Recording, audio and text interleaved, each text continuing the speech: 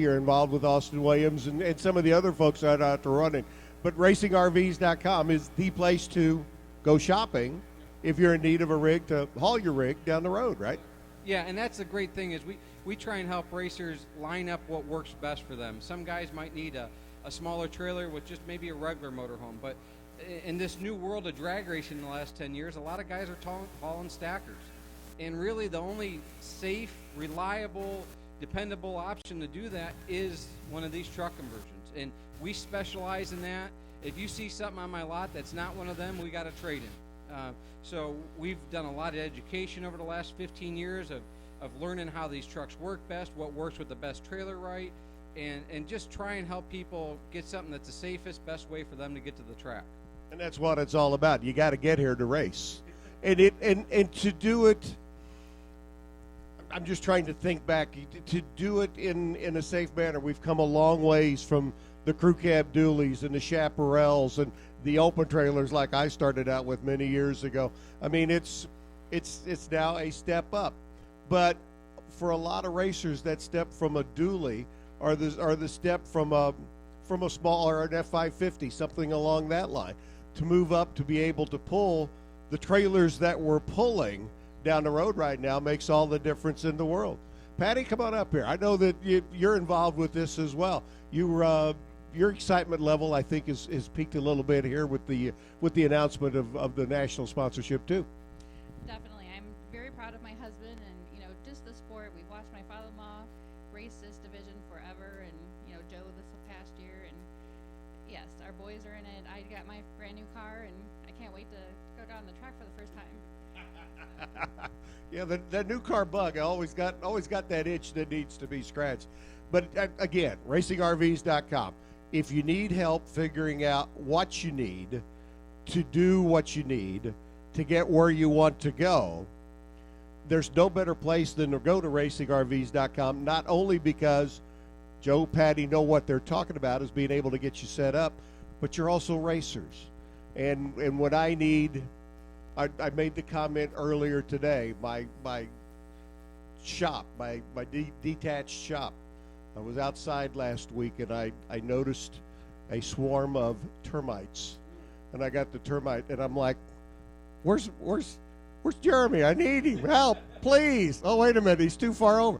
But if I'm going to need help to do something I need to do, I'm going to have a racer do it first. It's helping out your brethren that are out here doing it. I hear the dragsters coming to life. You ready? Yes, sir. I can't wait for the season.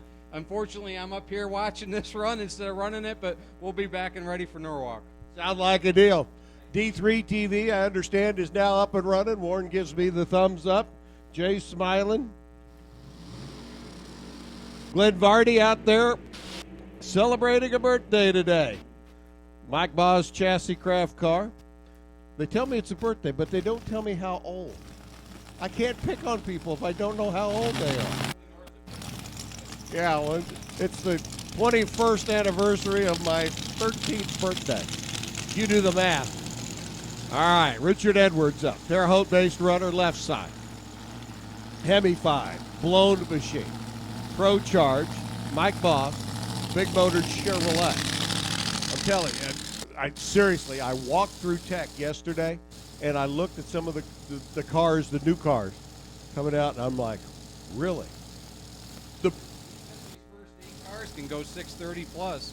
It's going to be interesting. It will be interesting. See if they've got the conditions figured out. The first time down the racetrack, it's always iffy. You want to get a good run down, but you don't want to get too much power where you don't get hooked up. So Vardy, right side, out of Burlington, Ontario, Canada. The boys celebrating the birthday. I wonder if they'll have birthday cake with ice cream and candles and everything over there a little bit later.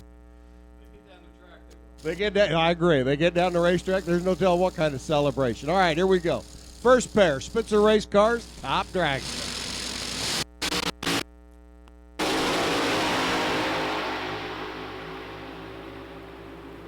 I like it. How about 607 and 602? Yeah. You want some? Come and get you some.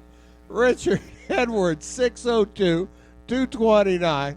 Glenn Vardy, 607, 229. Wait a minute, can I change my prediction? Woo! Kathy Fisher. Coming up now, the Ohio Crankshaft American Race Cars. American Chassis Race Car. And Mike Coughlin out of the Jegs camp. You know, that wasn't a very good Jegs. I'll have to work on that. Coughlin, yeah, it looks like he may have lost fire there. I think they made a test lap yesterday. They made a test lap yesterday. The Pro Charge machines making the Pro Charger, I guess I should say, making probably the largest movement into the top dragster ranks as more and more cars switching over to the centrifugally supercharged Pro Charger. Seems to be working for oh so many people. Had a Super Comp car down in Dallas last week at the D4 race running 210 miles. Super Comp running 210 miles an hour. Talk about closing from behind. Kathy up on the left side, Ohio-based runner. Mike Coughlin right side, Ohio-based runner. You want to be number one? Come and get you one. 6:02.2 is what it's going to take.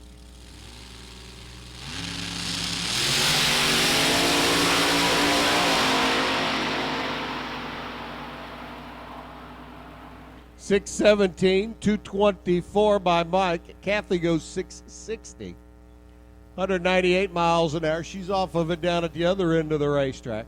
Speed well down from where it needed to be. Coughlin throwing his hat into the ring. That's 660. We got more than 32 cars. I don't think it's going to be a player.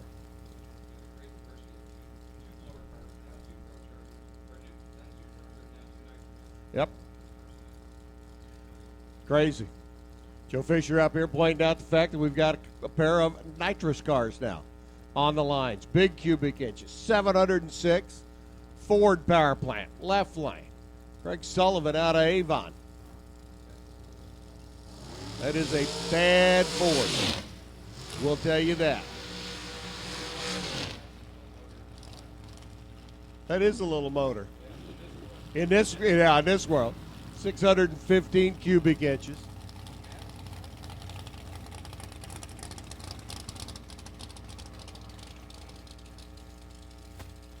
Well, that's what you need is get rid of some of the weight. My son, even though she doesn't know it yet, that Madison's my future daughter-in-law. Oh, Scullum is just post. That's not so good. The Ford, what's the word I'm looking for? It went poof. He did.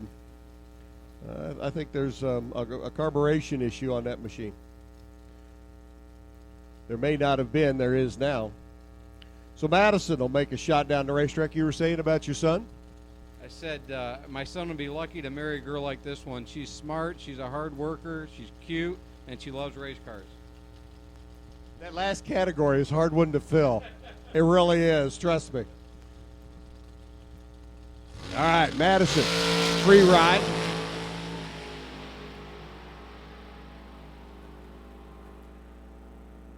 .695, 189. Looks like a nice soft pass to get down the racetrack. Judge it, tune it, and go from there. The Mosier Engineering Machine getting ready to come up next. Another Pro Charge car. And another bottle baby. Al Peevler out of Illinois over on the left-hand side. Rob at the wheel, the Mosier Engineering. Rob would be like the boss man over at Mosier Engineering. He's got the big key ring with all the keys on it. Front door, back door. He's even got the key for that towel dispenser in the bathroom. He might have someone for that. He might have someone for that, okay. I bet it's the boss, though. He knows where the backup is. Yep. Oh, that's right. There is a Pro Charger on the left side. They're kind of sneaky with some of them. You can't see it especially from this distance.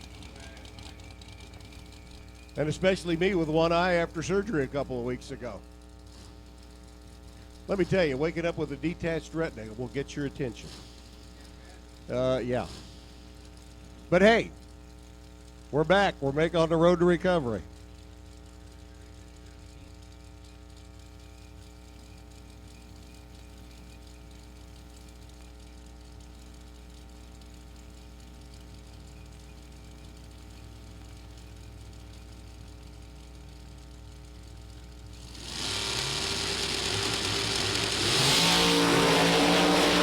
Rob, a little bit of a double step there off the line.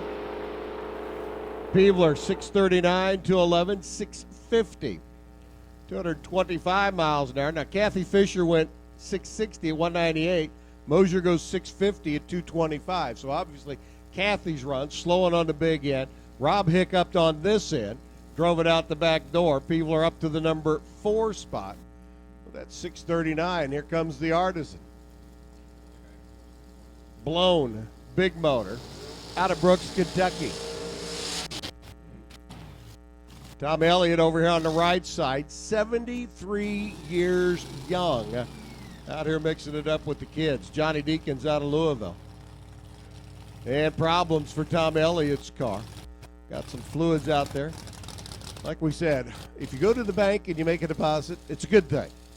If you come to the racetrack and you make a deposit, it's not so good. So Elliott's going to get shut off. The cleanup crew will have the Mop and Glow team out there momentarily. I hope that is fuel and not oil. Where's my lucky 4-leaf clover? It's still laying right there. Okay. All right.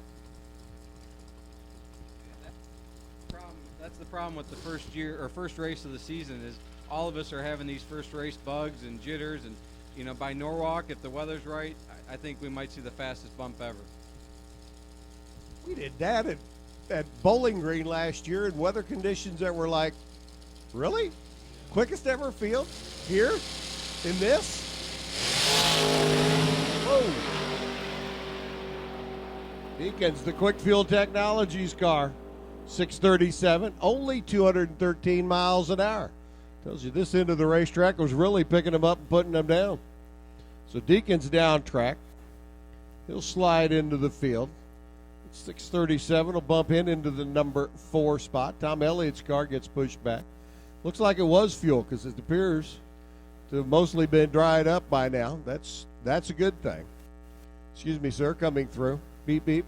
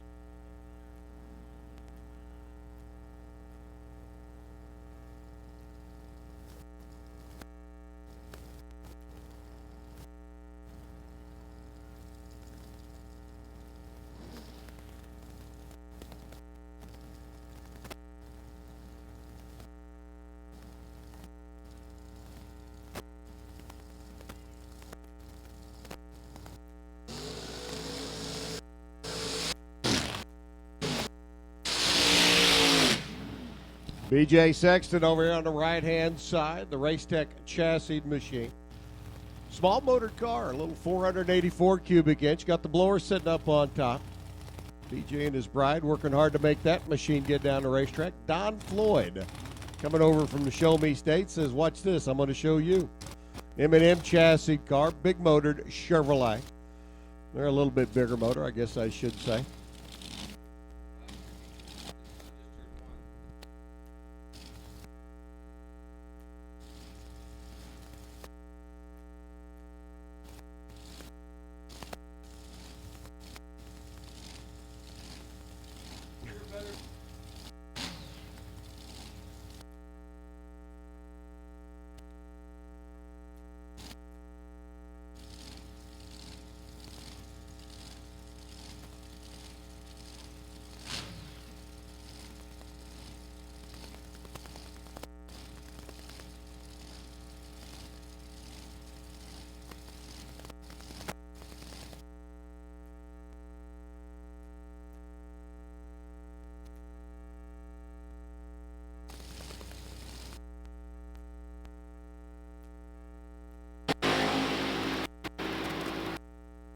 102 and 103 to 60 foot. 647 by Floyd. 208, 651 by BJ. Buck 96 for speed. It's beginning to feel them things out now. Here comes the car that got my attention yesterday. Sitting over in tech. Ryan Smith out of Kenosha, Wisconsin. That is a Hemi-headed, big-motored Chevrolet, pro-charged with fuel injection. Now, if you can get all that to work harmoniously, whew. Yeah, on a big pro-charger. Former Jeg Sports Nats winner. I mean, Ryan's no rookie at this. But, Joe, you look at a combination like this and you go, that's a little thinking outside of the box from what everybody else has got going on right now. And that's what I love about this class is, I mean, we'll see 5, 6, 7 different engine combinations. Big cubic inch with nitrous, small cubic inch with nitrous, different blown. I mean, that's a bad motor with that Hemi and that Pro Charger. In theory, that thing should be able to go 560s wide open. In theory. Yeah, and the diesel guy. Can't forget the diesel. I was looking at his car yesterday. Yep. Richard Fritsch out of Columbus up over here on the right-hand side. You can see the blower hat sticking up over the back. Spitzer chassis car. Mr. Spitzer down there in the tan shirt watching all of his race cars. Watching the Spitzer top dragster class go down the racetrack. 695, 194 by Ryan, and you're right, that was soft on this end of the racetrack. Richard goes 652, 208 miles an hour. Tell you what, we opened up with that pair of 6.0s, and it's kind of come back to the pack with the rest of them. But Richards and Ryan worked their way down the racetrack, and again, new cars, getting a feel for A, the car, and B, the racetrack, or in some instances, A, the racetrack, and B, the car. Just kind of depends. Marty Cheeseman, another Spitzer chassis hot rod, sitting over there on the left-hand side. Mark Harmon. Not that Mark Harmon. This Mark Harmon. The Fast Lube. Another Spitzer chassis hot rod here on the right-hand side. One of the toughest things for the top sportsman, top dragster drivers is where do you test? You know, you can't go to your local track and lay down a 4.0 in the 8th mile. I mean, you've got to have a track that's prepped for it. So a lot of us come to a race like Indy here, and we're sort of testing our combination for the first time this year. And I think we're seeing a lot of that this first round here. Everybody just kind of attacking with a little trepidation, maybe? Yep. And with the rain coming in, I think people want to get... Shh, shh, shh. We don't allow the use of 4-letter words in this tower, sir. Not that one or the other one. Right. Shh.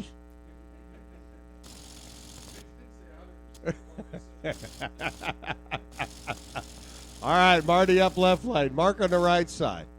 There we go. Cyrus trying to get everybody to move forward without having to say, Mother, may I? Again, a couple of cars a little soft to the 60-foot mark. 624, 233 after the stepping lightly on this end of the racetrack. That's for Cheeseman up to the number 4 spot, 688. Mark Harmon at 214 miles per. Slides into the program. Here comes Ed Dudley.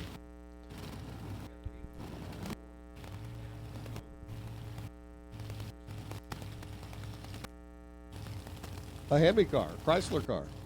Mopar car? That's not a Hemi. No, I'm talking about the right lane. Well, they got Chrysler down. Yeah. Oh. Ed Dudley up. 845 cubic inches. What do they use for cylinders? Or for cylinder, Folgers coffee cans? I mean...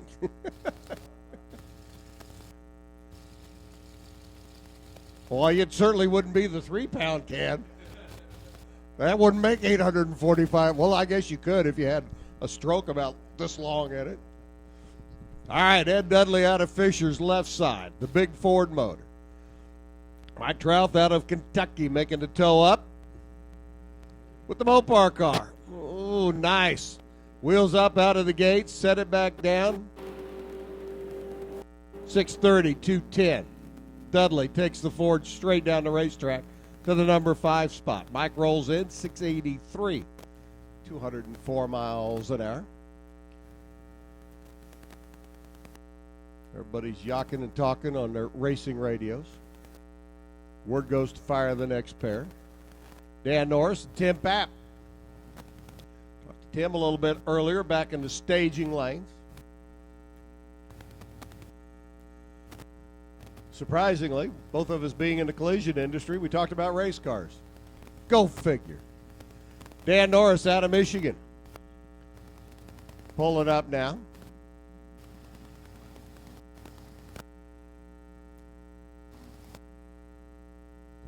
Blown. Big block.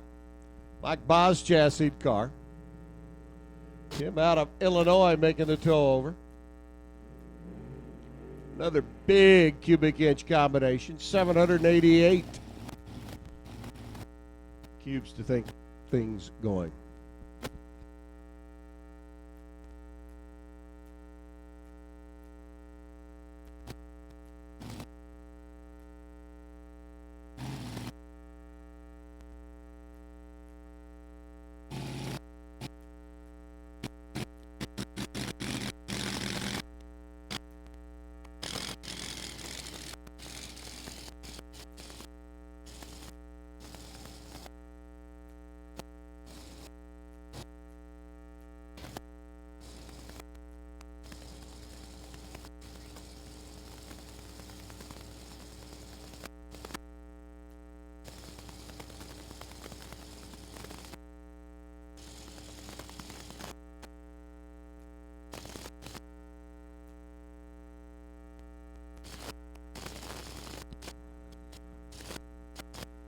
All right, Dan rolls in. Tim rolls in.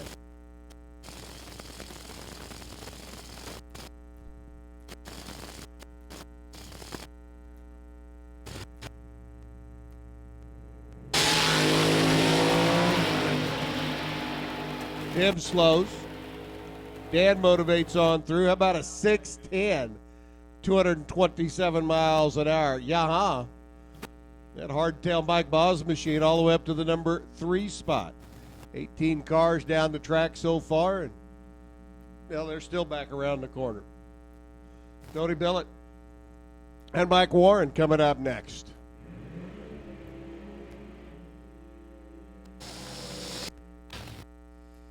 You're right, though, Joe. I mean, it's the diversity. I mean, everybody's in a dragster, but you got Spitzer cars, you got Mike Boz cars, you got some Kurt Dameron undercover cars, Davey Urahara chassis. That's got to be an old Top Fuel car, okay? And then all the power plants. I mean, it's just the diversity of the class. Everybody's not running the same combination. It's not a matter of who's got what. But unlike the days of yore in alcohol dragster where you had the injected nitro cars, the blown cars, which is what we've got these days, I mean, it seemed like weather conditions prevailed for one or the other. In the category now with the different engine combinations that we've got, it's a matter of everybody being able to adjust and play to them. Yeah, that's the fun part of the class to me. It's just the diversity and, like you said, all the different chassis and different engine builders. Not one guy is owning this category. They're getting ready to run here. Warren kind of rolled the beams, 105 to 60. Rolls it right on through, 608, 232, 704 by Tony. 704, only 177. 608 up to the number 3 spot. Did you see the short numbers? I missed them. No, I missed them over myself. Okay. But, again, that's part of the fun. I mean, this is an older urea chassis or whatever it was, and he's throwing a blower motor in it, going 608 to 232. What other class in the country can you do that in? Well, it makes all the old Dave Urahara Top Fuel chassis cars worth a little bit more money. I know. Everybody sitting at home with one of those in the garage is like, oh, yeah.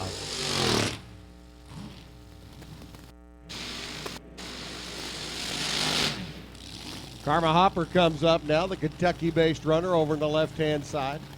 She works for that Brown Truck Company. Zach Sackman, 20 years young. 20.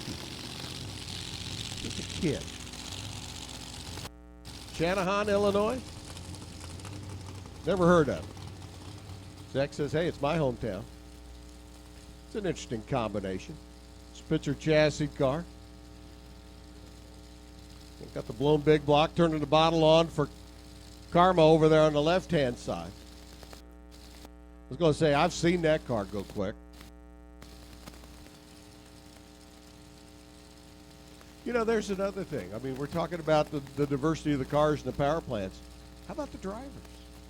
I mean, for a lot of the youngins that have come up through the junior dragster ranks, now growing into the super comp and stepping right into the top dragster ranks. I mean, Zach out here at 20.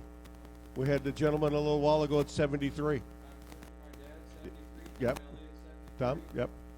Like you said, you got Karma. She's a woman, which is great. I love to see that in the sport, obviously, with my wife getting ready to race. And it's just, I don't know.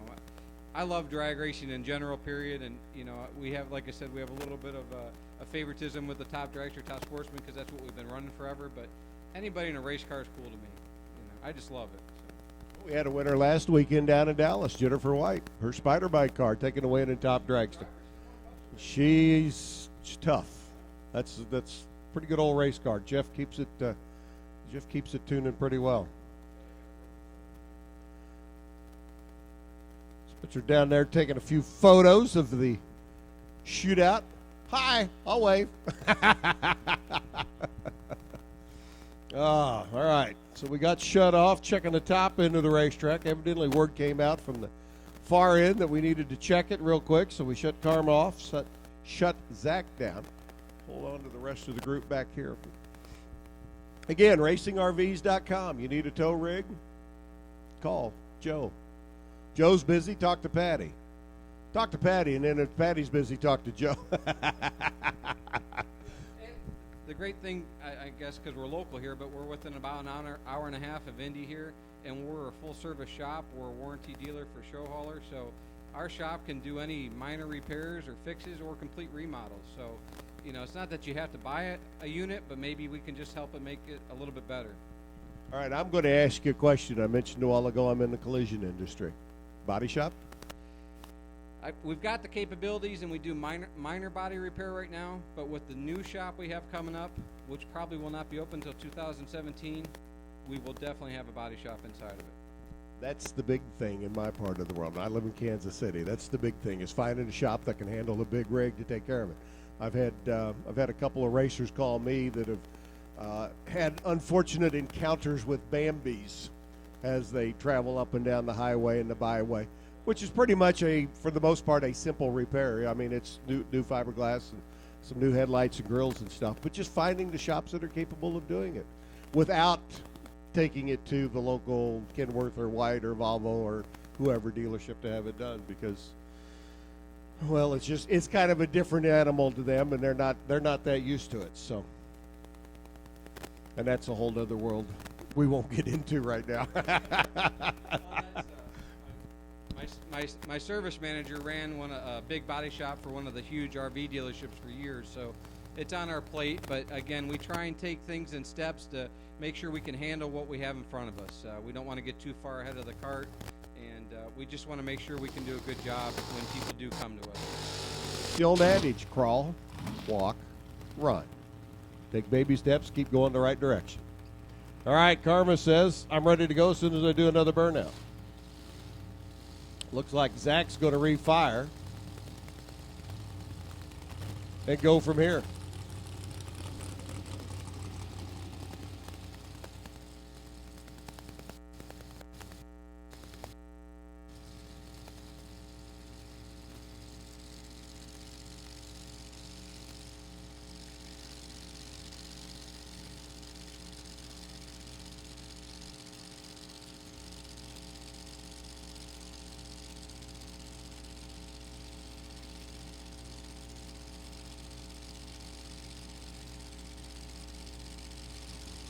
All right, in, locked, loaded. Karma's got issues. She's slow to 60 feet. How about Zach? 995, 624, 229 going down the racetrack. Karma Motors on through, 743 at 188 miles an hour. So Karma's on the sheet, being at the bottom. Zach's on the sheet, being up at the top. 22 cars now have attacked the quarter mile. Brian Keller rolling in out of Macedonia. Michael Smith on the right side. A Bowen chassis car coming out of Sean's shop up in Michigan. And a blown Oldsmobile combination, a little bit of a unique situation. Hemi car in the left lane for Brian. And we were talking a moment ago and had the microphone off, but you're talking about both of these cars being able to run 590s. That's a good thing, but yet it's not, because you go 599.9 and it's, see you, come back and try again. Yeah, and it's funny because this car over here, Brian and Rick Keller, they're friends of ours, and that car could probably go 560, and they just slow it down to run, try and go 6.0s just along with Troy Stone back here coming up behind him. It's just, again, so fun. Some of these guys are throwing the kitchen sink at these cars to go 640s, and some go 560s and slow them down to go 6.0s. It's an amazing world. Top dragster sure has turned things around a little bit. All right, Keller up, 34 years young. Michael Smith, well, he's over here in his late 40s. See who's got what.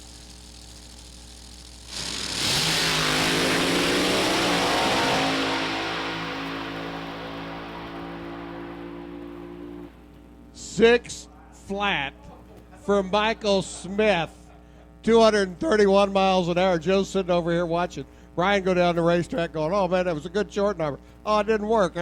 Six flat. How about that? 9 thou way. Yeah, we're just talking about it. Being on the outside looking in. All right. The diesel. Jared Jones, a Cummins twin turbocharged, and you really need to just stand there and take the car in, look at the plumbing that they've got on the car. And I mean from the big tubes from the turbochargers to the small tubes for the fuel. The guy that did the plumbing on that car, I mean, what do you give him, an Emmy? I mean, for the plumbing, I mean, it's just incredible. Shanna Snyder up on the other side, out of the a car out of the Spitzer stables. But you're right, the diesel car, Cummins diesel over here on the right-hand side. And if you look at that machine, I mean, they're out of Shy Diesel Service. It is a very unique piece. We're talking again about the diversity. And it's great because basically this is what they do for a living, obviously. They work on diesels, and they're taking it to the extreme and saying, look at what we can do with the diesel. It's just so impressive. Like you said, the plumbing, the engineering, the guy should work at NASA. I mean, it's just amazing. This may be his new job after NASA. Spinning the turbos up.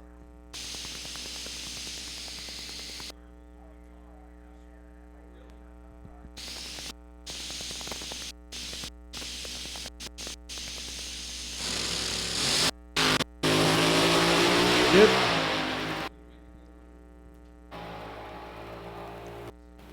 603, 233 miles an hour, 973 for Jared. The diesel, one of them pipes wasn't doing what it was supposed to be doing because the combination, he brought the RPMs up. You could see it start billowing a little bit of white smoke out of the top, and that wasn't necessarily A, where the smoke should have been coming from, and B, the color smoke we should have been seeing. So Shanna goes up to the number 3 spot. Jared goes on the sheet to number 26 spot. Right now, that's the number of cars we've got, 26, 27, 28, 29, 30. I can't see around the corner. There's more coming. Joe Hessling and Ashley Tidrick.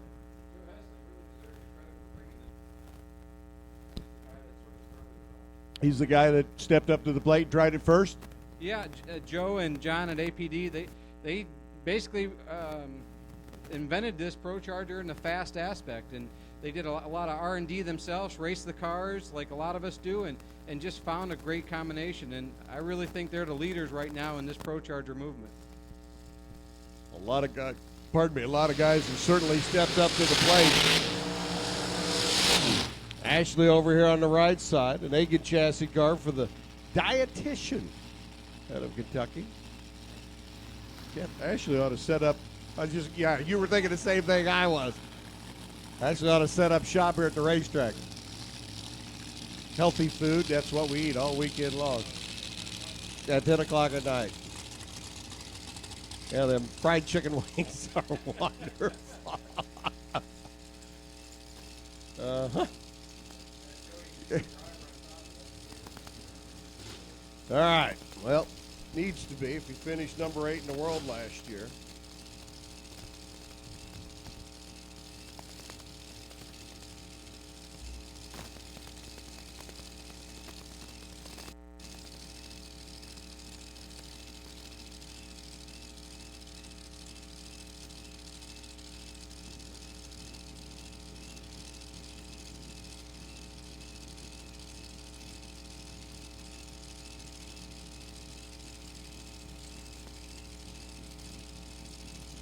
All right, Joe Hessling rolls in.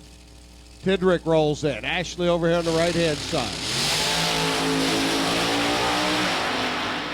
Good numbers, good short numbers, Ashley. 619, 220, 632 for Joe. Ashley up to the number 8 spot. Joe to the number 12 spot. Dragstersforsale.com. Well, you could go shop. Just think about it. Dragstersforsale.com, RacingRVs.com. You could buy it all from the comfort of your living room chair and your iPad. When I was a young kid, I had this dream of having a come in with nothing and leave with a turnkey race car, trailer, and motorhome. Now, we do take race cars on trade sometimes, so it's still possible, but it would be cool one day to be able to build them and sell them too. So, just for fun, I guess. I turned around and looked at Patty. I'm not going to go down that road. All right, Christina Lawyer and JB. Strassweg coming in. JB over here on the right-hand side of the racetrack. Another pair of good cars getting ready to work their way down. Yep. JB hooked and crooked last year. Christina's got the another Ford power plant, and it's love to see the blue ovals out here mixing it up.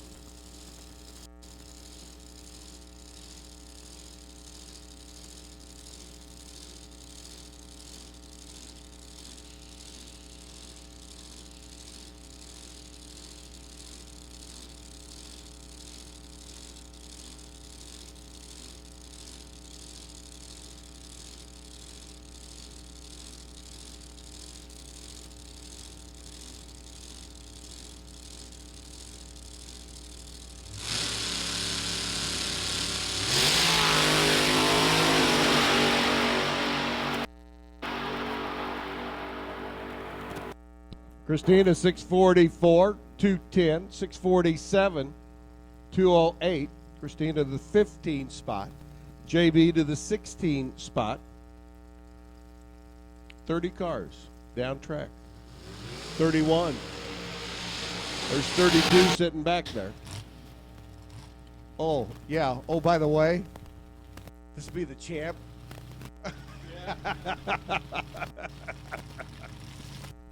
You carry the first ever number 1 for the category on the side of the car. And I'm sure Marco's got a pretty good feather in his cap going into this year, but he knows that the field has got nothing but tougher over the winter. I mean, to defend a title right now, I would say it would be probably as tough to defend a title in this category as it would in stock. And stock ain't easy. I mean, you just got so many cars. Right, and that's, you know, we're all bracket racing here, but we're doing it now at 230, 240 miles an hour. Some of these guys 250, and we're trying to judge a finish line and go 620s doing it. It's tough, and you got a lot of these bracket race standout guys that love this class too, and you got some tough drivers over here. It's for him to repeat. He couldn't have happened to a better guy. Marco's a great guy, great friend, but it'll be tough for anybody to repeat. I don't care who it was. It's just going to be tough, period. Just for the growth of the class.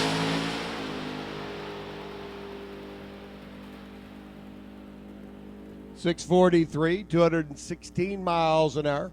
Marco will throw his hat into the ring at the number 15 qualifying spot.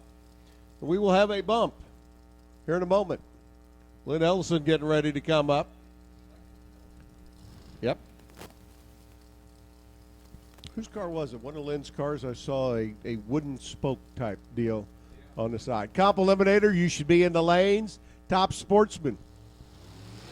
Top Sportsman, we need you to the lanes now, please. Rodix. Steve Schmidt, Top Sportsman cars, needs you to the staging lanes, please.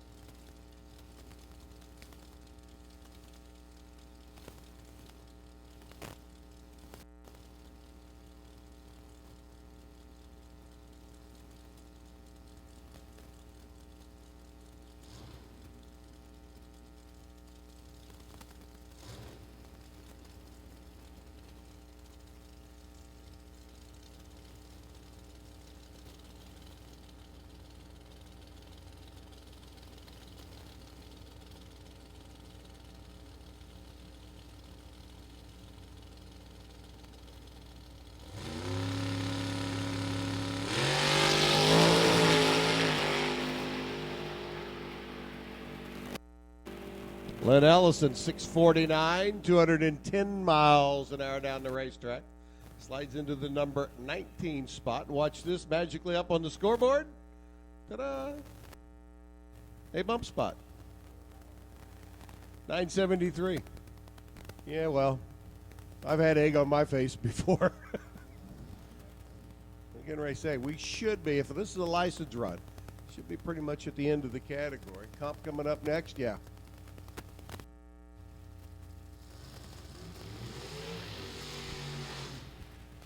Comp Eliminator, NHRA drag racing, old school style. Build it, find a class for it, and run it. Take Joe's motor, Pete's chassis, and Tom's trailer, and let's go racing.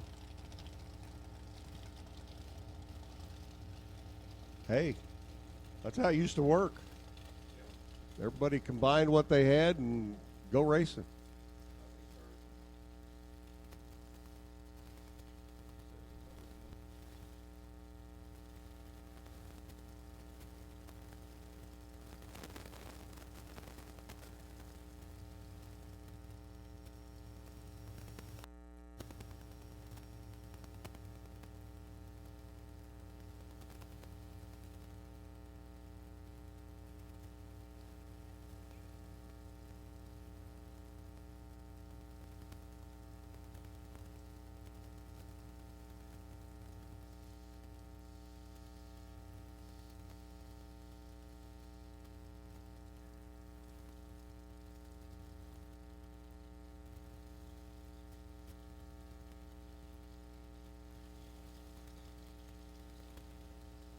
Brian Coder coming up. This is a license run. Young man picking up a former Fisher-owned Adkins chassis car. Just putting it on stride.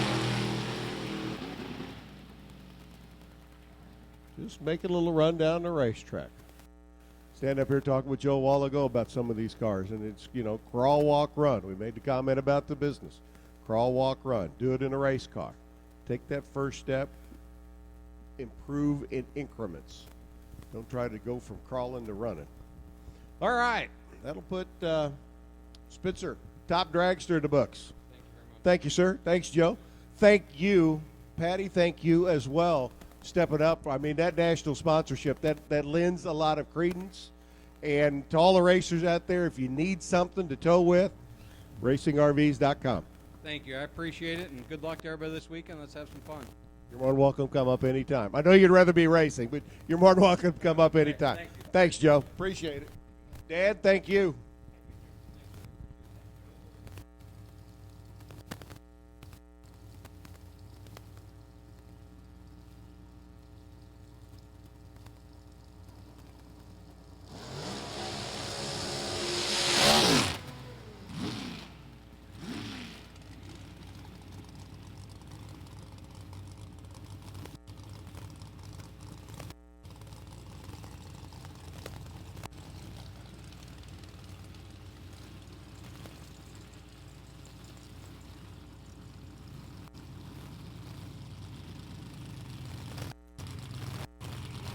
We go to comp eliminator. Qualifying session number 1. Terry Smith, second generation racer. Understand dad TL, father-in-law TL, having some issues health-wise. Certainly thoughts and prayers going out to them as well.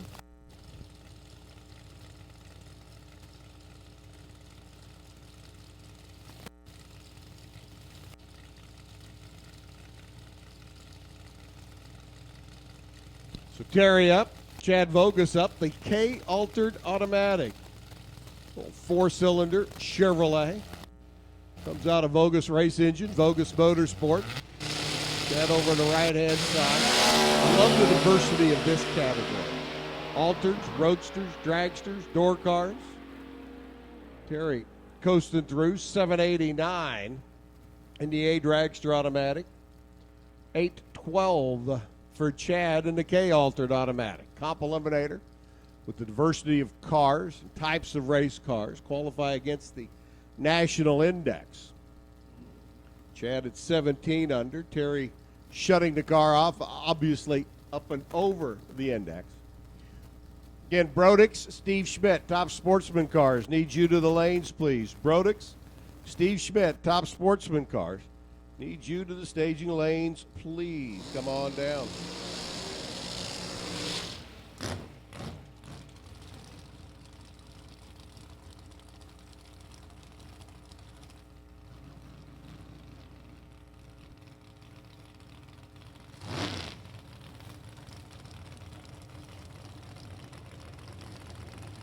Tony Pontillo, B Dragster Automatic, Kenosha, Wisconsin-based runner. Another Spitzer chassis car for Mike and the crew. And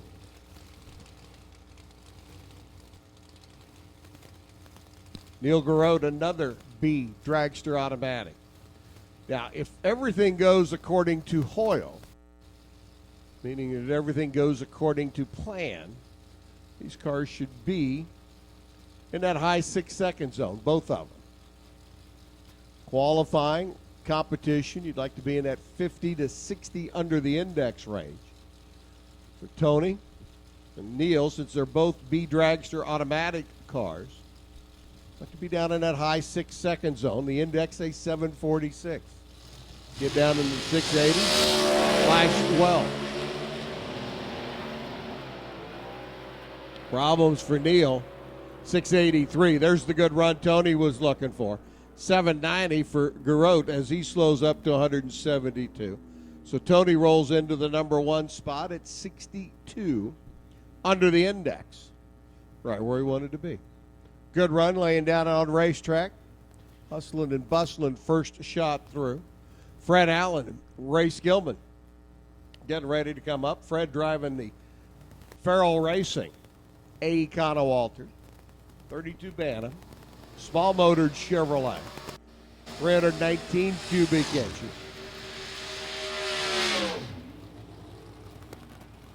Top Sportsman, you're not in the lanes, you're late, you're tardy. You're missing without permission. Nobody signed your permission slip to be tardy. Need you to come on down. Again, a shout out to all the sponsors for the Division III year-long Comp Eliminator Bonus Fund. Providing a little extra funding for our race cars, the Comp Eliminator Group. Billingsley Car Wash, Quick Fuel Technologies, C-Tech Aluminum Cabinets, Total Seal Piston Rings, Rick Camplain's Machine Shop, T.L. Smith Excavating, just some of the sponsors making it all possible. Ray Skillman up. Skillman, of course, from the Skillman Auto Group. And it's the Ray Skillman Chevrolet Spring Spectacle of Speed. I got to be careful when I say all those S's. Don't want to be spitting all over everything. Fred Allen left side, Skillman up in the right lane. That is a Chevrolet powered Ford Mustang bodied B Econo Altered.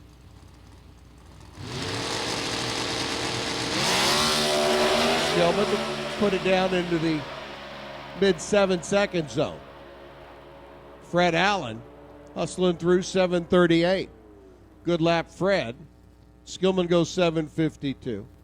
Skillman at 74 under the index. That's good for number 1. Fred at 53 under the index. And that's good for number 3. Tony Pontillo takes a step back in his B Dragster automatic, and he doesn't even have to ask Mother May I. It just happens. Bullet Racing cams, RCE, Butner Automotive, Cohen Racing, Brow Bell Housings, Book Racing Engines, BRE. Some more of the sponsors that make it all possible. There's Ron Bone and Mark Kirkman. Another A Dragster automatic. 3 A Dragster automatics here so far this weekend. You want to talk about going from one end of the spectrum to the other? How about big Ford 515 cubic inch combination? Down to the 250 cubic inch 6-cylinder inline Chevrolet. Tell you, I love comp. Just the diversity of the category.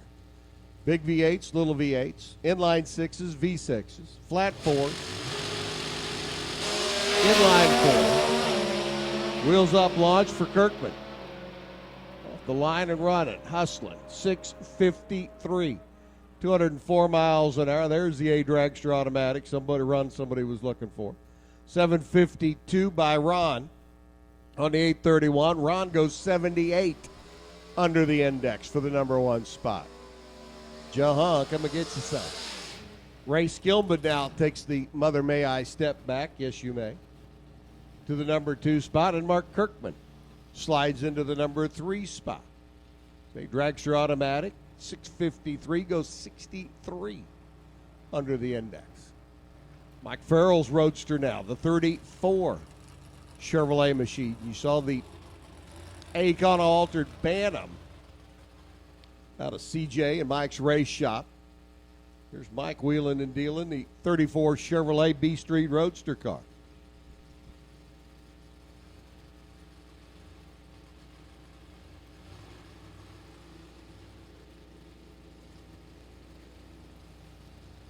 David Billingsley out of Decatur, Illinois, the L altered 190 cubic inch 4-cylinder Chevrolet Camaro. You cannot buy a car like that at the factory. He said no. He ain't no. Billingsley said, I got one. Isn't that little sucker whined? Screaming through the traps at the other end. 778 by Farrell. 872 by Billingsley. 169 Mike. 154 David. David up to the number 3 spot. 64 under the index. Mike Farrell into the number 5 spot at 63 under. Ron Bones, little 6-cylinder machine. Still leading the pack, 78 under. Here comes another 6-cylinder. J altered automatic, 300 cubic inch Ford inline 6. CNC billet aluminum head on the car, coming out of the AJPE, as in Alan Johnson Performance Engine shop out in Santa Maria, California. Danny Holt out of Tennessee, the Lloyd Davis Racing C Econo altered. Ford Escort, another Ford with a Chevrolet power plant. Hey, it's comp eliminator. Velvet Racing. Steve Ambrose, the Varsity Ford 23T, little 6-cylinder, pulling hard, big end, 779, 166 miles an hour. 847 lap for Danny Holt as he muscles his way down through. Ambrose in at 60 under. Danny Holt into the number 9 spot. A little bit off the pace lap there at a 8:47, but hey, it's the first shot at qualifying. Like we talked about in the Spitzer Top Dragster category. Matter crawl, walk, run. size up the race car to the race track. And of course, the atmospheric conditions that prevail. There's Robert Bailey, top 3 finisher in the division last year, winner on the division last year. Young man out of Wabash. Steve Schmidt Racing Power Plant, a Econo dragster. They say, Mr. Announcer Guy, what's the difference between the A dragster automatic and the A Econo dragster? There's a few. Probably to oversimplify, a big block, single 4-barrel automatic transmission in the Econo dragster category. The A dragster automatic category, well, automatic transmission, obviously. Intake-wise, you're a little bit more freer. A couple of 4 barrels normally up on top. Rick Brown's B truck automatic. Truck built back in the heydays of the pro stock truck runs. Bailey goes through 667 at 200 miles an hour. 822 by Rick Brown. 162 miles an hour. Rick at 65 under the index. Good for number 3. Bailey at 64 under the index. Good for number 5. Remember Tony Pontillo a while ago was your number 1 qualifier? Well, he's quietly taken 7 steps back to the number 8 spot now. Tell you what, you want to play in this game, better be loaded for bear. Jason Cohen, transmission folks out of Kokomo. A little bit north of here. Another 4-cylinder power plant. This time 190 cubic inch Chevrolet and an F Econo dragster. Looks like they've got a brand new chassis for the car coming out of the Kinney House race shop. Daryl Aerosmith out of Ham Lake, Minnesota, a G-altered automatic. Chevy Lumina. Little 290 cubic inch bow tie combination underneath the hood. This is that 4-cylinder dragster.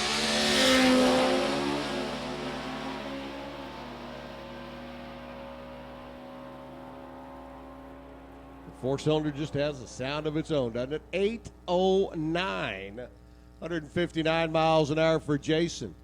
Darrell goes through 860 at $156. Jason 61 under the index. 61 under the index, and it's good for number 9. Darrell goes 30 under. That's good for number 12. 16 cars so far down the racetrack. Nice field of comp cars here this weekend. Greg Camplain and Troy Galbraith. B dragster automatic, a pair again. Had a pair earlier, got a pair again. Troy out of Indy up on the left-hand side. Another pair of Spitzer cars coming out of Mike's shop. Greg Camplain. Brownsburg, Indiana. Hey, that's like right down the road that way, he said, pointing 7 miles to the northwest. Small block. B dragster automatic. A pair. Again, should be down in that 680 range. 670 would be a really nice lap. Let's see where Troy and Greg can put the 2 cars. Both cars more than capable of running those kind of numbers.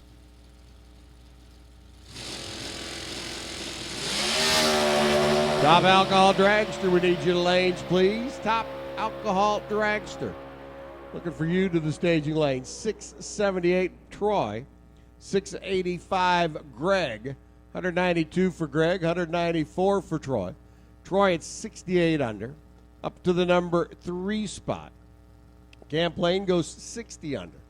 60 under, and you're good for number 12. He says.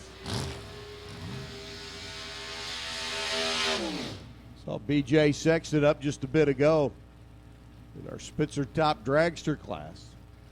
Back down is B Dragster Automatic, 470 cubic inch Oldsmobile. 1, 2, 3, 4. There's 5 B Dragster Automatics. Wow. Jim Greenheck. Jim out of Schofield, Wisconsin. C-Tech aluminum cabinets machine.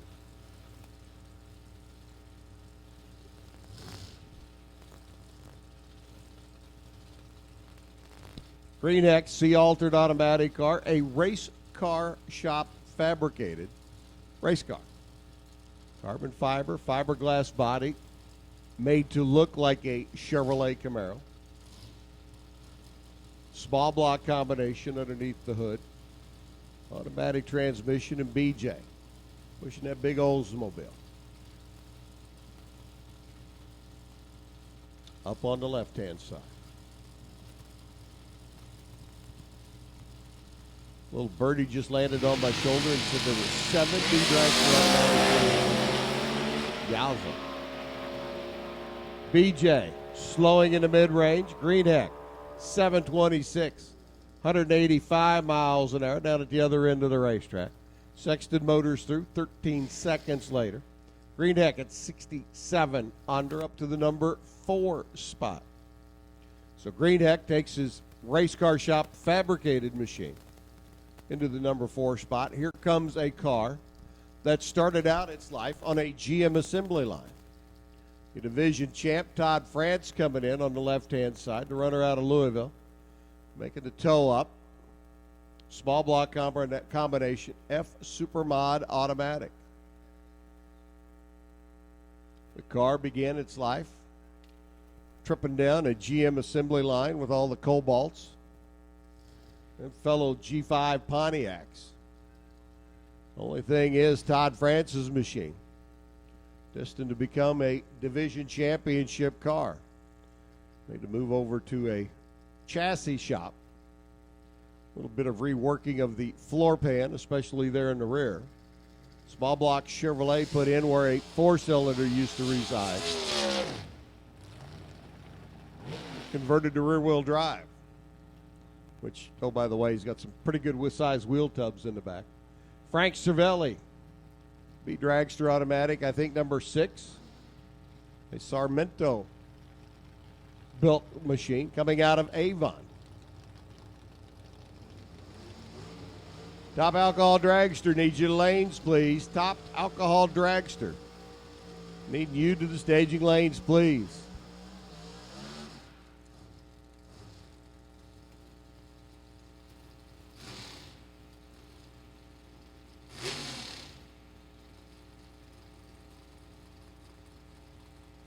So France, the index, a 926. Like to be down in the 850s, 860s. Cervelli, as we said earlier, 746 the index, 70 under. Put him down in that 670 zone. The best B-Dragster automatic so far, 683. Pretty good run. See what Cervelli can do. See what Todd France can do. Rated division check on the left-hand side. Sit on the stage over at the motel here back in December. Took his trophy and made his speech. 861 for Todd, 156, 688 by Cervelli. 189 miles an hour. Frank to the number 15 spot at 57 under. Todd up to the number 7 spot, 64 under the index.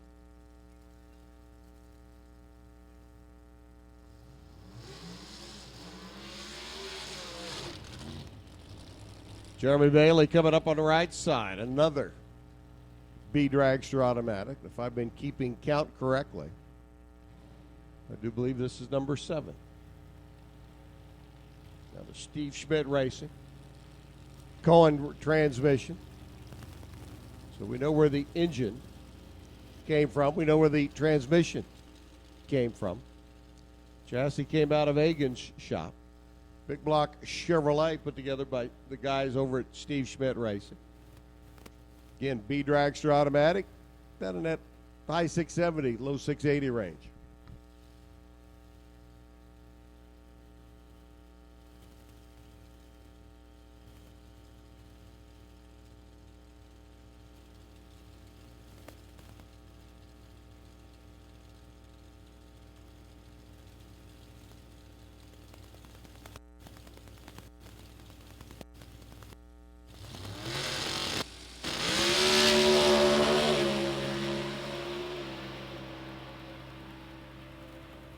Jeremy Bailey runs it through, 685. 5 at 197 miles an hour.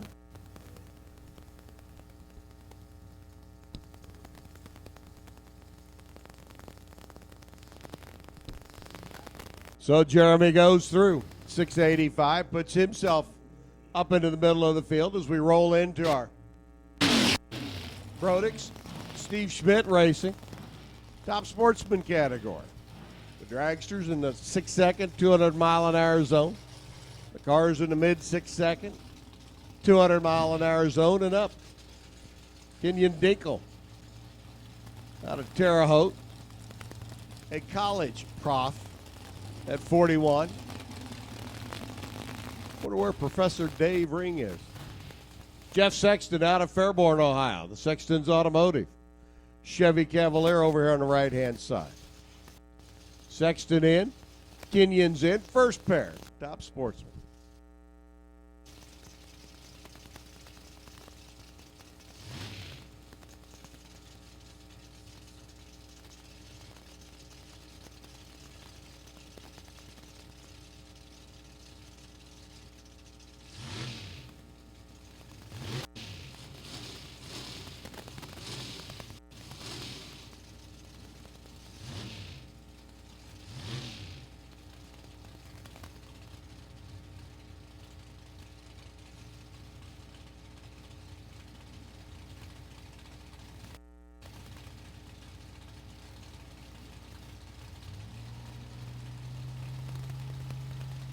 Good beat. All right, here we go. Kenyon, Jeff, first pair. Top sport.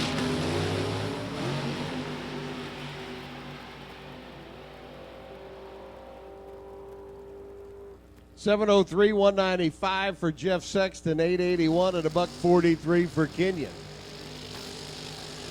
And I got to tell you, Jeff used the tourist route to get down the racetrack. That car was flirting with everything but the center portion of the groove. But hey, stayed with it, got it down the racetrack. Kenyon with problems, slows up. Here comes Shane Cowan, the Corvette out of Pittsburgh, and Andy Horn out of Delaware, which everybody knows Delaware is in Ohio, right? Nah, you all thought it was over there on the East Coast. Mustang bodied entry for Horn. And it's all Ford all the time. Now, in the top sportsman category, just because it's a Ford body doesn't mean it has to have a Ford power. I know of a Dodge Neon powered by a Chevrolet. I know of a Chevrolet Camaro powered by a 500 cubic inch Hemi. The majority of the time, it's a GM power plant and a GM body. But there are exceptions. Horn, Cowan, Shane, a bartender by profession, so he lists his occupation. Been there and done that, says the announcer guy. Let's see. Let me rephrase that. Been there, survived that, says the announcer guy.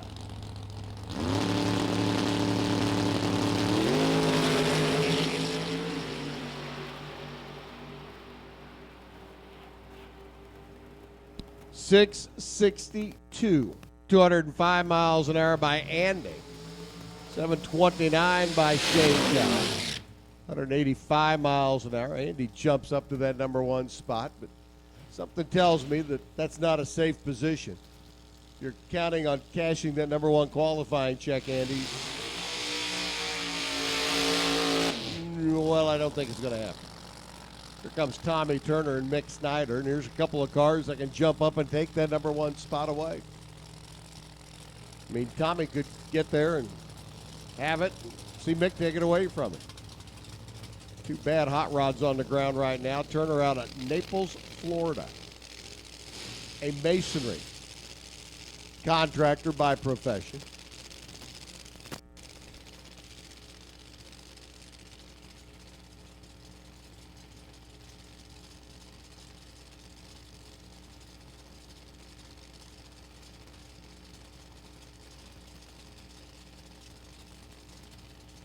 Mick Snyder out of Indiana, the 63 Corvette. Very nice, very unique. combination in that Corvette.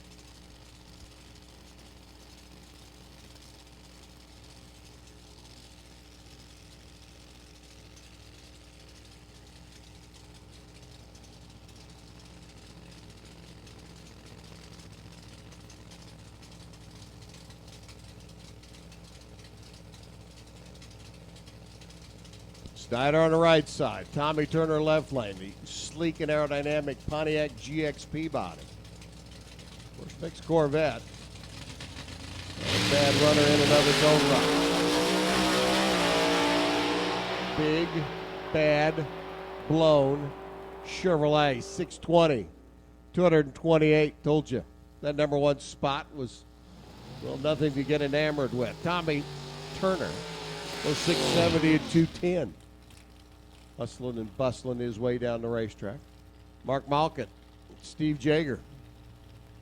Jaeger coming up over here on the right-hand side. The Monte Carlo out of New London. Which everybody knows New London is nowhere near Old London because New London's in Wisconsin. Old London's across that big pond. Malkin out of Ohio. Contractor by profession. 762 cubic inch, big motor, bottle baby, Chevrolet Camaro bodied entry.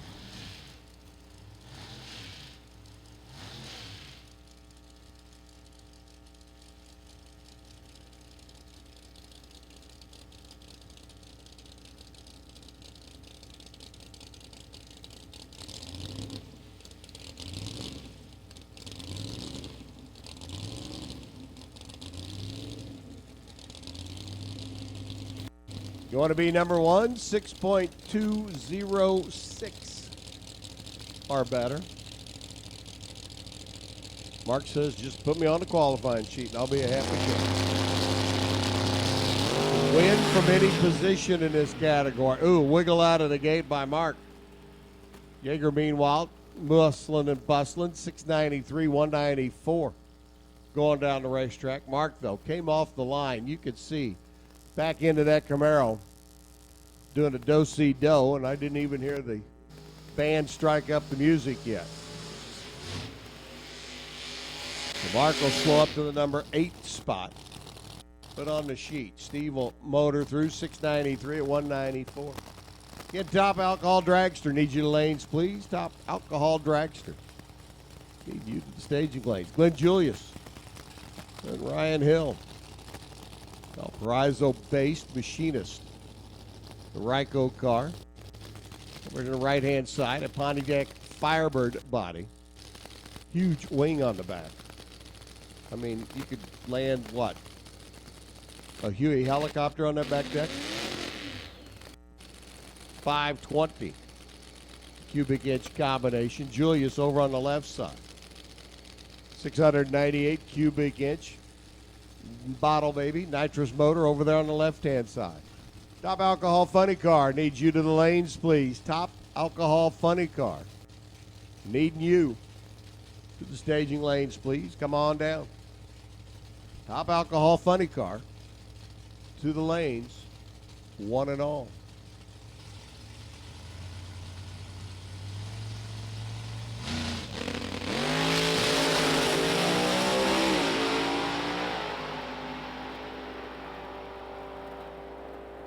$659, $211, the Ryko car of Ryan Hill making its way through. Glenn Julius, $715, 192 miles an hour. Looks like we were talking about with Joe and Patty Fisher. RacingRVs.com. The growth and disparity in the top dragster ranks certainly carrying over to the top sportsman ranks. New cars being built, purpose-built for the top sportsman category.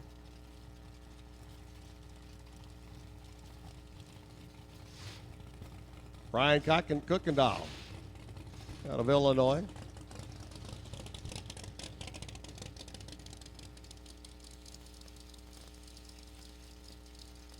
Chris Osborne coming down from Michigan. You got one out of Illinois that came east, one out of Michigan that came south. Chevrolet Camaro, body right side. Dodge Stratus. Machine there in the left lane, and that is a big motored Chevrolet underneath the hood of the Stratus.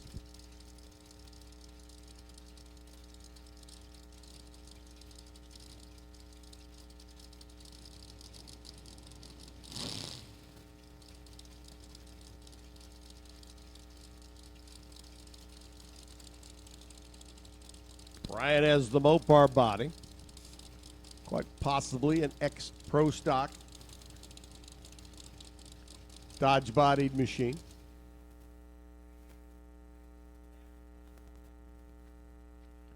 Word comes.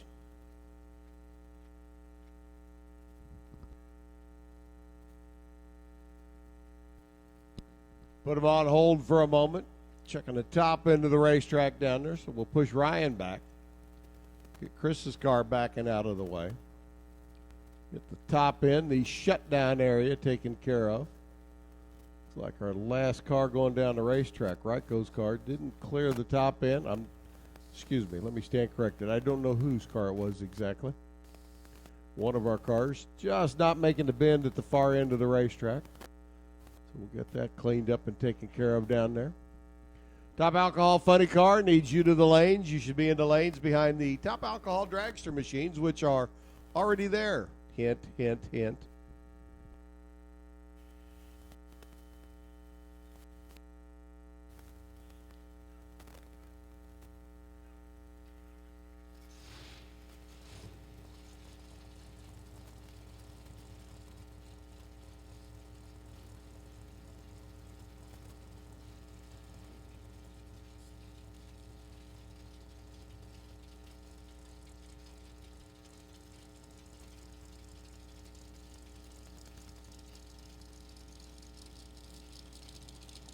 Do want to let everybody know our Sunoco Race Fuels truck be here today until 6:30. Be back tomorrow morning at 8 a.m. So if you need fuel, Sunoco Race Fuel, you got about 50 minutes to make it over to the Sunoco fuel truck, or he'll be back at 8 o'clock in the morning. All right, top end clear. Chris in, off and running. Ryan in, off and running. Pulling hard. Top end of the racetrack. Oh, shoots out early for Chris. 685, 197 for Ryan. Ryan up to the number 5 spot. 6 cars now in the 6-second zone.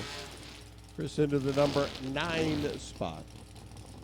Part of our field of 7-second machines. And you will find our top sportsman field runs from the low 6s to the mid 6s, upper 6s, to the low to mid 7-second zone spread, depending upon, number of cars.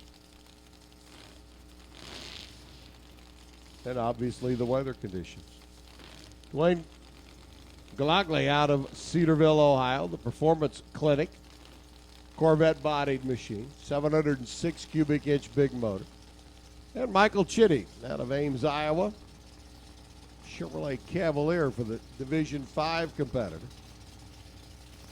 Said, hey, wait a minute. We live in Ames. It's kind of like the middle of Iowa. We can go to Indy, which is kind of like the middle of Indiana.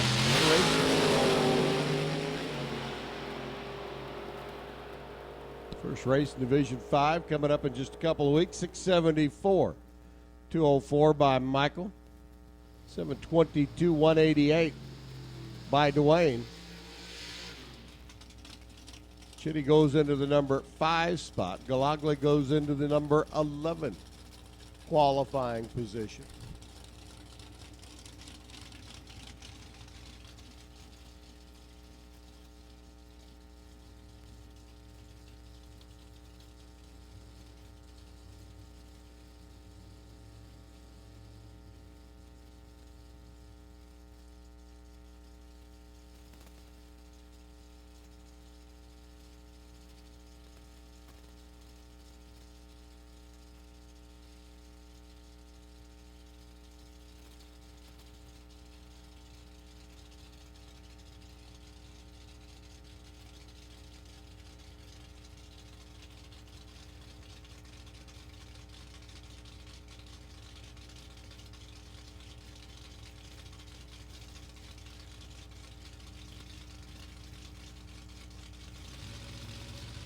Tim Mulder, Tony Fignelli doing their burnouts, pulling up the stage. Tony's Pontiac over here on the right-hand side. Going to see if he can find that 6-second zone. Yep, 686. 200 miles an hour. Mulder's machine, 712. Buck 90 for speed down at the other end of the racetrack. Tony goes into the 7th spot. Mulder goes into the number 10 spot. Now I have 16 cars down the racetrack. Justin Souders, Louisville, 23 years young. Good looking, first generation Camaro body style. And Mark McDonald out of Boonville. Dragstersforsale.com.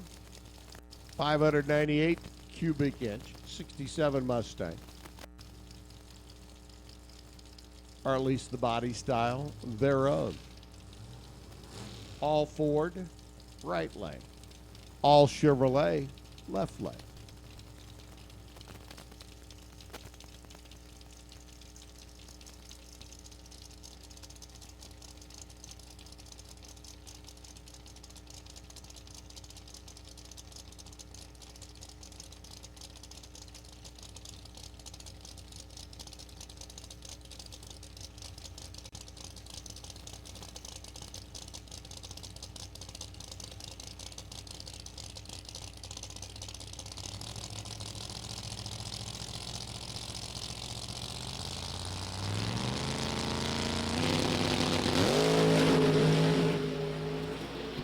Hang on, Justin. Woo! Car made a hard move left. He tried to move it back to the groove, and she went right.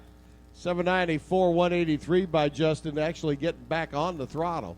Mark McDonald, meanwhile, goes 671 in that Mustang. 203 miles an hour down the racetrack. That's good for the number 5 spot. Currently, it's Mick Snyder, Ryan Hill, Andy Horn, Tommy Turner, and the aforementioned Mark McDonald, 1, 2, 3, 4, 5 here in the category. Tom Harger, another one of our Iowa based racers, making the tow over. What do you call somebody from Iowa? An Iowan? Yes, you could. No, not a Hawkeye. He played in MASH. Kid out there sitting next to Dad said, "Dad, what's MASH?" Kyle Dvorak out of McHenry, Illinois. 21 years young. Kyle wheeling and dealing that 63 Corvette. Young man taking a step up. Big Bad Blown, Brad Anderson combination. Vanishing Point chassis Corvette bodied. Pretty tough old hot rod over here on the right-hand side.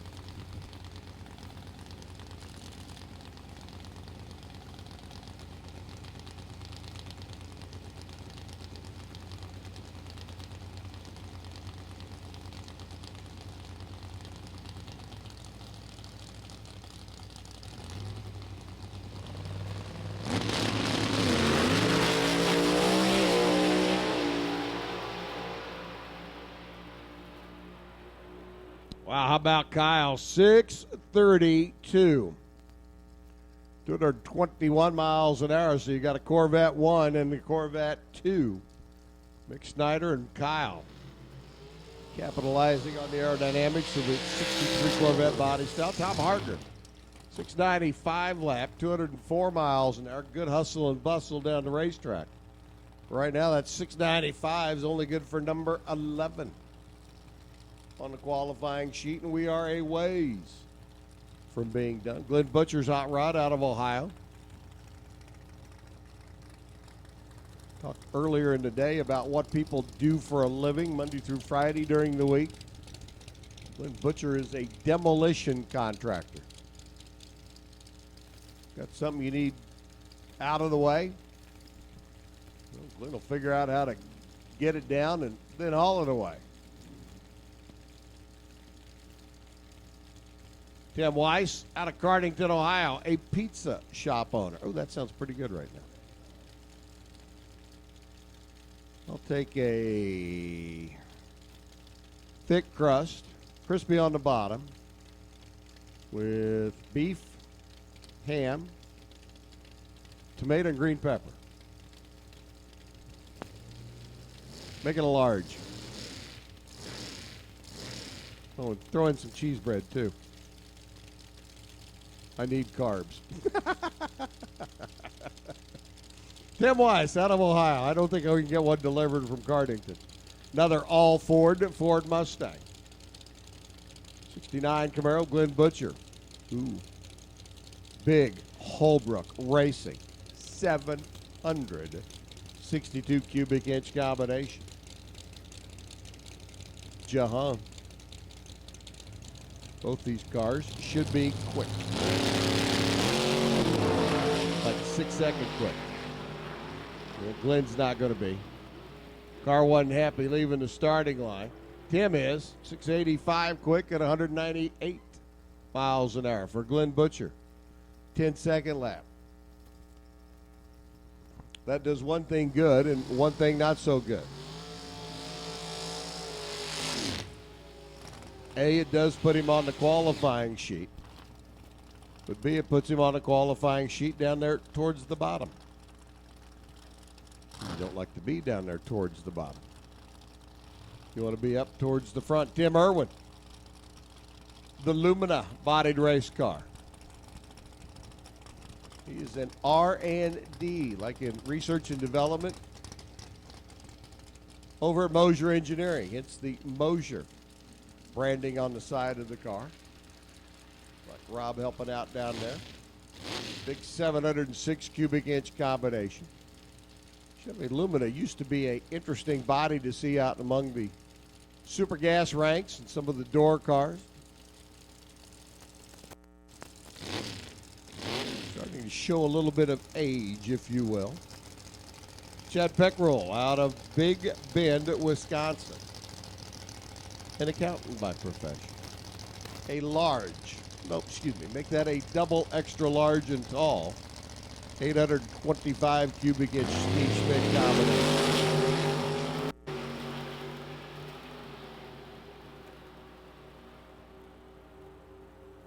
$697, $196 by Chad, $740 by Tim. Tim, one of those good news, bad news numbers. Going down the racetrack. Tim, you're on the sheet. It's not necessarily where you want to be for Chad Peckrell. 697, 196 miles an hour. Puts him into the number 13 qualifying shot. Lester Johnson. The LJ Motorsports, Cynthiana, Kentucky-based runner. 55 Bel Air. Chop top, low riding, in the weeds machine. And Marco Abruzzi. Camaro entry here on the right-hand side for the runner out of Warren, Ohio. Talked about Marco earlier when we had the top dragster class up and running.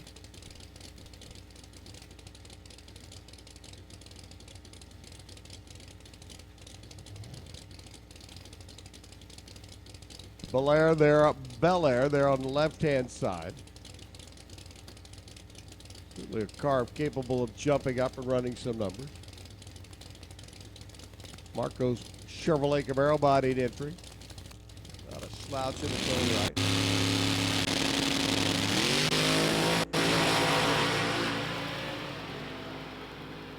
Wow, Lester, the shoebox, 624. 223 miles an hour up to the number 2 spot. 682 by Marco at 202. So you have Mick Snyder's classic 63 Corvette number 1. Lester Johnson's classic 55 shoebox car number 2. Kyle Dvorak's classic 63 Corvette number 3. Ryan Hill 4. Andy Horn 5. Tommy Turner 6. Mark McDonald and Michael Chitty round out the quick 8, at least for now. Want to be a quick 8 player? Got to run quicker than 674. That Michael laid down. Here's Jimmy Cowan, farmer out of Indiana, Pittsburgh-based runner. 70 Chevy Camaro. Interesting to see the second generation Camaro body style starting to really gain in popularity.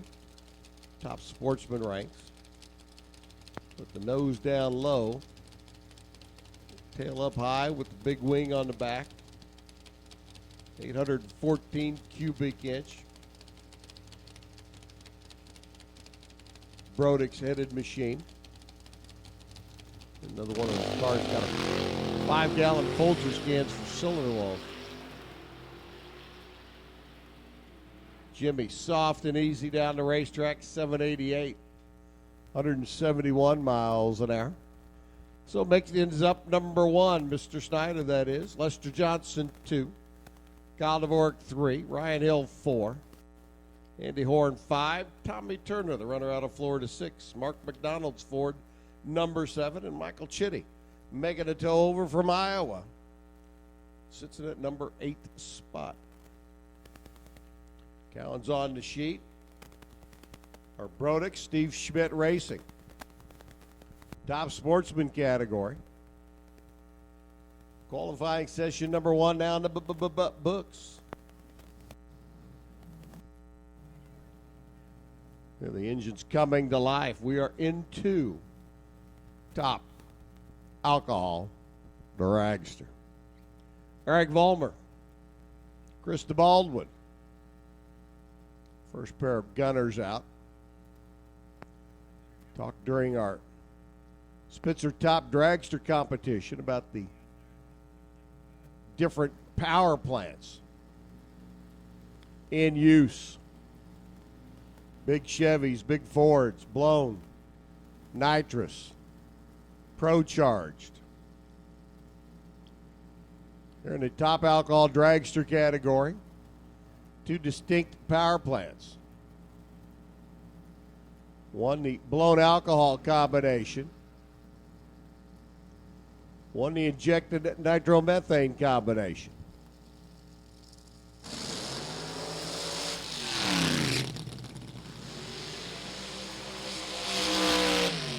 Two drastically different types of dragsters to drive.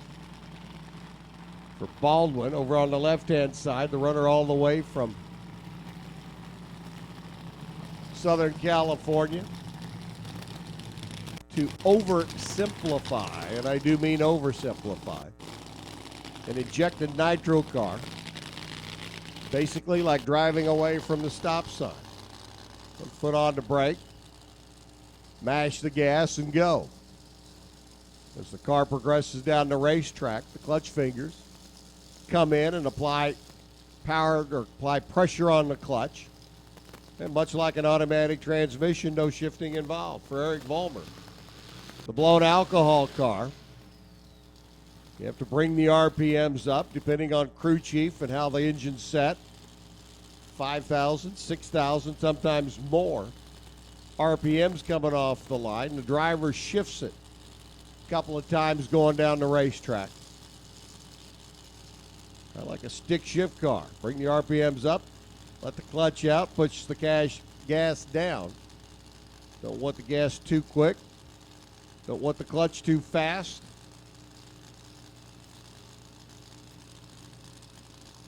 An interesting field of race cars. Vollmer out of Illinois, the V&M Racing. Admin chassis car, first pair. Vollmer's hot rod off the throttle. Krista Baldwin goes through 5:37, 270 miles an hour down the quarter mile. 988, 86 miles an hour.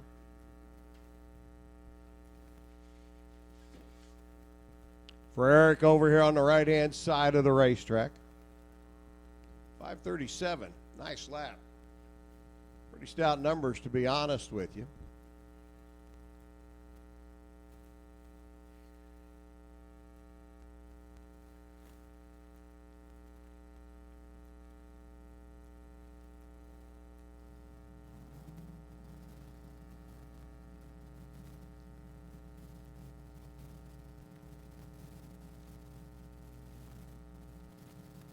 one of the better runs of the season so far in the top alcohol dragster category. One of the top 51 runs down the racetrack at 5:37. Puts Kristen about the mid-range pack. Best run we've had all year, a 5:18. Of course, that was done under, well, what you'd have to qualify as prime time conditions out on the West Coast at the Winter Nationals. So Krista and crew certainly will take that 5:37 number and say, yowza. Go from an injected nitro car blower combination to an injected nitro car blower combination. Jake Sanders, left side. Hometown runner out at Nitro U. Right down the road in Brownsburg, Ken Perry. Markham, Ontario, Canada. Electrician by profession. The PSI race team. The Iceman cometh.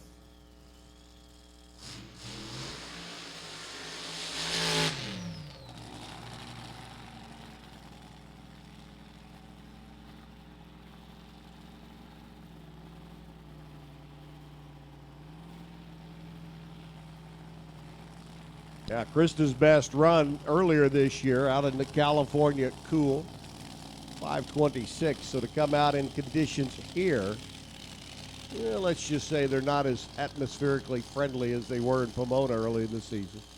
5:37 lap, good number to start everything off with. Ken Perry out of Ontario. Looking at Nitro Joe's stats. I do believe first race out for the gang. Nope, stand correct. They were down in Charlotte last week. 5:44. The opening round of eliminations, their run.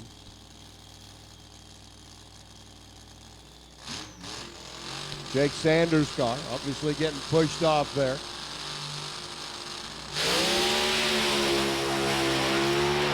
For the Iceman. 5:44 in Charlotte last week, 5:46 here in Indianapolis this week at 263 miles an hour. That's a couple of pretty good back-to-back runs, 5:44 and 5:46 from Charlotte, North Carolina, Indianapolis, Indiana, and a tough break there for Jake and the crew.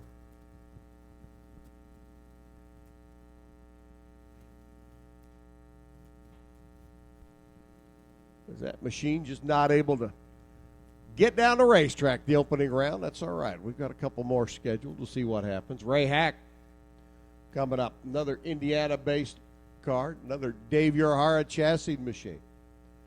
Jerry Powell out of Atlanta, which you all know is here in Indiana. The Medicine Man car. Sitting and waiting patiently. Check of the racetrack, down track, to make sure everything's clean, lean, mean, and green. Ready to go for our next pair to take on the quarter mile.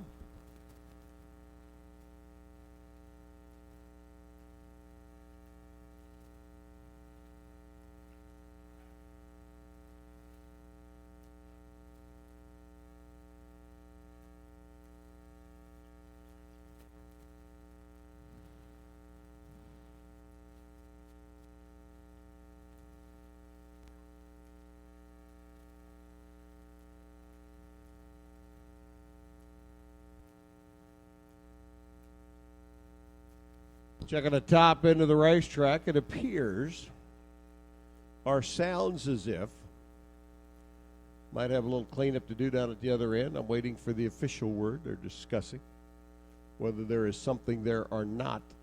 At least I could hear in the background.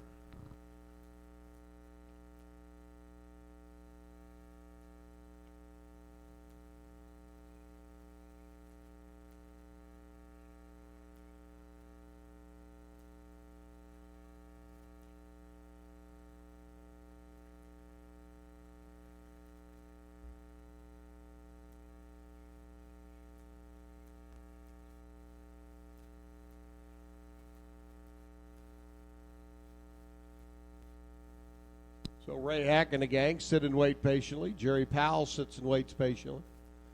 Understand from listening to the chatter in the background, it's just loose material down at the racing top end of the racing surface. Shutdown area. Nothing liquid.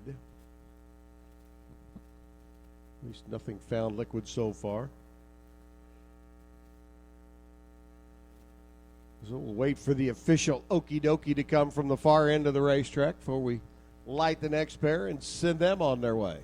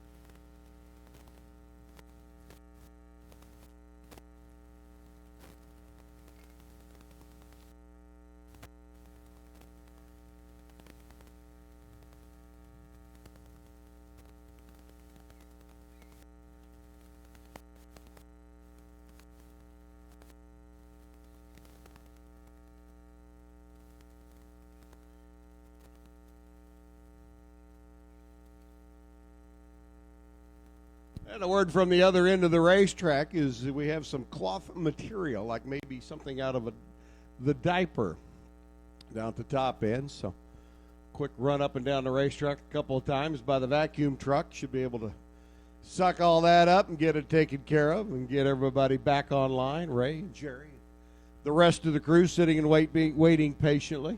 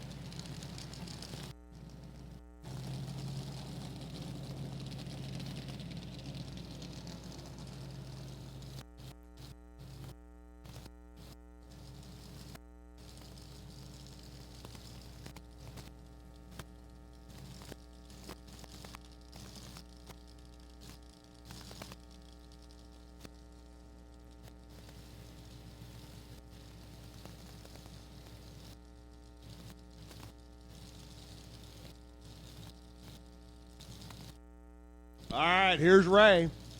Here's Jerry. As we continue on, top alcohol dragster qualifying.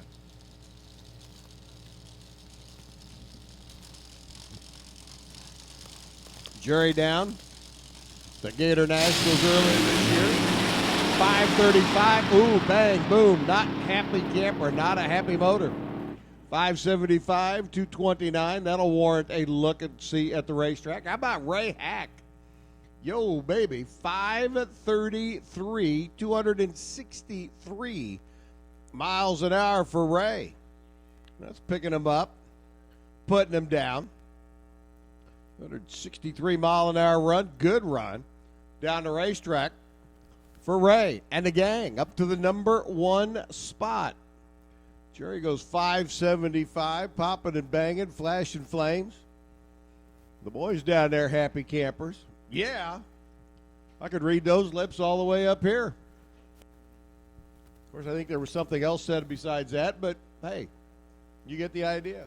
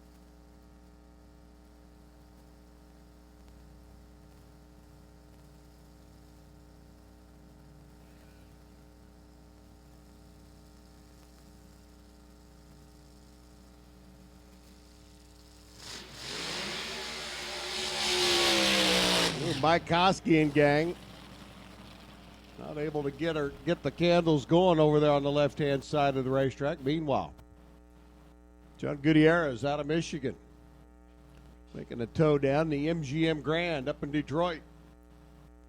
Signage on the side of the car. Koski's machine trying to spin over.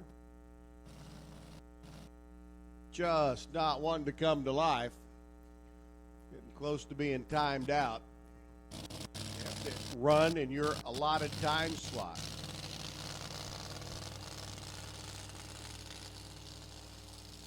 In your assigned pair.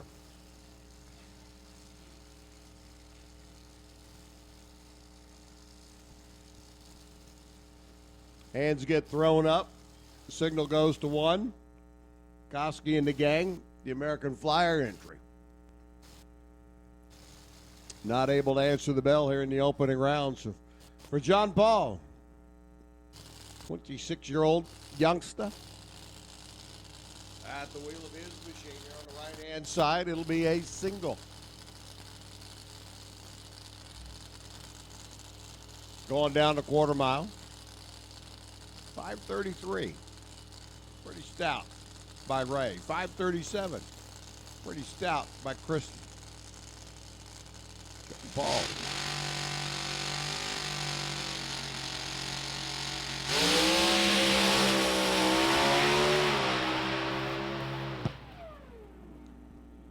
And another one goes bang.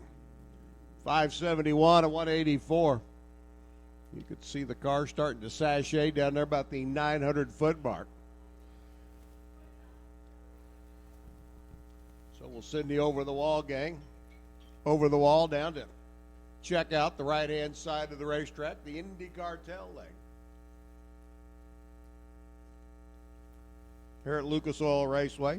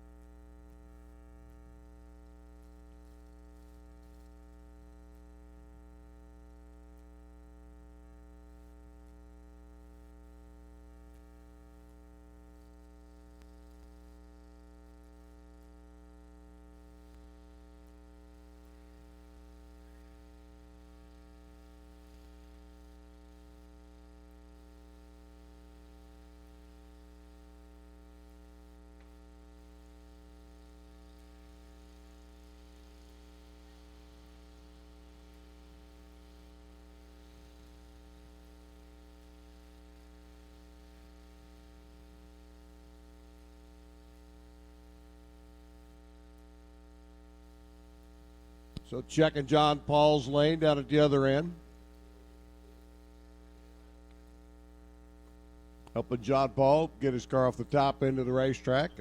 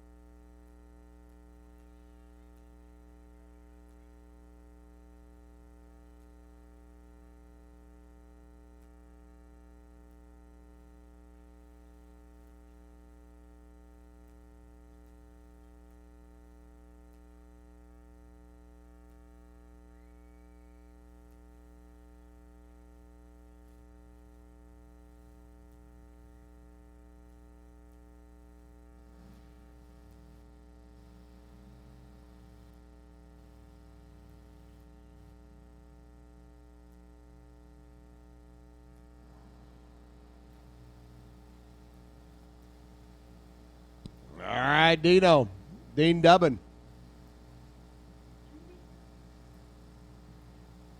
Blown alcohol combination. Coming to life here on the Indy Cartel side of the racetrack. Pennsylvania-based runner Brandon Greco. Down the left-hand side of the racetrack.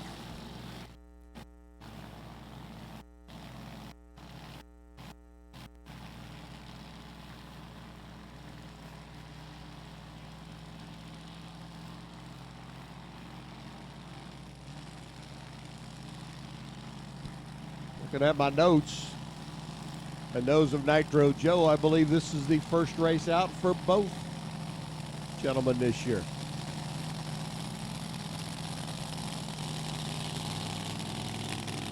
What is the combination? What do you set up? You get aggressive and go for it. Just try to get down the racetrack safely and softly. 6 cars. Next pair on the line will be 8. 2 more behind them, 2 more behind them. So obviously a 8-car field. Mike Koski's machine not able to stay fired. We've already pushed off another one.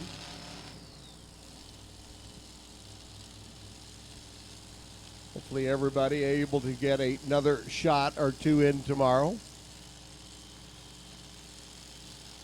All dependent upon what the fickle finger of fate from Mother Nature turns out to be. Brandon left side, 25 years young. Dubin right side. Dino. Ooh, you can hear it screaming all the way back here. 567, 192 by Dubin. Number 4 spot on the sheet for Greco. Number 7 qualifier. You'll see a bump come up on the scoreboard right about now. At a 988, it is Dubbin and not Dubin. It's Dino. That's what matters. And right now, Dino is in the show. Number 4. It's Ray, it's Krista, it's Ken, it's Dean, it's John, it's Jerry, it's Brandon, it's Eric. Those are the 8 that have made it down track so far. Like we said, 2 already have failed to fire or lost fire before they could make a run. Jared Dreher and Robin Samsel getting ready to come in next. Rich, snowmobiles need you to the lanes, please. Snowmobiles need you to the staging lanes, please. Rich, you can stay wherever you are. Snowmobiles, we need you to the staging lanes, please. Trust me, Rich, we don't want you to move. Just stay right where you are. But snowmobiles, your turn now to come to the staging lanes.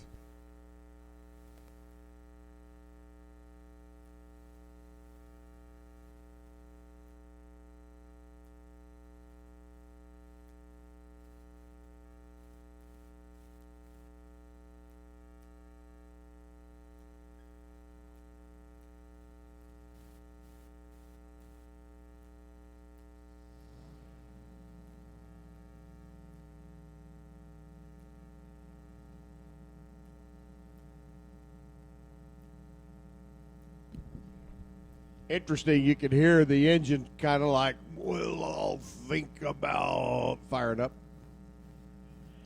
That low internal rumble as the spritz of gasoline inside the cylinder heads tries to bring the engine to life.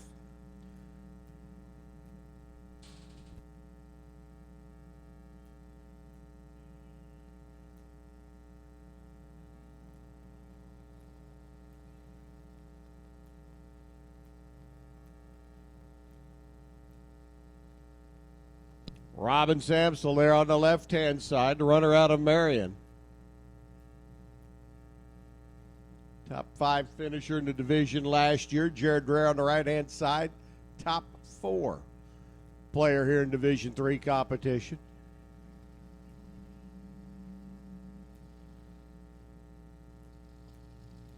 Robin's already been out and about this year.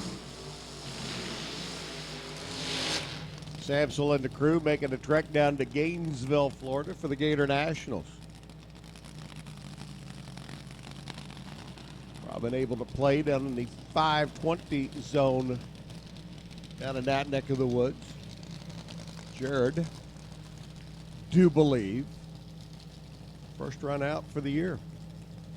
2016 season just now getting underway.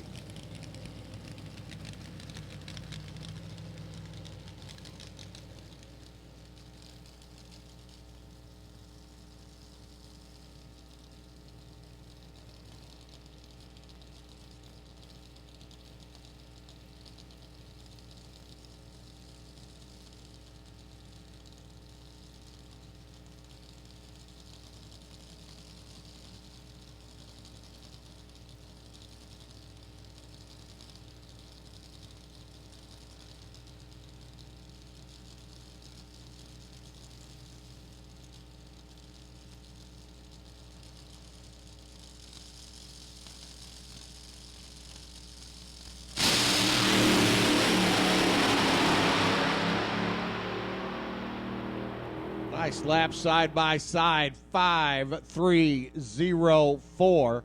Jared Dreher to the number 1 spot. Robin Samsel, 5.33.9, 272 miles an hour, blistering speed down at the other end of the racetrack. Robin into the number 3 spot. Jerry Powell's 5.75 now becomes the bump up on the scoreboard. We get ready to light the next pair. 10 cars down track, 2 that haven't been able to make a run.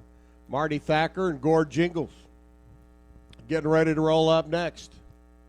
The runner out of Winnipeg, Manitoba, Canada, the TriStar Motorsports, driving a car he calls the Bull. Cliff Back's crew chief on the car, getting ready to bring that injected nitro car to life. They'll bring the injected nitro machine to life first. Spritz a little fuel into the alcohol plant. Get ready to fire it up. Need to build just a little bit of heat in that nitro car. Once they've got a handle on it, fire it up on gasoline, take the can off. Flip it over to the cackle of nitromethane. Marty Thacker and crew looking on, waiting patiently. Spins the blower on top of his car, the Total Flow products entry on the right-hand side. Injected nitromethane, blown alcohol. Side-by-side pair with a couple more sitting behind it.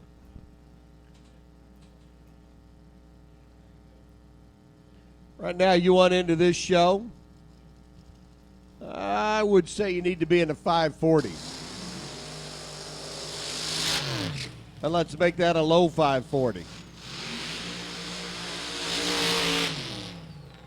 Because with this pair coming at you and the next pair coming in, things should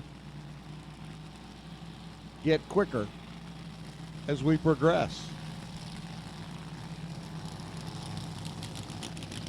Jared Dreher leading the pack. The bump right now, Jerry Powell's 575. Dean Dubbin and Ken Perry down in that number 5 and number 6 spot. Could be looking at the number 7 and number 8 qualifying positions here momentarily. Winnipeg, Manitoba, Canada, left side. The land of Lincoln and the great state of Illinois over here on the right-hand side of the racetrack. And again, two very good cars. Two cars certainly capable of getting down the racetrack in a hurry this weekend.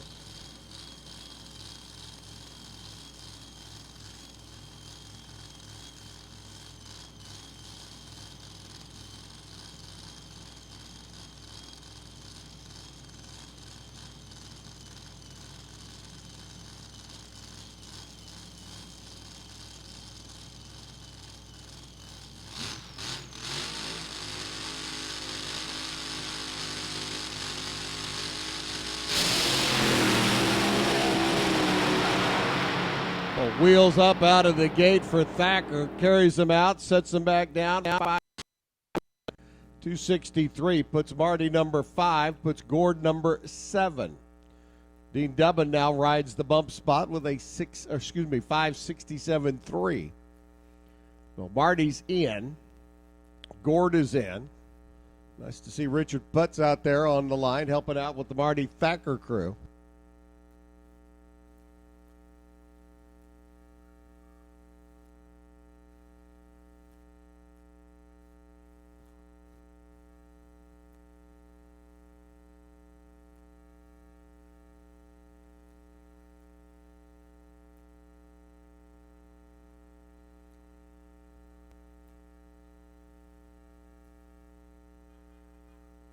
Finish up the session with the number 1 and number 2 cars. Last year's competition, the Cars Protection Plus.com entry. Mia Tedesco pulling in. Mia, of course, your winner last year. Sitting alongside of her, the runner-up last year, Brandon Boer.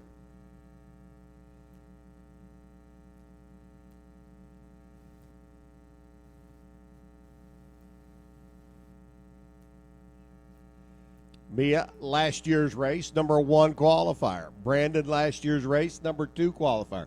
Remember me making that comment a few moments ago about you want to get into this show, you better be in the 540s?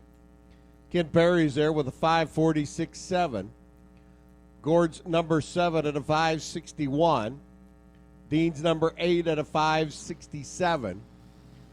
These two cars to run, that'll make 14. Count Mike Koski. And our other car that got shut off up here on the line, and I apologize, don't remember who it was. Full 16-car field. Trying to get into an 8-car show.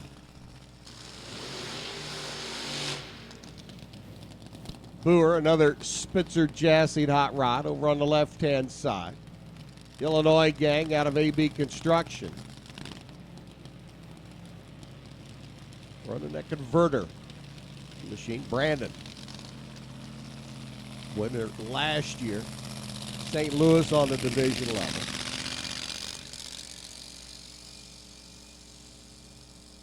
Unique combination for Brandon and the gang. He's been out and about this season, helping out and turning some wrenches as well. Mia Tedesco driving their Arata Motorsports entry. Dave Arata down there turning the wrenches.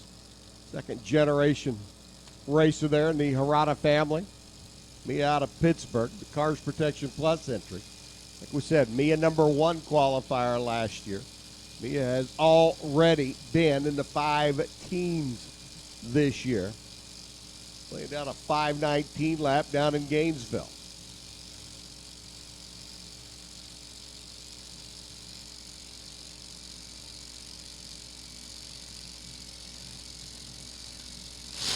Brandon Mia up in smoke. Brandon Boer, 5:36, 2:57. And that wasn't a full pull. You could hear it pop, bang, and spin. Brandon goes to the number 4 spot. Mia to the number 13 qualifying position with that 9:78, 91 mile an hour lap. And let me tell you, that was not the run they wanted. They wanted to be down into the 5:30s, possibly the 5:20s. Maybe that desire to get down that low and that quick might have hurt them there. Car off the line, launched nice, then went up in smoke. Once they do that, your run's basically done for. 9:78, 91 miles an hour. Now they look at the skies, wait for tomorrow for the next qualifying session to try to put the Cars Protection Plus entry in. For Brandon Boer and the gang out of Illinois, nice lap, 5:36, obviously. Leaving a lot more on the plate out there. Car engine starting to go away. They're just past the half-track mark. Popping and banging down there about the 1,000-foot mark. Speed way down at only 257 miles an hour. Everybody else up in the 260, 270 range. So the car marching hard on the short end. Was not able to keep all the marbles together down on t'other end. So the crew out checking the racetrack, making sure everything clean and safe. Jared Draren's up 1. Ray Hack 2. Robin Samsel 3. Brandon Boer number 4. Krista Baldwin number 5. Marty Thacker 6. Ken Perry 7. Gord Jingles 5:61. Rounds out the quick 8.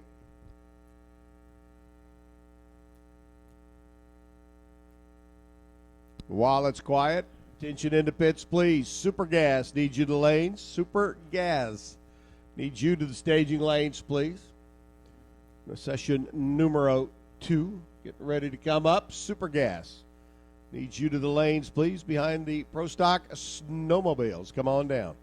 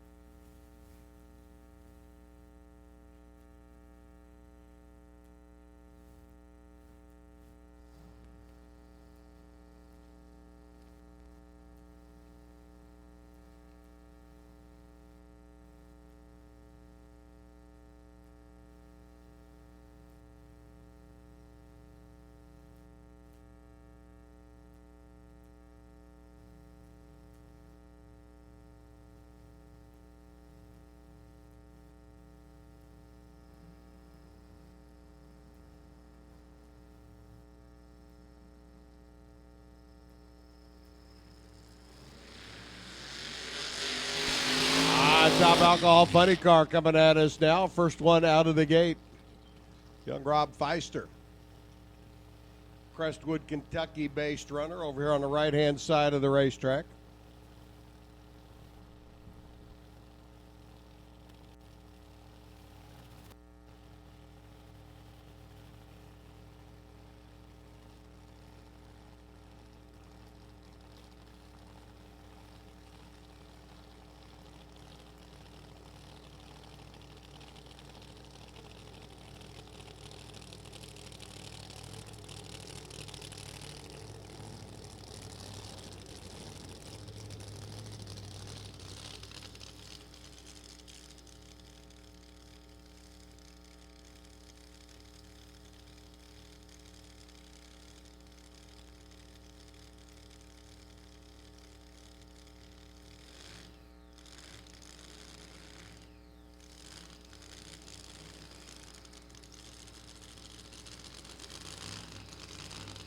Feister out of Crestwood, Kentucky, the champion machine.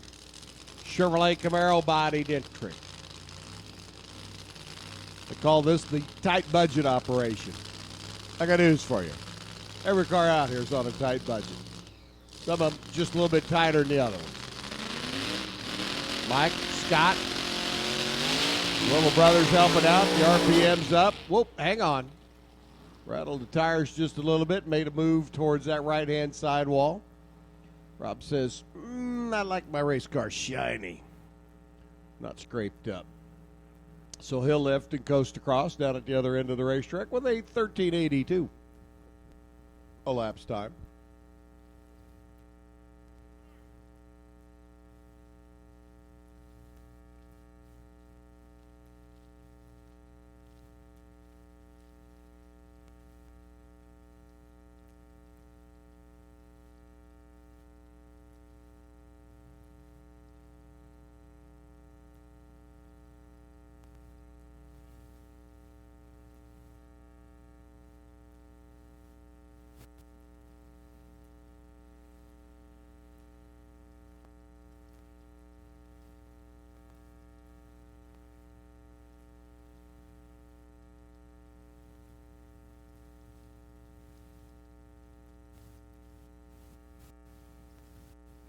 So we got Rob Bent turned around on the other end of the racetrack. Get him off the top end. Word goes out, fire the next pair. Scotty McVeigh and Tony Bogolo.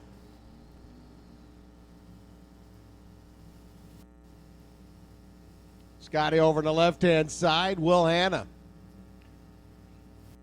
Interesting to note that Will, who lives in Houston, Texas, about 20 minutes from Baytown, skipped the Spring Nationals in Baytown, his hometown,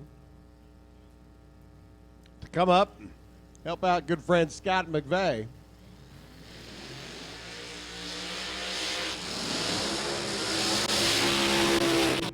Get a little racing in with the gang here in Division III competition this weekend. Tony, out of Ohio, the Victory Valves. City Polar entry, Venger bodied car. Tony and crew, Rick Hickman and the rest of the gang, will not be, unless things have changed, your number one qualifier. What they will be is a solid runner, mid-pack qualifier that you best have your A game ready for at any point in time in eliminations. The guys will not lean hard on the equipment, but they will race you. And by that I mean race you. Start line to finish line. Scott McVeigh, runner out of Ile-des-Chênes, Manitoba, Canada. Lists his occupation as a rocket surgeon. That scares me.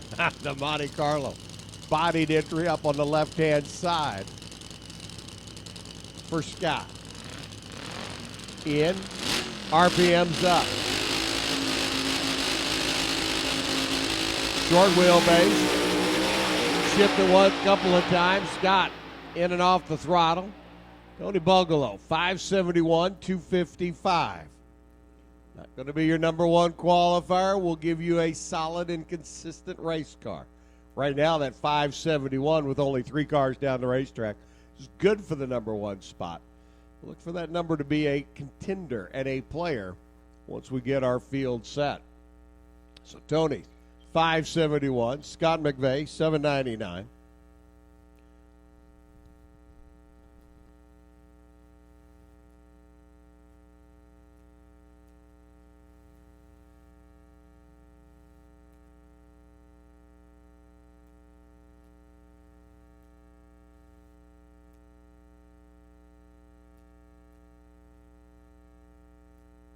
Chris Foster getting ready to come at us. The runner out of Davenport over on the left-hand side. And Johnny Lindberg, Swedish born and bred racer, carries the number 1 on the side of that car. Now lists his hometown is, well, right down the road in Brownsburg. Young man who made the venture from across the pond over Sweden Way. Very worthwhile last year. Johnny has got one of the, if not the, hottest alcohol funny cars around. Quickest lap down the racetrack so far this year, a 5:42. Did that out in Southern California. And he's mixing up speed with the big boys. John Lombardo and Tony Bartone. Johnny Lindbergh, the three cars that have been in the 270 mile an hour range this year.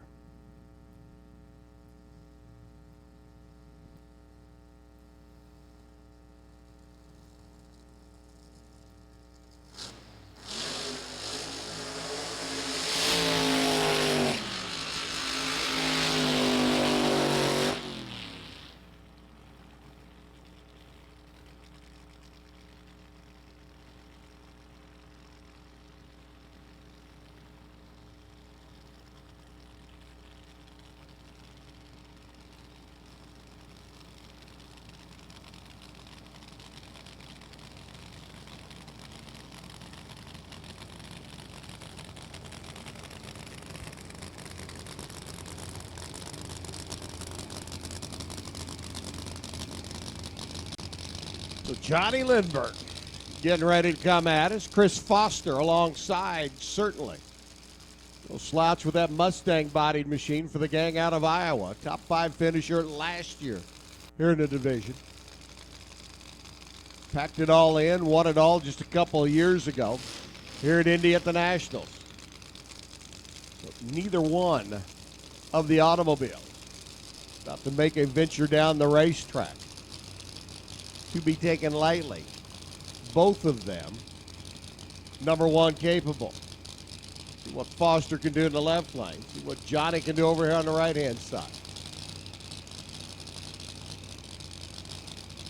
Johnny running the new Camaro body, just getting it suited up, fitted up.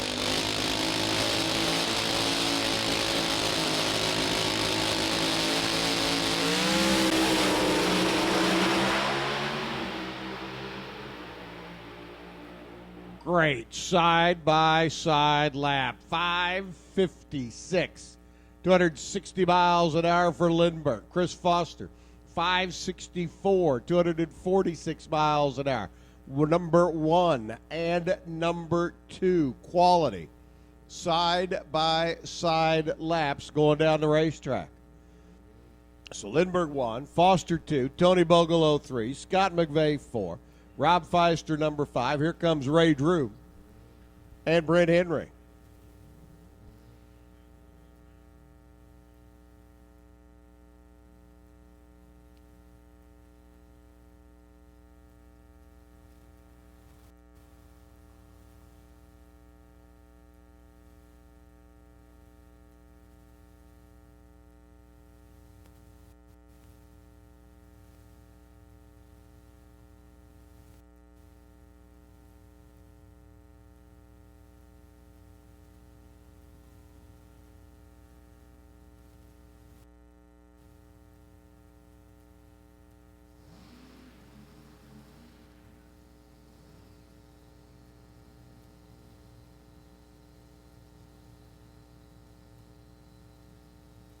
Yeah, just thinking, that didn't look right on my screen. Todd Robertson coming up the Eaton car. Ray Drew over on the other side out of Hills Corner, Wisconsin. I can live with that. Mustang bodied entry left side. The Monte Carlo bodied machine. The Monte Carlo slowly being replaced. And the new Camaro bodies as they're getting built and finished and ready for everybody.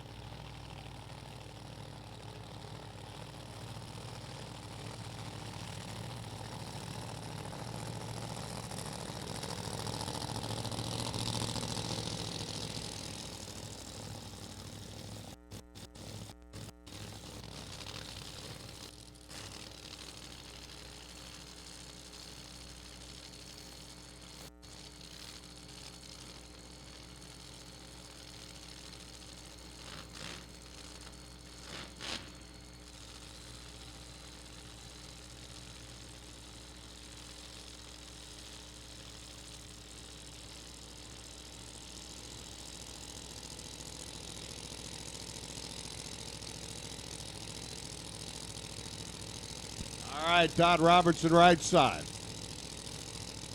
Ray Drew left lane, number 2 in the division last year. That number 1 spot of Johnny Lindbergh, 556 safe. Well, we're fixing to find out. This will put 7 cars on the qualifying sheet. That's all we've got answering the bell. Wow. An 0 for 2 for Ray Drew coasts across, 761 at 112.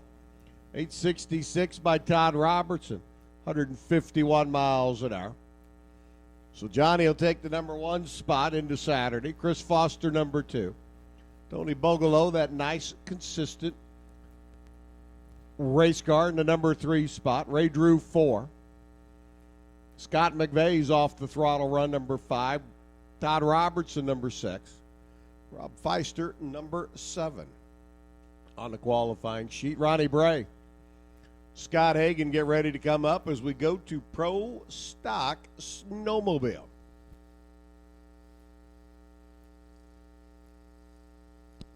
I got to tell you, the guys and gals ride the snowmobiles get my respect and attention. What's the speed and the elapsed time on some of these rides? And to think you're doing it about 15 to 18 inches above the ground. Well, basically a vehicle that has 3 points hitting the ground. The drive belt and a couple of small, and I do mean small, front wheels.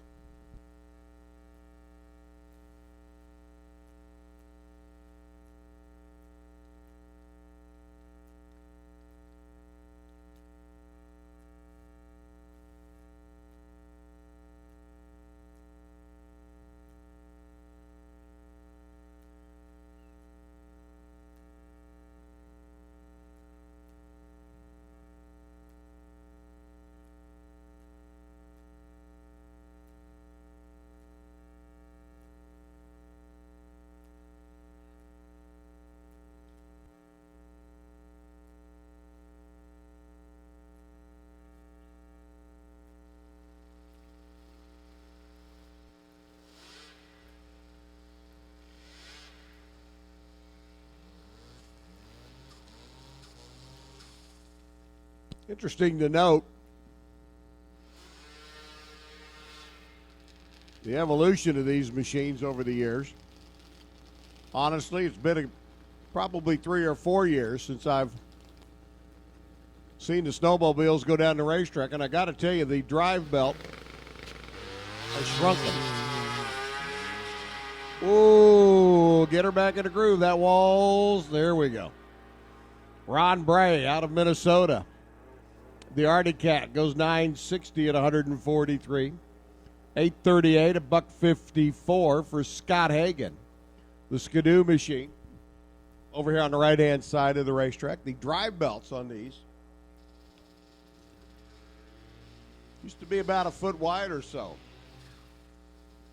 Looks like they've narrowed them down considerably. Maybe in half.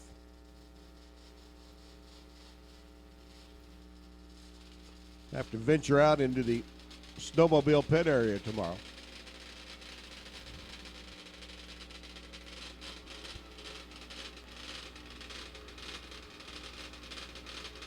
Kyle Schiltz, Arctic Cat.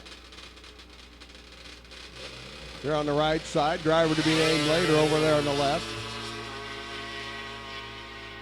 If you watch real close, you can see the drivers shifting around, trying to get the scooters to go down track. 843 for Kyle. The driver to be named later goes 909 at 138.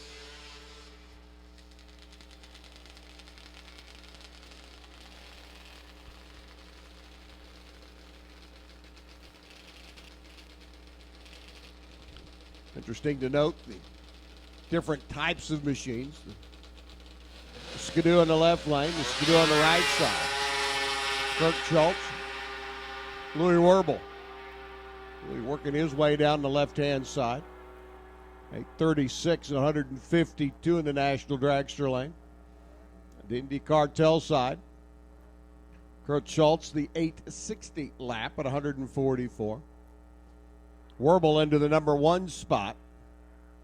Scott Hagan at 154 miles an hour at the top of speed. Sits number 2.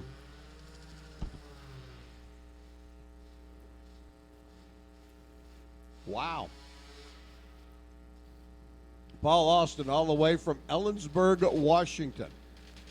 Up on the left-hand side. And Matt Ernst out of Clinton, Iowa. I do believe that's a much shorter toe. Pair of Arctic Cats working their way down track. The Washingtonian. Ooh, hang on there, Matt. That's getting a little wide to the wall. 9 flat by Ernst, 8:48, 151. Austin into the number 4 spot. Matt to the number 6 spot.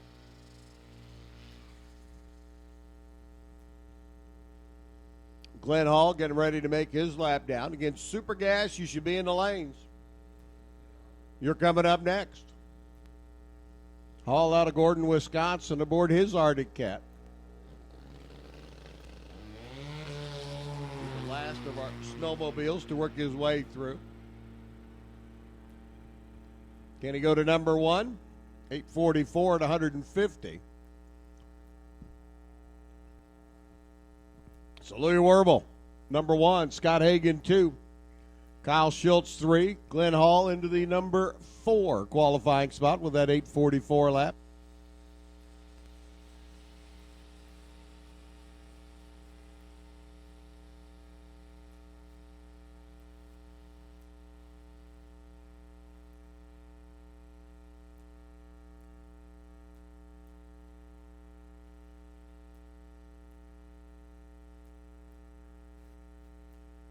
So a little track prep to go on. Super Gas getting ready to run up. Make their way down the racetrack.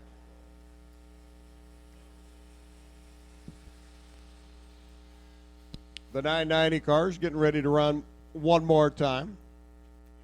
Super Comp, do believe, going to be right behind them.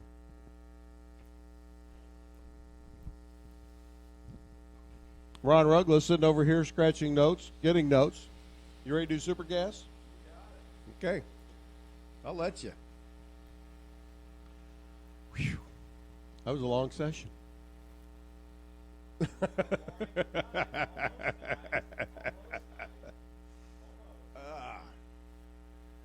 So Ron comes in. The 990 cars come in. Quick addressing of the racetrack down there. Concession stand, I do believe, open if you're getting a case of the Hungries and the Munchies, as I am. Because it's about that time of day. Good golly, Miss Molly, it is that time of day. I hadn't looked at my watch in a while.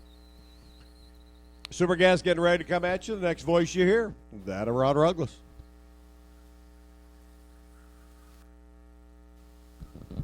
Well, thank you very much, Bob, as you've been on a marathon roll here with your excellent work as we are just about to get into the evening hours here as day 1 of the Ray Skillman Chevrolet Spring Spectacle of Speed opener for Division 3 Super Gas. They are lined up from here to eternity, and we've got a pretty good wad of racers here as they're patiently waiting in the wings. We're doing a little brushing, a little rubbing on our racetrack, and we'll be right back to action.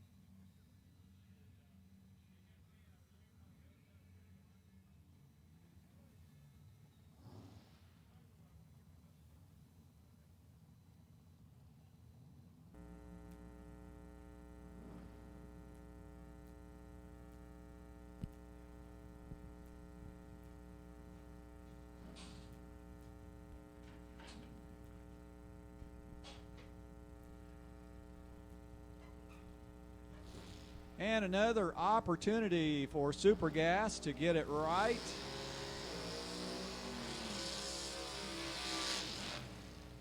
As both of these drivers complete the burnout, and looking at their prior runs earlier today, well, they got a little bit of work they'd like to accomplish this time as Dave Goins moves in on the National Dragster lane. He's from Plymouth, Michigan. The DG Motorsports Roadster. Don Davis Roadster with a Ford power plant. And Jerry Burchett out of Antioch, Illinois, the auto technician, the G&S Motorsports beautiful Camaro. They're tethered to the Christmas tree just for a little while. So Jerry quickly moves in. Dave joins as the red lights. Will ignore those right now. A little bit of a wiggle there for Dave Goins out of that left-hand lane as they are side by side. Dave gave it up, and Jerry moves in with a 997. A lot better than that 1030 run, but Dave Goins, well, the run didn't materialize that time, and they will have to do some more thinking of the combination that they've got working with there as George Warren brings that gorgeous 68 fastback Mustang with that big block Ford into the brick. Moved just a little bit. It's parked. And George is out of power out of that left-hand lane with that Mustang. So hopefully that'll be the slowest trip by the scoreboard down there on the National Dragster side as he goes 12:27. And, well, Eddie didn't even make it that far as he's getting a little muscle applied to the Ford Roadster.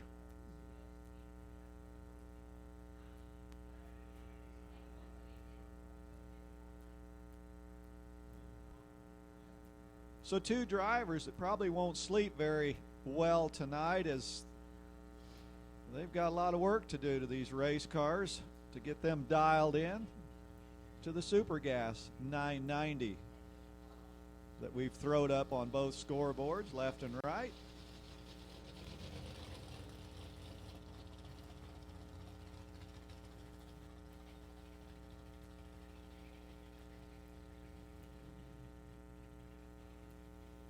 So waiting patiently is Shane Snyder out of Sunbury, Ohio, 63 Corvette as he's got the fuel flowing through the veins of that race car. Meanwhile, Tony Cropper trying to get it done. Both of them. Both drivers well off of that 990 pace earlier today, and they are going to even not think about those time slips earlier. They probably already thrown those away, and this is a new run, a new opportunity for Tony Cropper and Shane Snyder.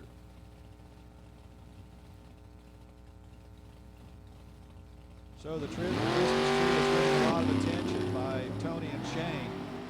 3 thou separating them out of the gate. Shane Snyder is standing on the gas as Tony's well down track.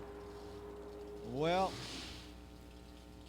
Tony, a 934. They need to put the spare tire back in that race car to make it heavier. Shane Snyder goes 993 at 161 miles an hour. So that's a lot better than that 1266 that Shane ran earlier. Is Austin Benner and Larry Turner.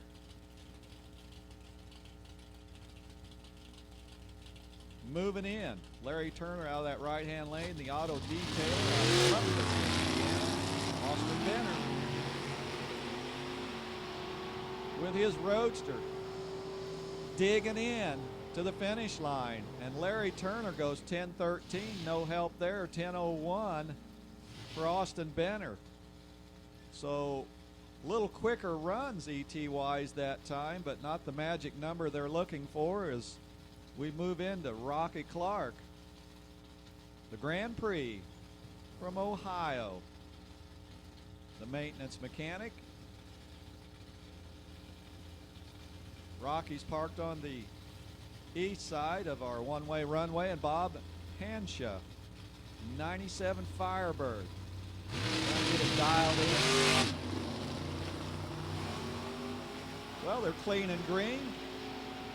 Bob is leading the hit parade down here. Here comes Rocky with that big block trying to get it done as Rocky goes 995. How about a pair of them right down to the 8,000ths marker?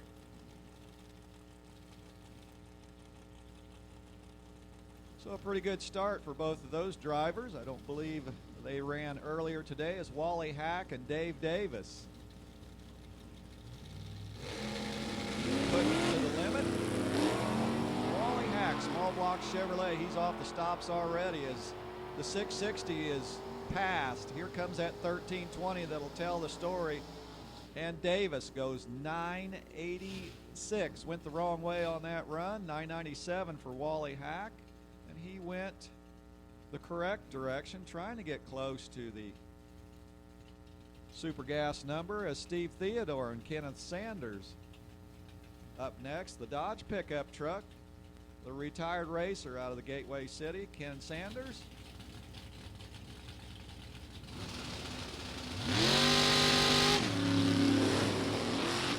And the McLaughlin Oil Company Fast Lube sponsored, very quick 63 Corvette, Steve Theodore turning up the knobs down there. He goes 005 on the tree. We'll put a 993 in place for Theodore. And a good looking run for Sanders. He goes 989 with a 3. Out the back door as we bring up Connie Rudy with that cool 75 Gremlin. Fire engine red, and Danny Toole, the farmer out of Jacksonville, Illinois, with a big block Ford. And he loves to chase, Danny Toole does. He'll mile per hour that race car down at the north end of the racing facility. Yep, Toole's on them stops as he cuts Rudy loose right now. So the pride of Lima, Ohio, Connie Rudy goes 991. Nice number there for Connie. And Dan Toole, he's sneaking up on it. Gets a little closer, but still runs 10:01. As Dave Nelson and Tony Tanner approach the launch pad. Dave Nelson left side. Tony says, I got the other one. Watch me go. Nelson, 16 on the tree. He's in race mode. The driver is. How about the car? 987, 158 for Dave Nelson. And Tanner goes a little quicker than that with a 981 at 140 miles an hour with a Grand Am. So Ron Lower out of Dundee, Ohio, the Sugar Creek Builders. 555 under the hood Camaro. He's picked the right lane. Tom Diamond, Armor Paving and Sealing, is away. As they shock the tires, the 660 blocks are passed. Side by side we go. Top end charge. Nice pair of runs. Ron Lower, he bumpered it first. He's got a 989, but how about Diamond's dead on with a 9 at 159 as he goes cruising for the time slip, and they'll be smiling when they pick those up as Pat Martin and Bill Jackson trying to get the job done here. This is time trial session number 2, and I've noticed already the cars are squeezing that 990 number a little tighter all the time. Pat Martin, Bill Jackson, Jackson Scratcher, the red line is away in fine shape, showing off the oil pan. Jackson settles in. Martin turning the speed on at the top end with the Roadster. And London, Ohio's Pat Martin goes 989 with a 1. That is sweet. Bill Jackson, another good number, 988 out of the Monza. So Jackson goes 991 earlier, and then he goes 988. So they're tweaking and tuning and squeezing those throttle stops. Hank Stewart, Ivan Ray the third. Ivan's got that checkered flag on the side. He does a little wiggle out of the gate. Mark Stewart, he's down track, but Ivan's turning on the power with the big block as Ivan Ray, he'll whistle through there with a 992 to 153 miles an hour, so he goes a little quicker than this morning. And a 982 for Hank Stewart's the Stress Express Monza.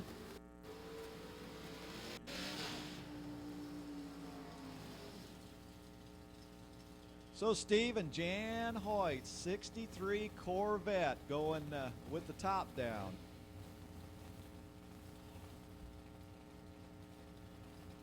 Tim Millwood, the Challenger, is up to the challenge. So both of them off the pace, their first time run.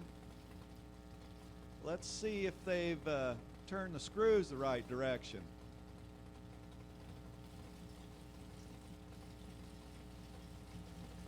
Okay, done. Launching, done. Here comes Hoyt. He's laid way back, but that high horsepower race car will be screaming through the top end as Hoyt goes 992. That's a big improvement off that earlier run, 173 miles an hour. And Millwood goes 987 at 134 miles an hour. So Ed Rudick's going to try to coax the 990 one more time on the board as he crosses the finish line, but Mike Keenan's got the same plan with the Cavalier. The ups and downs chassis service Corvette. Rudick goes perfect down here. Let's see what the other end shows. Keenan didn't have a bad light. Keenan trucks through with a 989 with a 7, good number. Rudick goes 993. After that perfect light, he just vaporized the bulb over there on the Indy Cartel lane, and we'll bring up Skeeter Wayne from the Bluegrass State. Chevy Roadster, small block Chevrolet, and Dan Oding with the Willys. Boy, they're driving them through the tunnel here at Lucas Oil Raceway, side by side. Who's got the bumper out? It'll be Dan with the 974, a little bit on the quick side. 993 for Skeeter Wayne. They'll have to put the spare tire and leave it back in the pit area as they're getting closer.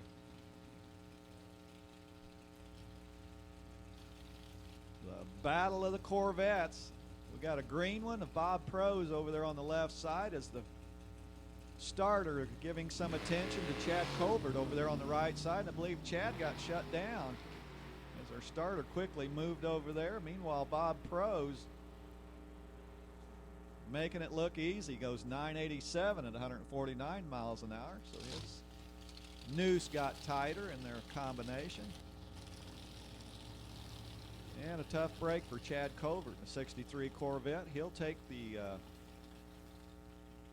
short exit ramp there off of Route 1320.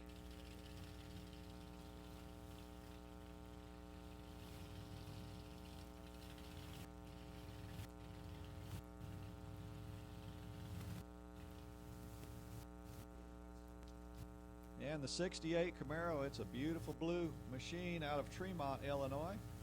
Alan Keener and Larry Rodell patiently waiting with their toes dipped in the pool down there.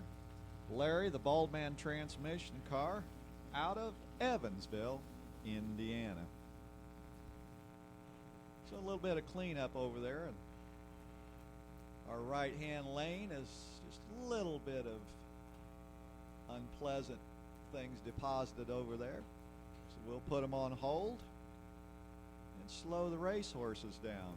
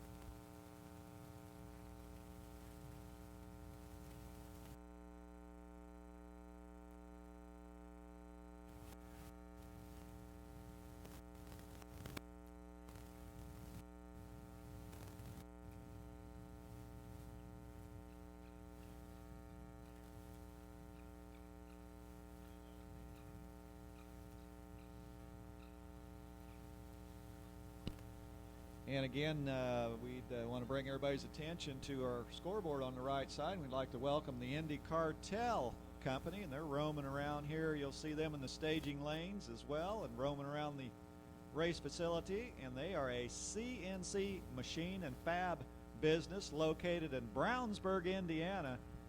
And again, they've partnered here with Lucas Oil Raceway to sponsor the right lane. We appreciate them being on board, as we are quickly back to super gas action. So again, we welcome the Indy Cartel Company, the IndyCartel.com, if you want to check things out with their business. That can come in handy if you've got any kind of a racing machine. And here we go with Alan Keener, Larry Rodell.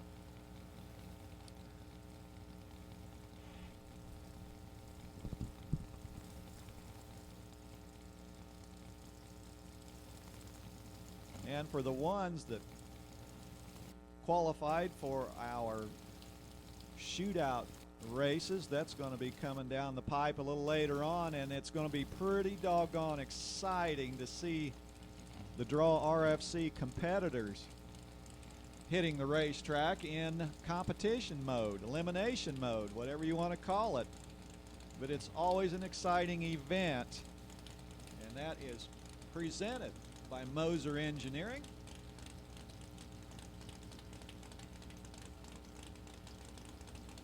So Larry, he's ready to get it on as Alan sneaks into the beams with the 68 Camaro.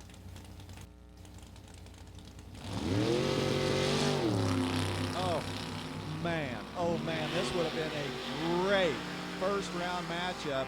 6 thou separating them on the tree. Larry was 008 and left second. He goes 996 out the back end as Alan, well, he programs a 991 into there, and that is a good looking number for Alan. As Justin Moser, the Moser Engineering Corvette Roadster out of Portland, Indiana. He'll leg it out on that. Does a little bit of a wiggle, and Dave's having to turn that wheel a little more than he would have liked. The Sloan's Racing Transmission Corvette and Dave and Judy Dahlum's Corvette still goes 993, but look at Justin Moser drilling the scoreboard. He goes dead 3 and screaming out the back door at 173 miles an hour as we bring up John Sickish's open air 63 Corvette out of Belmont, Ohio. He looks over the bow and Greg White. And Greg White is into Michigan before John Sickish takes off as White goes 988. Sickish quickly gets there with a 986. So they are really leaning on the combinations and trying to bring things around to give him some good data to set these cars. With Scott Deffenbaugh and Leo Zinda. They're texting each other. Now we're going.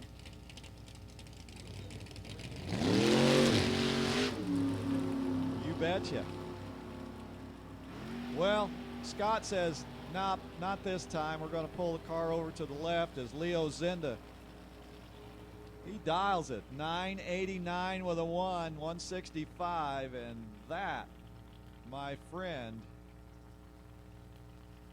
is a tough run. He goes 989 with a 4 earlier today, 989 with a 1. I say Leo's living large with that race car. Well, Scott, not a good plan there, as we do appreciate him getting over to the side. Not sure what's going on with that race car, but it is snailing down to the exit ramp.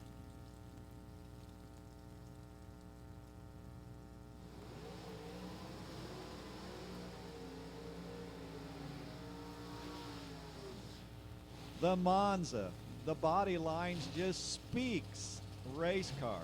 This Tim Terry He sits comfortably in that race seat on our IndyCar tail lane.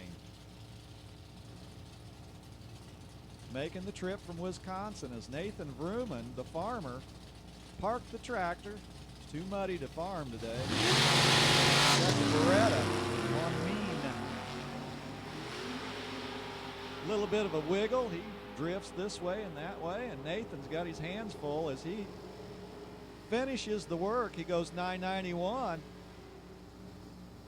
Tim Terry goes 600 slower. As they'll grab those time slips and see where they're at as Gary Rogers and Richard Spradlin. Little Nova action and little Chevelle. We've got a nice variety of race cars and super gas. Some with the hard tops, some with the tops. The plan is still the same. Run that 990 number out the back door. Richard Spradlin goes 10 flat. So he picked up from his earlier run, but he's still a little ways outside of the fence. Gary Rogers goes 987, so he is definitely making progress. Robbie Sesgo out of Lansing, Ohio, the mechanic. He's one of our open air racers with his roadster, and Bob Locke says, I like the breeze flowing by my face. He's got a 57 Corvette. He's the accountant, and he probably knows how to count that money. If they make it to that winner's circle, Bob goes 003 on the tree. That'll do a lot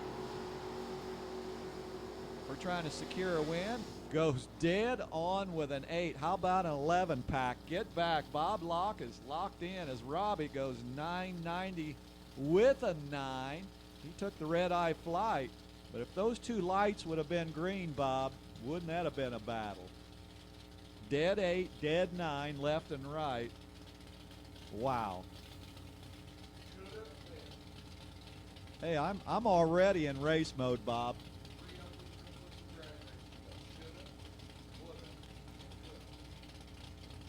Well, right now we got Doug Croft and Dale Barnes make that scoreboard work for them. Well, Doug got a good light down there, and he goes 987. And on the high side of the hills, Dale Barnard's 993. So Dale's on the right track. And Doug goes from dead on with a 9 to a 987. So he's kind of flirting with that 990 on both sides as Mike Jurasic and Paul Brown is in town out of Cass City, Michigan. Paul Brown, the Dodge Roadster, sponsored by Pro Temp Heating and Cooling, running the big Dodge.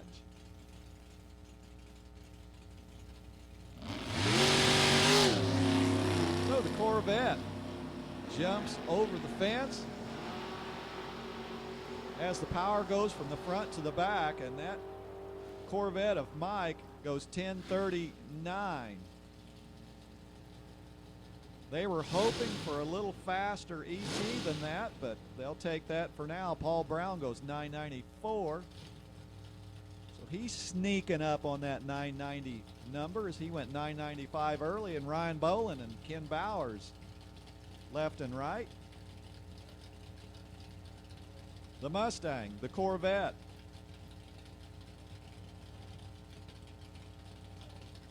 So Ken Bowers, sponsored by Advanced Chassis out of Paulding, Ohio. Ken and Judy Bowers.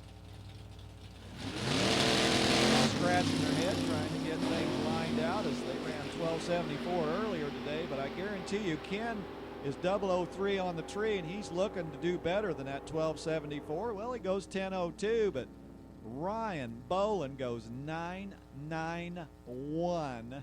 We'll throw another one in there just for good measure.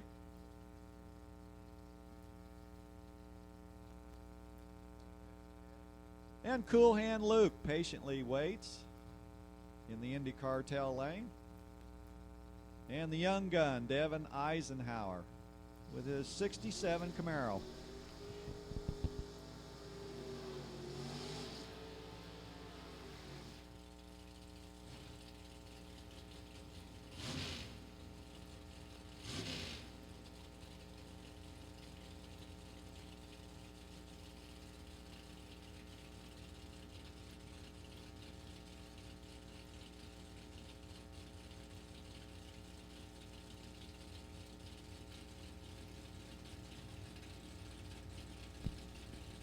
So Devin Eisenhower, a junior dragster racer who's had quite a successful career, but Luke Bogacki, world champ and super comp.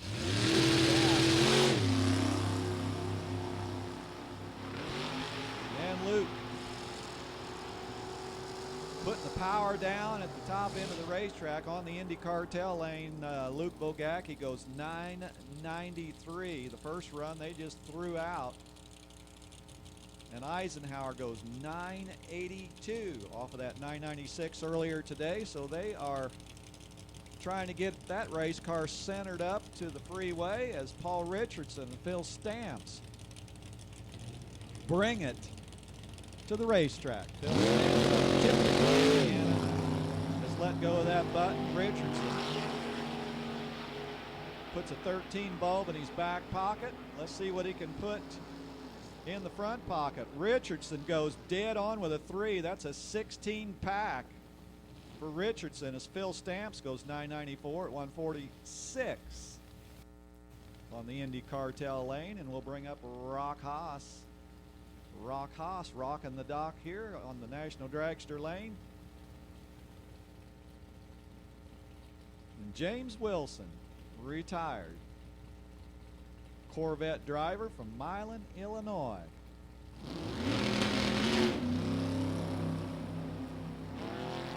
Well, Rock Haas taking that red-eye flight, almost left the runway on a perfect bulb, missed it by 2, and Rock Haas goes 994, 167. James, he tightened the finish line up a little more to his favor with a 991 at 153.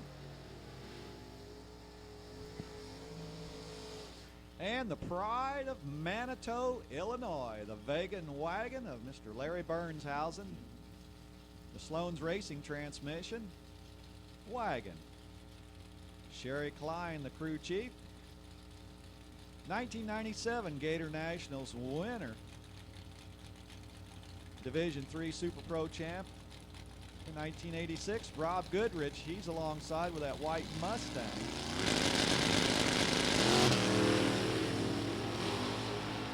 And Larry seeing that tree pretty well as he's away.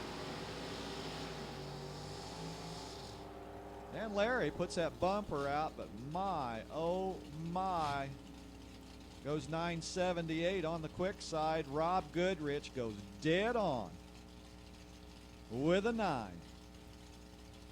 And they will sleep a little easier tonight as Carl Root in that gorgeous 63 Chevy 2 out of Washington, Illinois. They had a little bit of a tornado activity there a few years back. The town is slowly Troy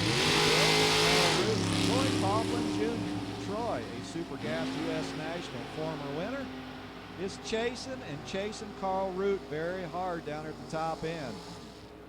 988 for TJ and the Jegs.com. 57 Corvette out of Delaware, Ohio. Carl Root goes 989. So I would lay claim to either one of those time slips and call it a good run as Jeff Smith and Rick Sarmento. Rick with the bright yellow 34 Dodge, sponsored by Tubby's Performance out of Wildwood, Illinois. He looks right. 37 Ford of Jeff Smith Jr. So Rick Sarmento, he's in race mode as he hits the tree and puts a 004 on it and goes 10-12. That number he won't like. Jeff Smith goes 993. And the 555 horsepower working its magic for Jeff.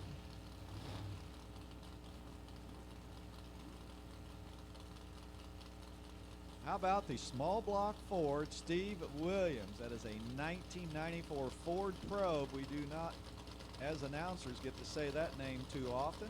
He's from Noblesville, Indiana, a little bit north of Indianapolis. He calls it the True Blue. Skip Sadler, the retired Pennsylvania resident.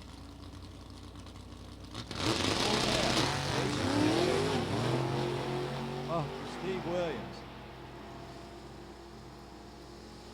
Looks like he's out of power. He got off in fine shape, but the power has went away for Steve Williams, and Skip Sadler goes 2 over at 141 miles an hour. And Steve's going to have to regroup with that Ford probe.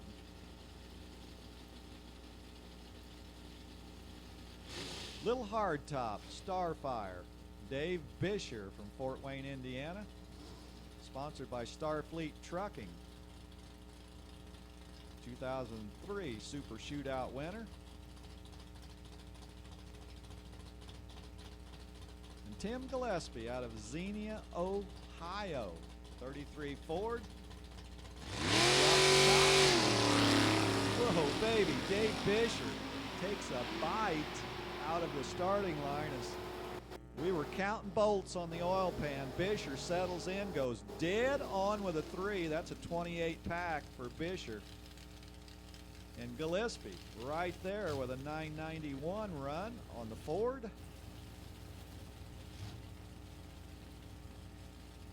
And Joey Ship just about to set sail with the 91 Cutlass, sponsored by Hoosier Tire, Penn Oil, and Jiffy Lube, and the Flanagan's Car Care Camaro of Charlie Flanagan Jr. locked in.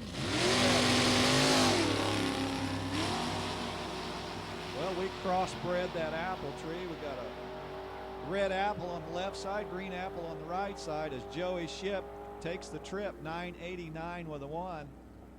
And Flanagan, not a bad run, goes 992 off of our National Dragster lane.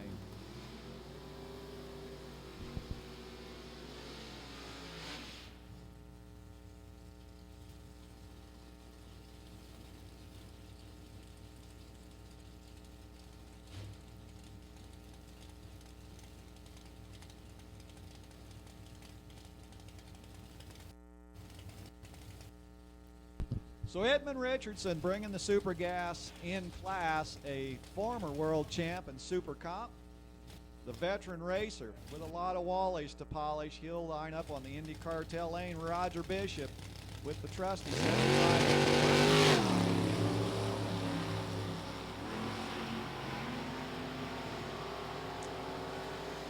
Bishop leading the charge. Here comes Richardson with that high wind, and Don Davis built race car goes 989 at 161.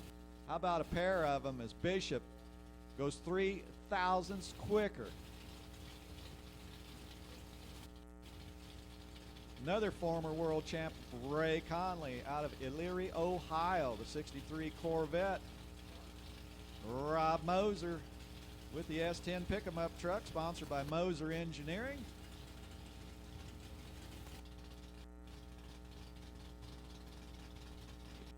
Also, the company, Moser Engineering, for our RFC Shootout. We'll have them coming along a little later on today. Whoa, baby. Moser goes 989, and they'll throw a 4 in there for good measure. Good looking run as Ray found the shortcut to the finish line. He goes 978 at 167 miles an hour as Double T, Tommy Turner, lines her up out of Naples, Florida. Came up here to cool off for a Division III opener. The Turner Construction Corvette. Joe Fisher out of Clayton, Ohio, also running the Corvette, both of them born in the same year.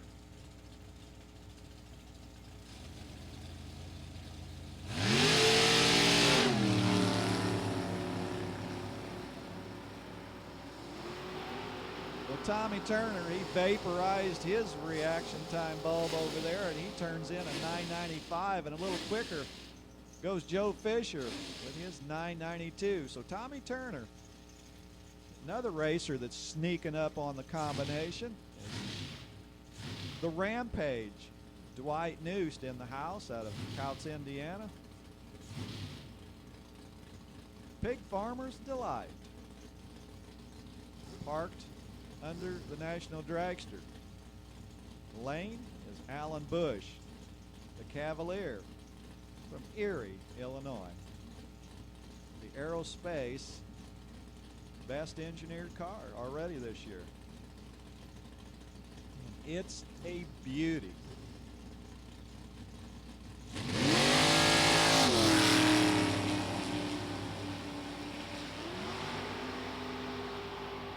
And it's got a big block to make it rock. Alan Bush goes 988 at 174 miles an hour. Dwight Noose, 989. A pair of nice runs by both drivers.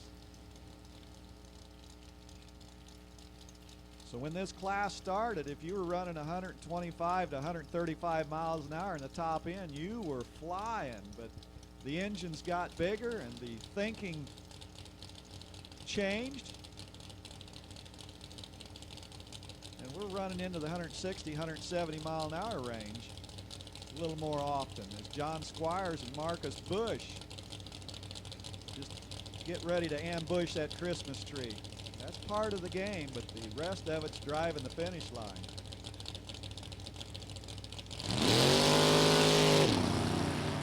Oh, baby. Both of them. Inside the bulb looking out.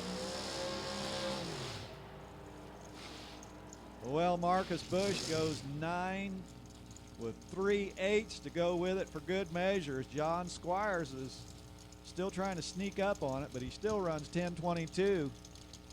And Robert Aker, the 67 Nova wagon. He's got plenty of room to haul home the Wally and all the money that goes with it. The A&J Auto Sales wagon on the Indy Cartel lane. Rich Piper, the Camaro, out of Ohio, trying to get the job done this weekend to take that Wally home to Ohio. Rich Pica goes 984, but look at Aker. Aker was here running bracket racing last weekend. He goes dead on with a 1. So Robert, that supper will taste a lot better when he sees that time slip. And we bring up the cool 73 Opel GT of Janice Swan out of Mooresville, Indiana. Running a big block. Don't know how they got it between the frame rails. They got it done. And Jim Falby, the 68 Dart. Here they come. Finish line will complete the story as Falby goes 982. But look at Janice dead on with an 8. As that little Opel GT puts a good number up for Janice. And the Cars Protection Plus Bullet Motorsports 95 Cutlass, Jason Lynch, already picking up a win at Music City Raceway this year, one of the bracket programs they had in March. Jeff Gerber, 27 Ford, from the Buckeye State.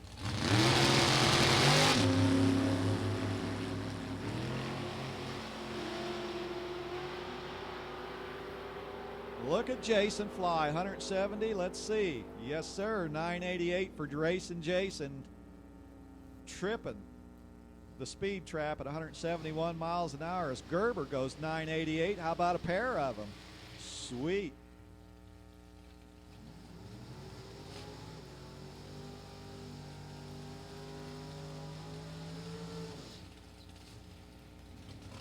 And a runner-up just last weekend at the 4 wides, Mia Tedesco will back it up and line it up. The Cars Protection Plus Cavalier,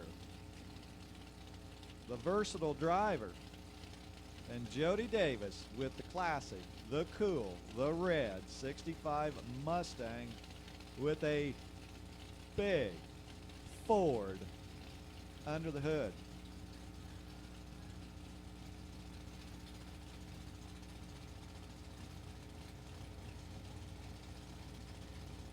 Few more inches and we'll line up that Christmas tree. They both grab the green apple off the tree as they are going northbound. Jody's out of power and Mia goes 993 at $1.66 as Jody having some problems and coasts across the stripe with a 13:07.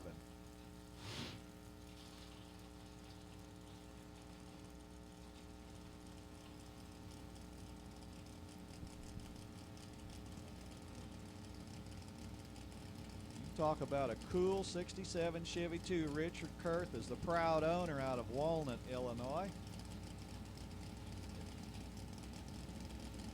Brian, the delivery driver, is going to try to deliver a win at Super Gas before the weekend's over. A little bit of a wiggle for Richard out of that right-hand lane, but he grabbed a hold of that steering wheel and said, easy. Chevy 2 as he goes 972. Man, was he flying through the speed trap. And Brian was too. He goes 974. They got to slow those big blocks down if you can do that, and I'm sure they can. These racers and drivers and crew are the best in the business. Kenny and La Follette, 88 Mustang out of Ohio, and Nick Okori, the drag racer, the Mustang out of Cleveland, Ohio. Oh my, 2,000 separating them out of the gate. That would have been a great first round matchup. Nick goes 998. That's 2 of them he's done today, and Kenny and La Follette, he settles in with his 992. And they'll look for the exit ramp as Scott Zimmerman and Steve Fields anxious to collect some more data.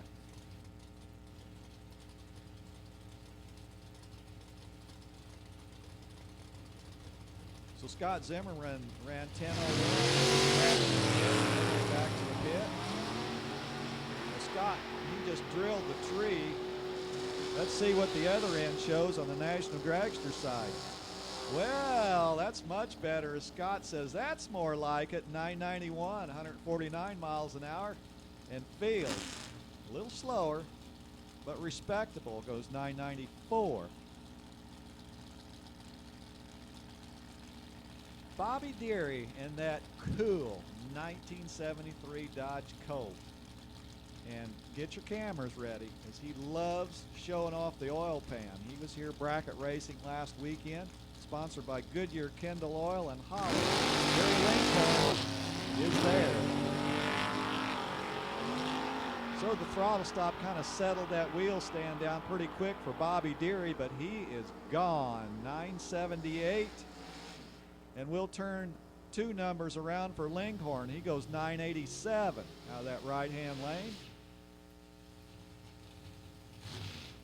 Here's a couple world champs sitting here at the ready. Jacob Elrod, our current world champ, sponsored by Moser Engineering, a Bruzy Transmission, K&N, Hoosier Tire, and Steve Eckert. We got to reach back into 1982 and his world championship. Doesn't matter how old it is, they can't take it away from you. He's from Pataskala, Ohio. Whoa, Elrod just vaporized the bulb. We'll have to change it. He was 1 on the tree. Elrod goes 987, but look at Steve Eckert. He still got it. He goes dead 9. That's a 32 pack for Eckert.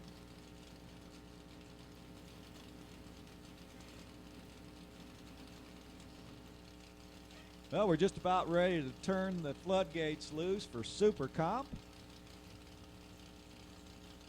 As Derek Denny out of Pleasant View, Tennessee, and the Davis Roadster. Well, Super Comp is waiting in the wings, and we're just about ready to open that floodgate.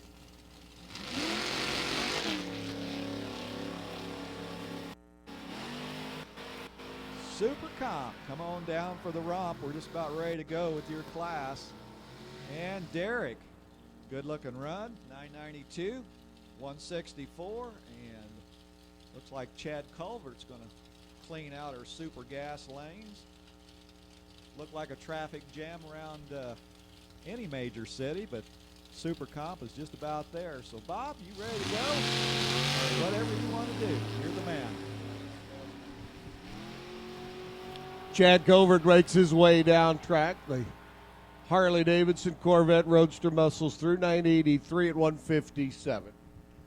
Just want to give a heads up to all of our racers while it is quiet that we are looking at our draw on Racers for Christ Super Shootout presented by Mosier.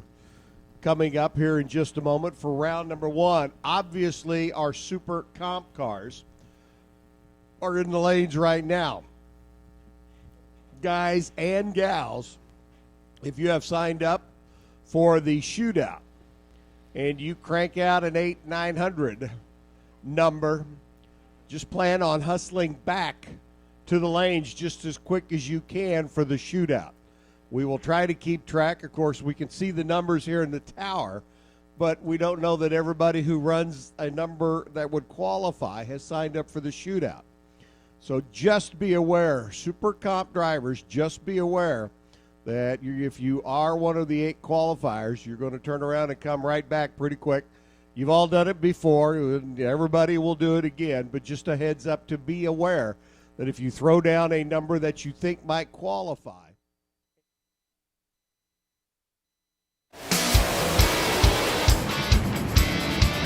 NHRA All Access is your exclusive ticket to watch live racing from the comfort of your own home or on the go all season long. You know, with live streaming NHRA All Access, my friends and my family, they can watch me race around the country and turn those wind lights on. From sunup to sundown, NHRA All Access is live right at your fingertips. From qualifying to the finals, we have you covered. Can't get enough of the world's most extreme sport? Sign up for your personal pit pass to all of the action at NHRAAllAccess.com. The best thing I like about NHRA's All Access is I get to watch the sportsman competition throughout the country, and as a bonus, I get to watch my son, Sean Langdon. I'm Ashley Sanford, and I love NHRA All Access because it shows all the sportsman classes, the competitive races, and best of all my family and friends get to watch me race. Never miss a race again. An entire season will be yours for only $99.95. Join us, NHRA All Access.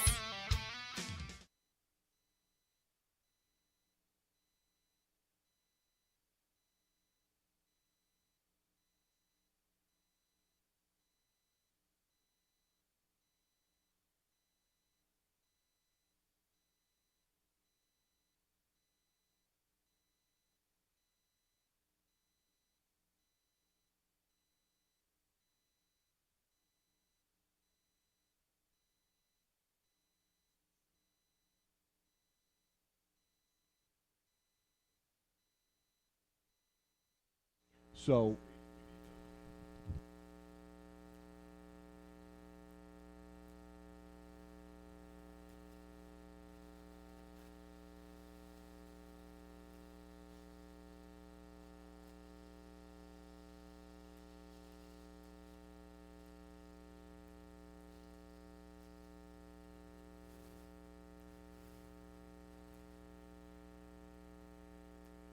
a little bit of stick 'em going down on the racetrack, get the track prepped and ready for our final time trial.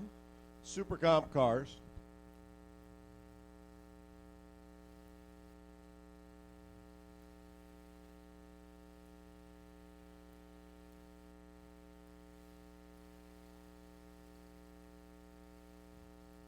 All right, I misspoke. I do apologize. I said we'd run a cleanup session after Super Comp. Wrong answer, but right now we need Super Street. Our 8 cars for the Mosier Shootout, presented by our Draw on RFC Shootout, presented by Mosier. We need those 8 cars. We will be calling Super Gas for the 8-car shootout. Then we will call our 8 cars for Super Comp. Between first and second round, we will run a cleanup session. But right now, we need H311 Hershey, 3711 Tanner, 345W Wilkerson, 3696 Matthews, 3428 Unum, 314X Reinshaw. Pam Keener, number 3791, and 1808 Mackey. We need the 8 Super Street Shootout cars to the back of the lanes, please. First round, draw RFC Super Shootout presented by Mosier. Super Street cars need you to the lanes. Super Comp getting ready to come up. And again, Super Comp, if you have signed up for the shootout, you've got an 8900 number already on the board. I think there's 4 of you that have already got an 8900 up. We'll fill out the other 4, or the rest of the 8-car field here in just a moment as we work our way through this final session of Super Comp. So it'll be Super Comp, first round Super Gas, Super Street Shootout, first round Super Gas Shootout, first round Super Comp Shootout, then a cleanup session for those that have not had their 2 runs. Back into round number 2 of the shootout, and then the finals of the shootout shortly thereafter. So everybody be forewarned, be foreadvised. The Super Street, 8 cars in the shootout. We need you to the lanes, please. Super Street, draw RFC Super Shootout presented by Mosier. Hershey, Tanner, Wilkerson, Matthews, Unum, Reinshaw, Keener, and Mackey. Need you to the lanes, please. Our 8 cars, our 8 competitors in the Super Street Shootout. Christopher Fields already probably in with an 8900. Christopher in, we got a whole lot of 900 numbers. Janice Swan, Phil Smida, Leo Zinda, Scott Vandewalker, all of you with 8900 runs already. Then we start seeing where we end up. Bill Jackson's an 891. Jim Jericaris is an 891. Ryan Richardson an 891. Jeremy Mason an 891. Obviously, the bottom half, or the last 4, going to take a moment to get set in.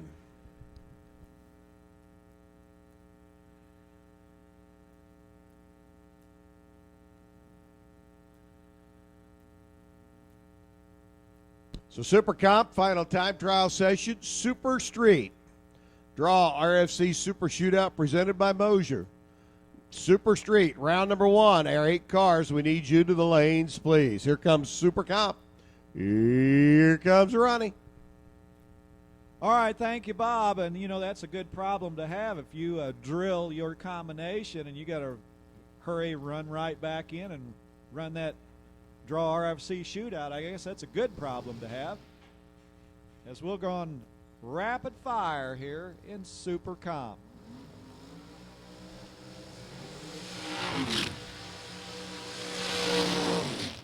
All right, burnout's complete for our Super Comp. This is time session number 2.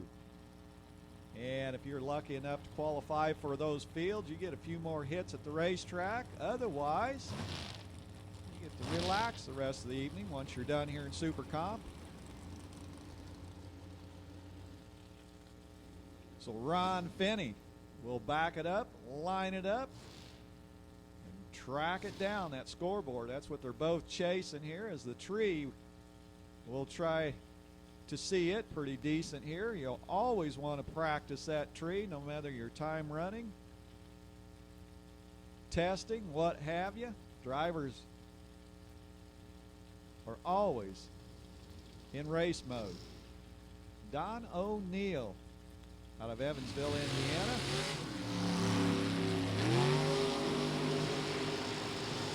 And those stretched out dragsters are reaching for that finish line as Ron Finney gets an 893. So that's a good improvement off of that 901 as the 890 number. They're trying to reel that in as O'Neill goes 894. Kendra Reinscheid, the Brookville, Indiana racer, sponsored by Fast Lube, finishing the burnout, backing it up, trying to find the good sweet spot on the starting line as Reinscheid is on the National Dragster side. Kendra looks over the bow, and there's Shannon Mingy, the Urbana, Illinois racer, the electrician, sponsored by the VFW. TOC Detailing, Undercover, pipe. Trying to flex the muscle down there. Flexing the molly to try to win the Wally before the weekend's over.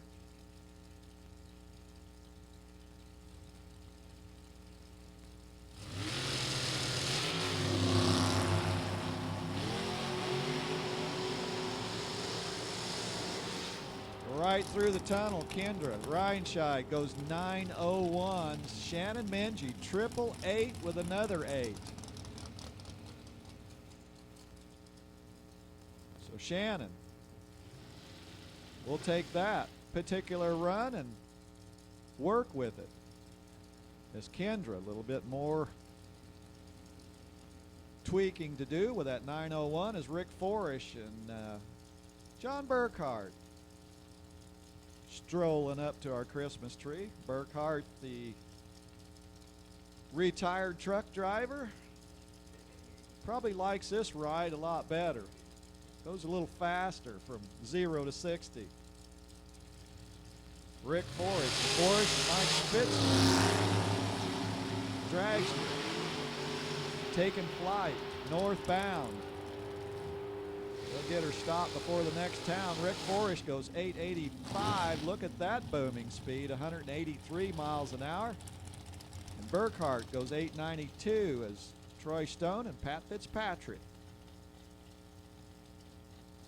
With a couple dragsters. The vintage trailer sales dragster Troy Stone, the wheelman, out of Elkhart, Indiana. The area where a lot of campers are built. Pat Fitzpatrick. He's a painting contractor out of Peoria, Illinois. Town a little bit south of Chicago. A former U.S. National Super Comp champ. All he's focused on is the run.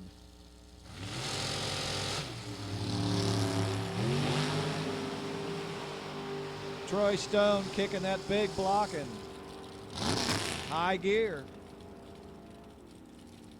884 for Fitzpatrick. So he'll have to throw out the cup holder to make that 890 come up. Troy Stone goes 889. That's a beauty run for Troy. Todd Kiowa, the other vintage trailer sales partnered car out of Elkhart, Indiana as well. And Kevin Trusty in his Kearns dragster from Groveport, Ohio, the parts manager. Right now, he's the race car manager. Oh, baby. Todd is down at the 660, and here comes that finish line, and here comes Kevin. Well, Todd goes 889, and Kevin goes even slower yet than that prior run, so they'll regroup tonight.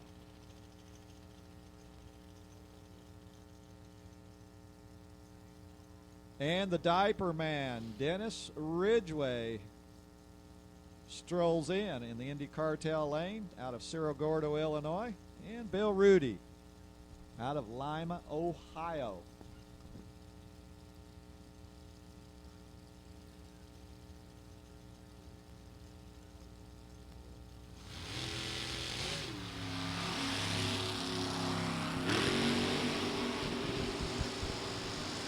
Well, Dennis had a big lead down there, but Bill couldn't get that car moving.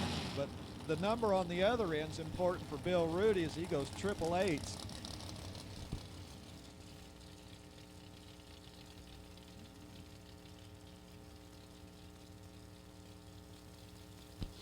All right, attention in the pits. We need the first alternate to the staging lanes in Super Street. That's car number 32, and that will be Phil Smida. This is your lucky day, Phil Smida.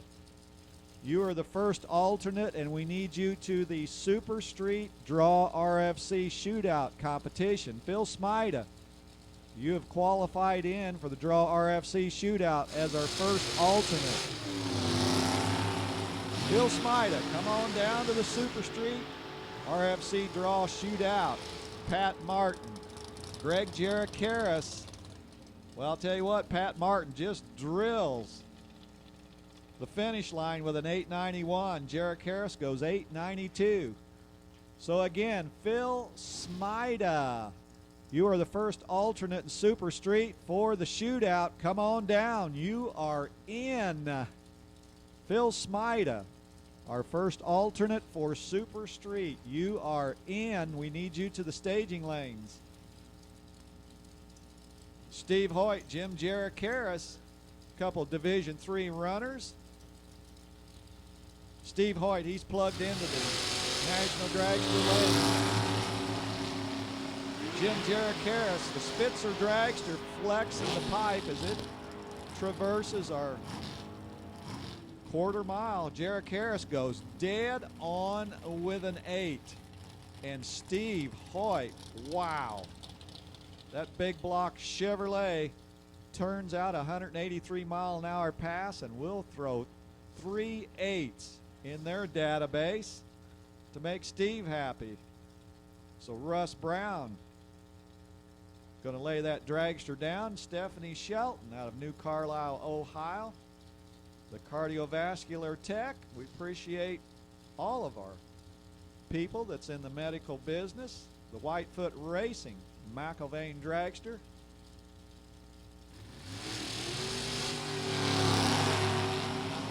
And Stephanie standing on the gas. Get past Russ Brown down there. Russ Brown gets there first. He goes dead on with a 6. And 9-12 comes up for Stephanie Shelton.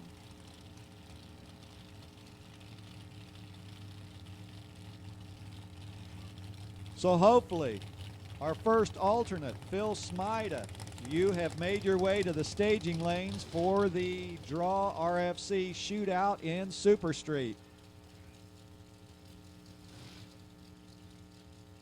Rob Kropfeld out of Hamilton, Ohio, the American Race Cars.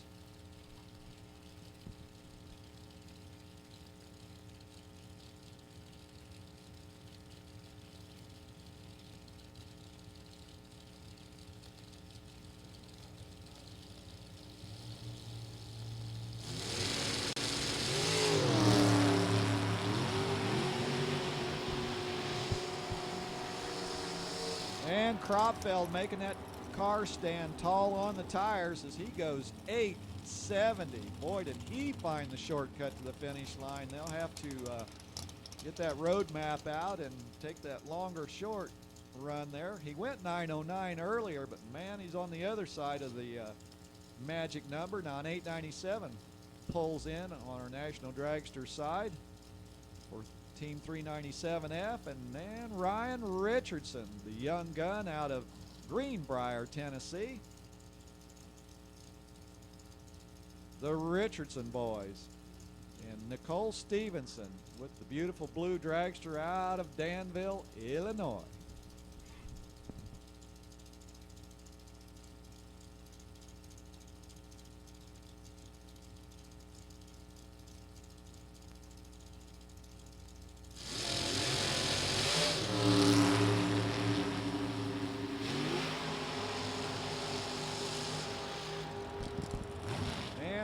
Richardson goes 885 at 180 miles an hour. He picked up a Super Comp win already this year at the Division II race in Atlanta, Georgia. Nicole Stevenson goes 886, couple 180 plus mile an hour runs.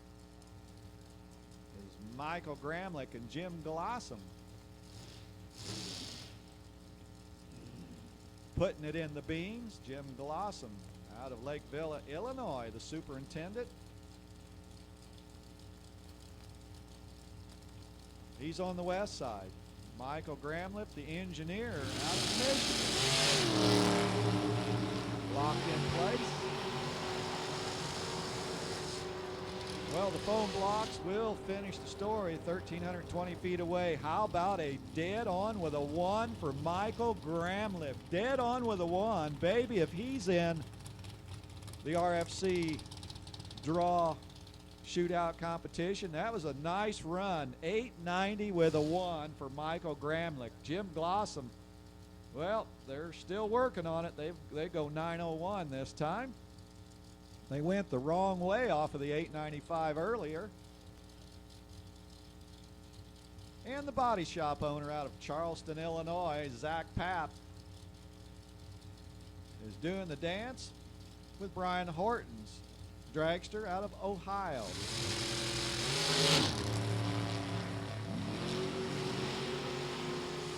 4,000 separating them from the start. Here comes Brian Horton pedaling hard. He goes 884 out of that right-hand lane. Zach Papp goes a little quicker with an 881. So going quicker is okay mile per hour wise, but 890 is the ET limit if you want to try to secure that win to keep racing deep into the day. Chad Lamont from Fox Lake, Illinois. The Lamont Trailer Sales Dragster. And Jerry Mellis out of Hope, Indiana. So both of them going wingless.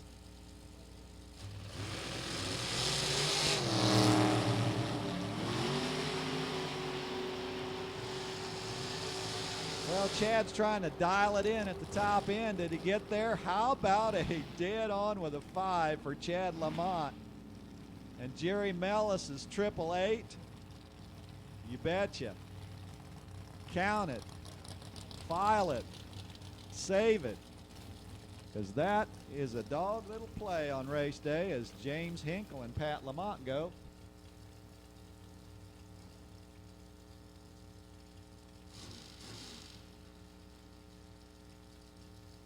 All right, Super Gas, the shootout cars, we need you to the lanes. Super Gas, draw RFC shootout cars to the lanes. That'd be Mia Tedesco, Dwight Noost, Dave Bisher, Janice Swan, Robert Aker, Bob Locke, Rock Haas, Doug Croft. The draw RFC shootout Super Gas cars need you to the lanes.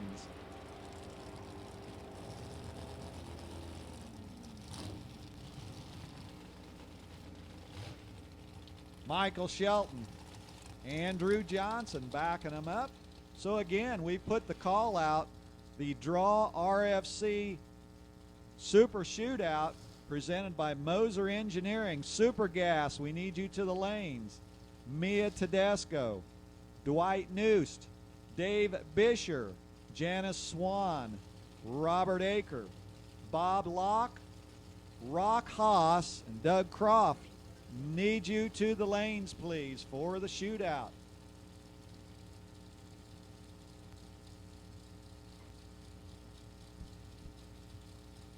So Andrew Johnson out of Cynthiana, Kentucky, the Bluegrass State.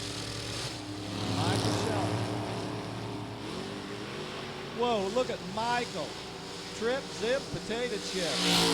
Hamburger to go with it. Shelton goes 887. And Andrew Johnson, he takes a quick trip to the grocery store, goes 884 in that undercover chassis dragster. And Tim Marsh, the retired engineer out of Fort Wayne, Indiana, the T&A Racing rear engine dragster going wingless.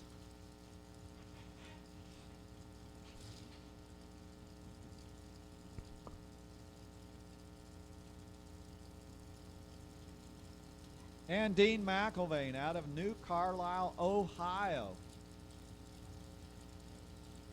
Amber McIlvain, the crew chief. So Super Gas, draw RFC shootout racers, need you to the lanes. And Dean McIlvain just tickling that bulb down there. Well, that's his sweet spot. All right, McIlvain, the freight train goes 888 at 180 miles an hour.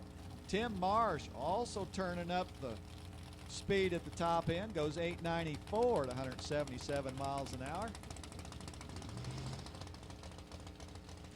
So again, Draw RFC Super Gas Shootout competitors need you to the lanes. That'll be Mia Tedesco, Dwight Noost, Dave Bisher, Janice Swan, Robert Aker in that wagon, Bob Locke, Rock Hawson, Doug Croft need you to the lanes, Super Gas competitors. Jeremy Mason out of Lexington, Kentucky. Beautiful city in the Bluegrass State, runs the Scratcher. Out of Mansfield, Ohio, Bill Jackson. Oh, baby. The 70-year-old puts a 003 in his pocket on that reaction time as Jackson goes 8:94. But look at Jeremy Mason. Goes 8:90 with an 8. That's an 18 thousandths package, and he's just practicing right now.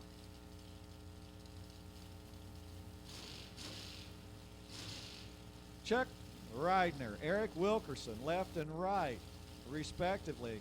Chuck out of a little town called Plainfield. Eric Wilkerson plants his mailbox in Seymour, Indiana. The metallurgist. We don't say that too often here from the announcer's deck, as everybody brings their talents to the race cars from their working world. Whoa, look at Chuck fly down there. Wow, Chuck goes dead on with a 7 off of the 907 run earlier. Chuck will say, wow, that supper's going to taste so much better tonight, as Wilkerson goes 8:98 at 159 miles an hour. And Ed Cook Sr., Fast Eddie, out of Thomasboro, Illinois, 63 years young.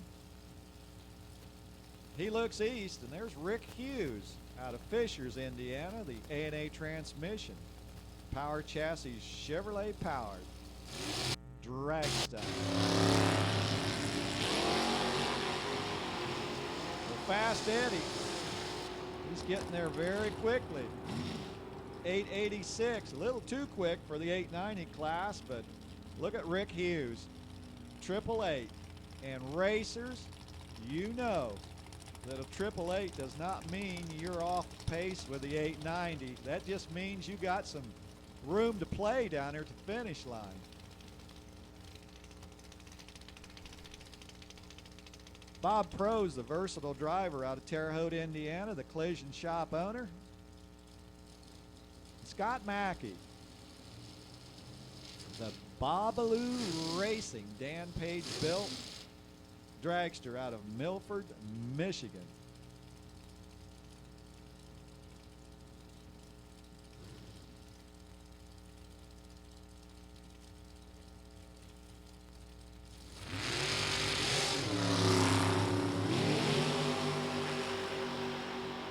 Well, Scott Mackey's got the reaction time worked out, but the other end, yeah, a little bit more tweaking to do. Goes 878. And Bob Prose goes 898. Bob's getting closer.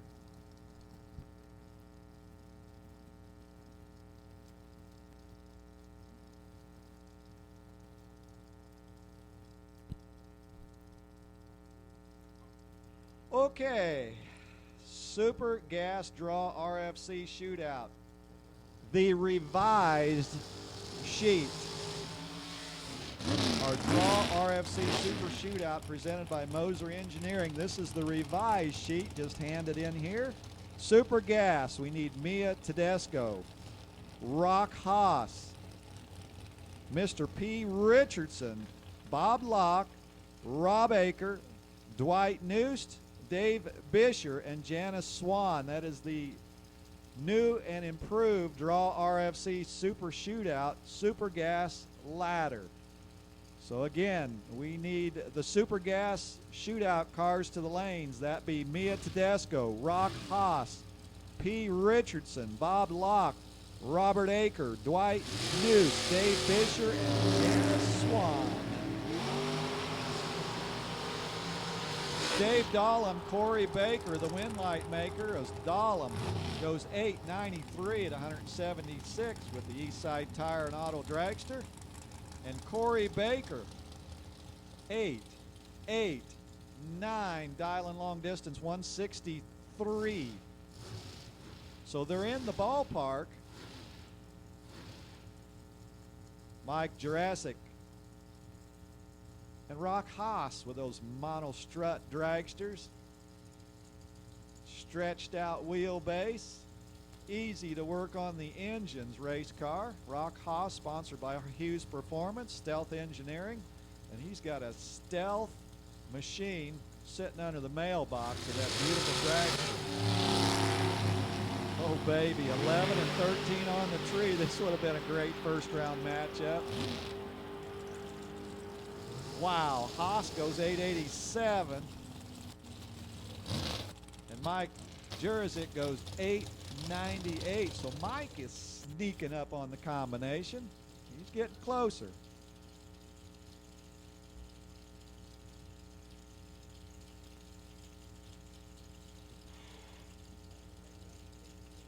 So the revised Super Gas Draw RFC Shootout. The names are out there a couple times 3. Come on down.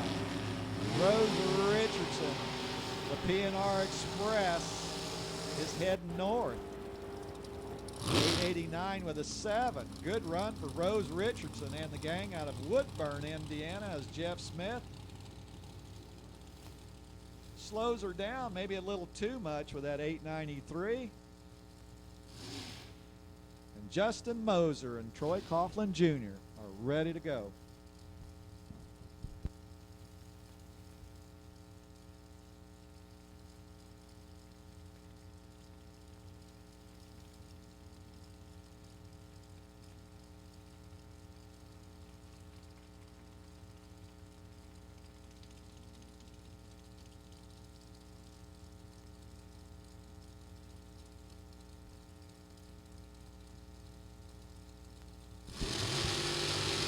So the Jake.com dragster driven by TJ, Troy Coughlin Jr. Flying high at the top end, and Troy goes 892 as they both knock on that scoreboard at 180 miles an hour. How about a pair of 892s? That would have been a fantastic first round matchup there. Only the red eye flight came on for one of the drivers. Kind of mess up our plan as J.P. Schuster and John Sickish. Couple racers that's got Wally dreams.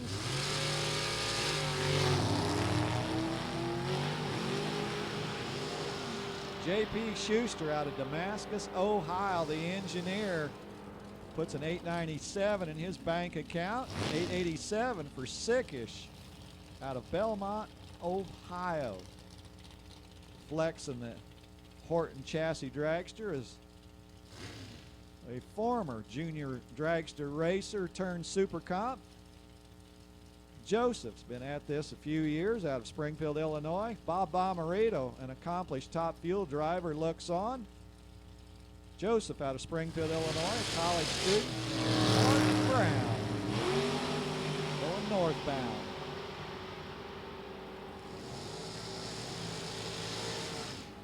So Joseph goes 9 flat at 169 miles an hour. As Bob will go back and turn a few more knobs and screws. Martin Brown goes 888 at 175 miles an hour.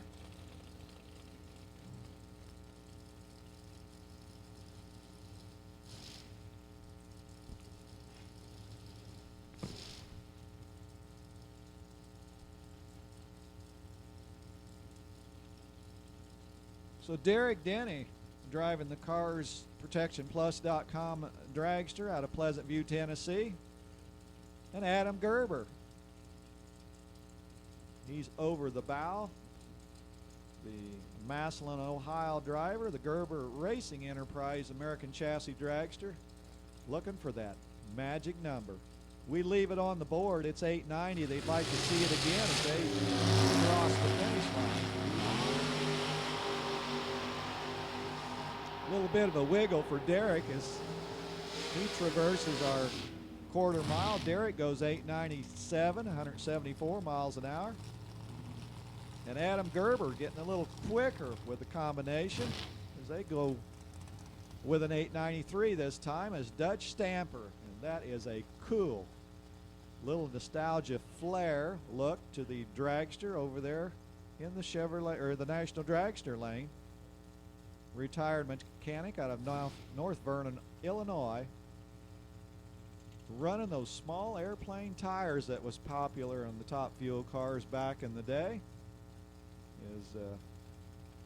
They were chasing that 300-mile-an-hour barrier in Top Fuel, and the little tires were showing up in a lot of the fuel cars.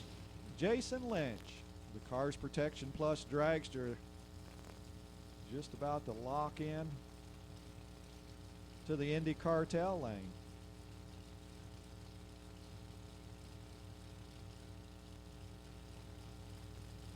So the Tedesco Racing dragster.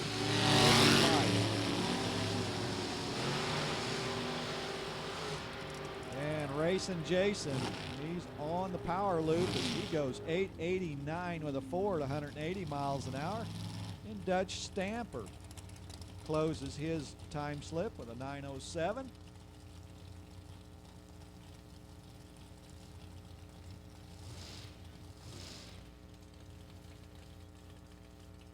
And Mark Cole didn't have to travel too far to the Ray Skillman Chevrolet Spring Spectacle of Speed Division III opener here at Lucas Oil Raceway. Little town just south as Mark probably gets to sleep in his own bed in the evenings after he's done racing. Rich Pica from Ohio, the retired law enforcement officer that's having a ball racing the dragster in Super Comp.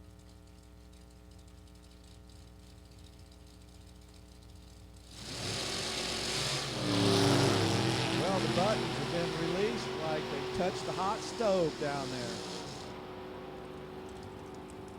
And looks like Rich is there with an 891 and trailing's Mark Cole with his 908. As we draw nearer and nearer to our Draw RFC shootouts presented by Moser Engineering.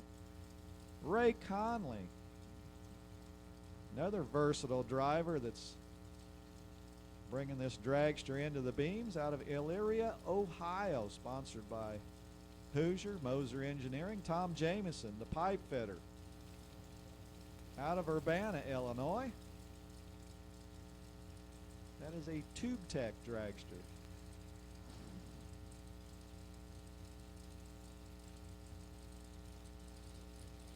Very, very carefully staging. Ray Conley showing that world champ form, 002 on the tree. And he'll go 889 with a 7 for Ray Conley as Tom Jameson. He says, hey, you guys can run them 888s. I can do it too, as Jameson puts one up. And he'll put a 3 on the thousands marker. Good looking run for Jameson. There's Lynn Serena, the Petersburg, Illinois racer, sponsored by Fry Williamson Express. Running the Rich Gebhardt chassis, and Leo Zinda probably knows every wrinkle in this racetrack as he's made many, many trips one way on the runway. Leo, the ring and pinion shot.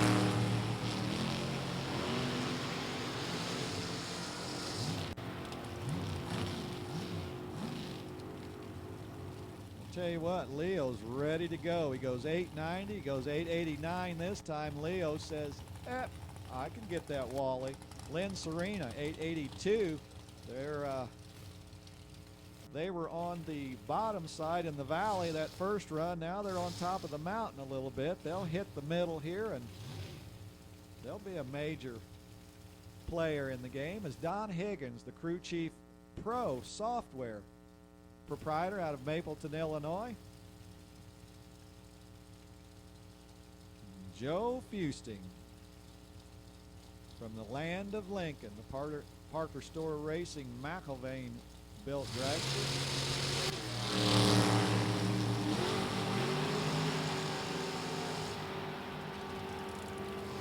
Well, Don Higgins is trying to catch up down there. How about dead on with a 2 for Don Higgins, crew chief pro software dragster. Joe Fusting, 885 at 166 miles an hour. And again, we've mentioned Don Higgins. This is tough to do. He comes to the Fall Classic 2 years in a row and wins class. And the competition that shows up here at the Fall Classic, Lucas Oil Raceway, bar none, when winners looking close at all of us, all the racers show up here, and Higgins, 2 years straight, has put it in the winner's circle. Irene Shelton and Edmund Richardson.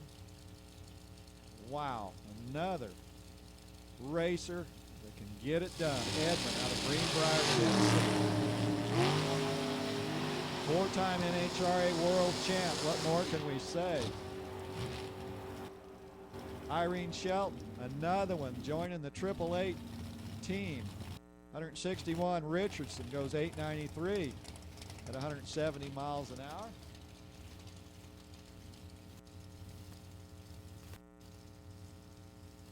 And the hits just keep right on coming as Luke Bogacki lines in, a former Super Comp world champ. This is BracketRacing.com out of Carterville, Illinois. Cool Hand Luke.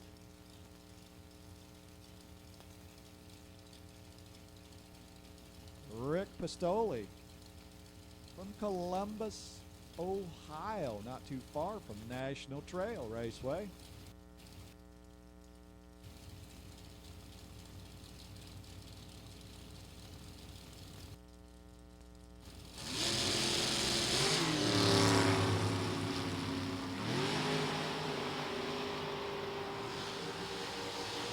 Well, those big blocks are going to town down there. 889 for Bogacki. How about a pair of them? 6,000 slower, if you can say that, is Rick Pistoli. They're not all dragsters. A couple door cars nose to tail over there in the National Dragster lane. We'll start out with Tim Millwood from Columbus, Indiana. 93 Dodge Daytona. Says let's throw a Dodge in it. Greg Camplain, veteran racer. Mike Spitzer Dragster, Camplain Machine Company. Looks like Tim's out of power, but Greg is not, as Greg joins the 888 Club at 180 miles an hour. And Millwood, he'll join the Head Scratching Club as he goes 1237. And our other door car we were talking about, Scott Vandewalker with the Viper, ready to strike out of Portland, Tennessee, the welding shop manager. And Steve Fields,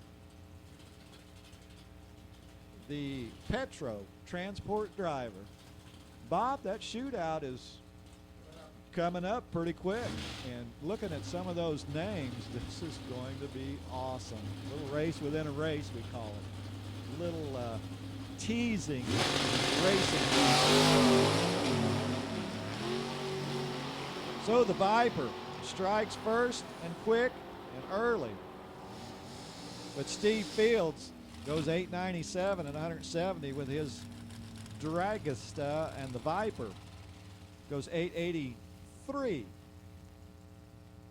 at 167. MPH is Jacob Elrod, our current world champ, but in Super Gas, is in Super Comp. And Christopher Fields, He just wants to win a Wally. Bad. He's from Carlton, Michigan.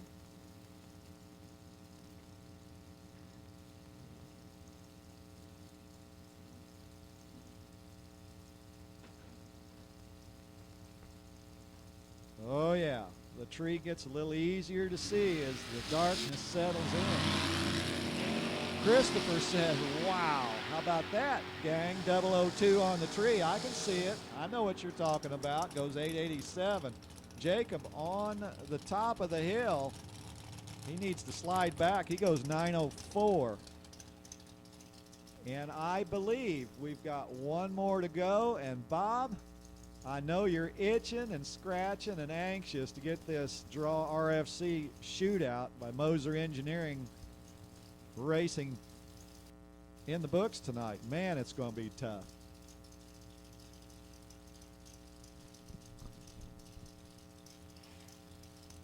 Well, we'll close out with car 370K, and it'll be shootout time as Bob is just about ready to get you informed.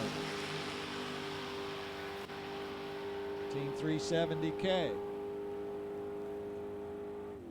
Go 886, 174, and we're going to turn this over to Bob Unkefer as we are going elimination racing for the Draw RFC shootouts.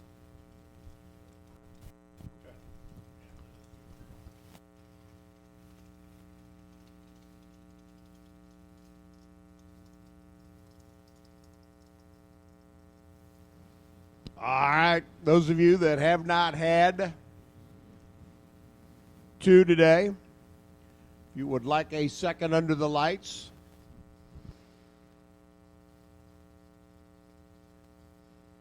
this is an all call. If you have not had two, if you've had your two, thanks for playing. Appreciate you being here. See you in the morning. But this is cleanup time. If you have not had two, stock, super street, super gas, super comp, need you to the lanes, please, for cleanup. All right, round number one. Our draw, Racers for Christ. Super Shootout presented by Moser. Tony Tanner and John Hershey. Hershey right side to Monte Carlo was your number one qualifier. Dead on the money with a 10-900 lap. Hustling the Monte Carlo down track. Going to go 1091.5. Look at Tony Tanner, 1091.4. Getting the win by 26 thousandths of a second down at the other end of the racetrack. So Tony moves on. Hershey, after going 10-900 to get the number one spot, just not able to close the door here in the opening round. Rudy Matthews, Presley Wilkerson, next pair in. Another Corvette. Just up against Rudy's Camaro. Long time, 1090 campaigner out of Ohio City. They're on the left-hand side. Out of the gate they go, working their way down track. Presley, Corvette, sticking the nose of the vet out in front. Rudy looks over and says, right where I want you. Top end, winner circle or winner picker says, give it to Rudy. 1099, 139. Beats Presley's 1093, 136. 13 thousandths margin at the stripe by Rudy. He was 14 on the tree and holding 700 as they went by the 60-foot timers. Scotty Reinshield taking on Jim Unum. Jim over here on the right side, his little Chevy Deuce, Ohio-based runner. Number two qualifier, another 10-900 lap. But Scotty up alongside of him says, hey, as long as I'm in the game plan, I can play. 1091 for Scotty to get into the show. His Corvette now up on the left-hand side. Again, an all call for those that have not had their two. Cleanup session, we need you to the lanes, please.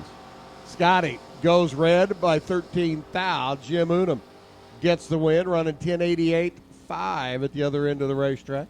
143 for speed, 1094, 147 for Scotty after the red light start. Jim was ready, though. He was 0-0-5. Here's Phil Snyder taking on Pam Keener. Wow, pretty good pair to draw two here. the 88 Cavalier right side, Ohio-based runner. Pam in her S10 truck out of Greenwood RV Rentals there in the left lane.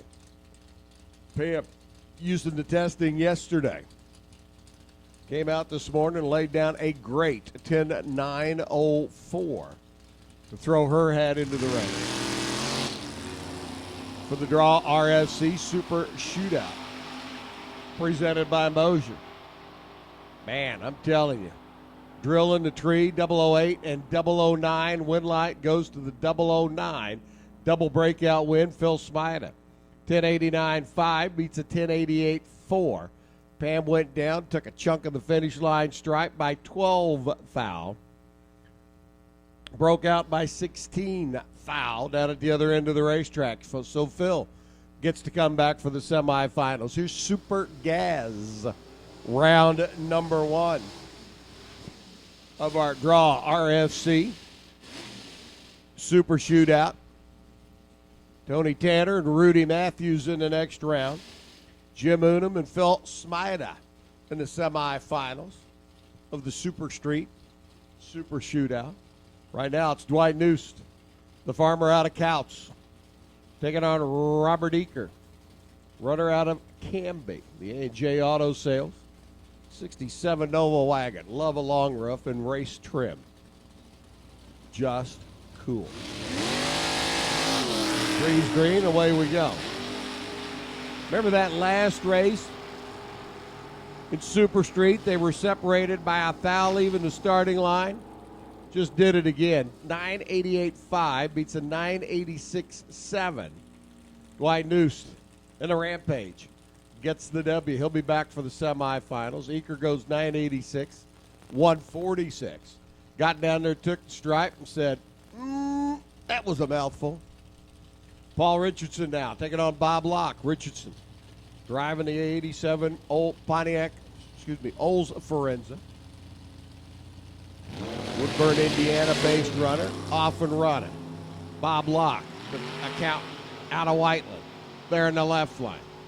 57 Corvette Roadster, looking over, lights up the scoreboard. 991.0 beats a 987.0. Locke was 13 on the tree. Paul was, by comparison, laid out of the gate. So Richardson's day is done. Bob Locke moves on. Super Comp, our contestants are Fields, Smida, Gramlich, Zinda, Swan, Lamont, Higgins, and Brown. Super Comp, round 1. The Draw FC Super Shootout. Need you to the lanes, please. Mia Tedesco taking on Rock Haas. Talk about rocking on. Great pair to draw to.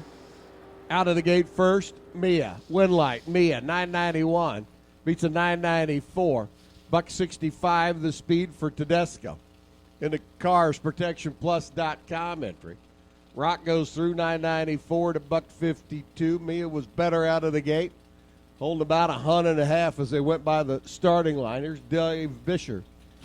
Here's Janice Swan. Red light start for Disco Day. Janice will get the win. Move on. That's 73 Opel GT. Makes a neat hot rod, let me tell you.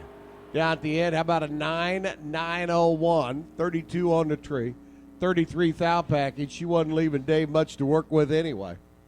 But Bisher goes red by 5 thou. His day is done. Semifinals in our Super Gas Shootout. Mia Tedesco, Bob Locke on one side, Dwight Noost and Janice Swan on the other.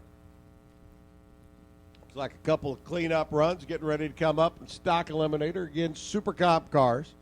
Those of you that made the show in Super Comp for the shootout,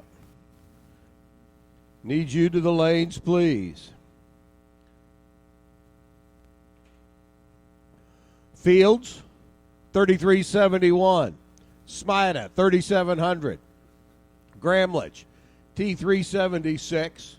Zinda, 3172. Swan, number 3135. Lamont, number 3532. Higgins, 360H. And Brown, number 502. Boys and girls, we need those cars to the staging lanes, please, for round number 1 of the shootout.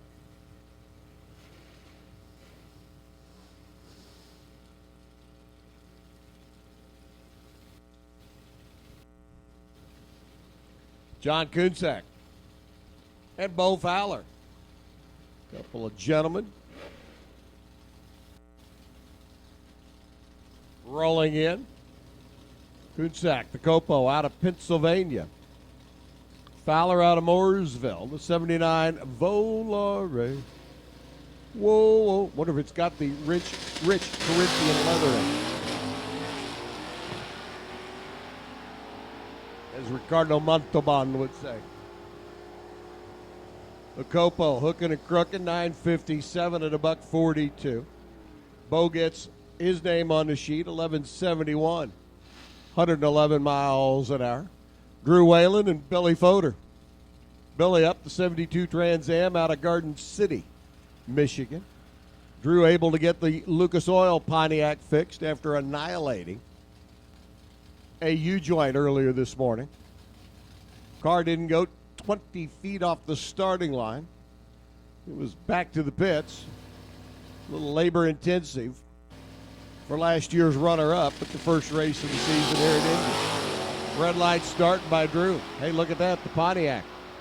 Hooking, crooking, making bacon all the way to the other end of the racetrack.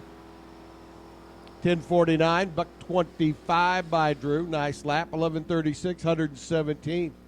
Billy Fodor's E-Stock Automatic Trans Am puts his name on the list. And Rodney Long, another Buckeye state runner out of Salina, Ohio. Small block, 350, 69 Camaro. Let me tell you, 69 Camaro, 350 combination. Tough. Program or that combination has been waxed, taxed, and hacked over the years. Put together a car that can run good, strong in the class. You have quite the automobile. 1185, the index, and F-Stock Automatic. See where that puts Rodney as he makes his run down the racetrack. 1125, so he's 60 under the index at 114 for Rodney. Here comes one of my favorite cars, Jason McCormick's A-Stick. Rocket Fuel, 66 Plymouth. 426 Hemi-fied Mopar car with a 4-speed. Front end will be high in the air, normally grabbing second gear before the front end comes down.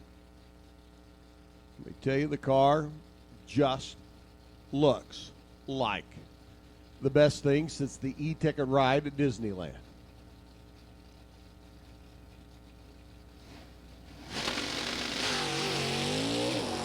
Ooh, settled her down a little bit, not near as high as this morning. Tighten that front end up. 1020, 130 miles an hour for Jason. 74 and change under the index for him. Next, Brian Merkel. Top 10 finisher in the division last year, the Max Auto Parts. Napa machine. Pontiac Firebird, the LS power plant underneath the hood. Merkel's B-Stock Automatic. Pontiac. This generation of Pontiac and Camaro, neat cars from General Motors. Tell you, the engineers did a wonderful job putting this combination together for drag racing. The engine basically already a 10% setback.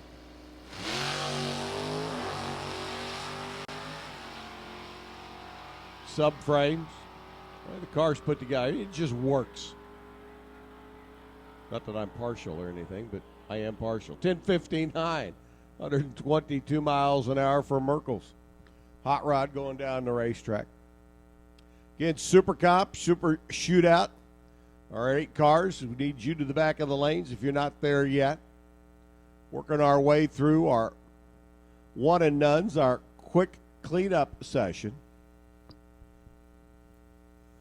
Bill Owens, Grand Block, Michigan based, Pontiac Grand Am. B, front wheel drive stocker.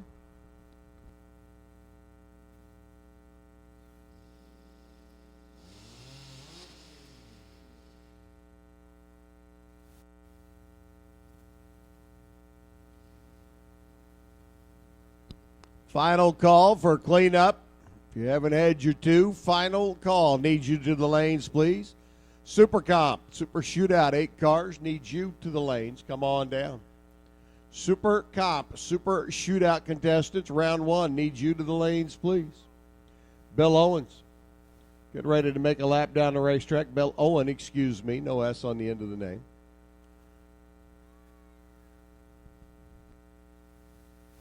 It looks like Bill may have had some issues there.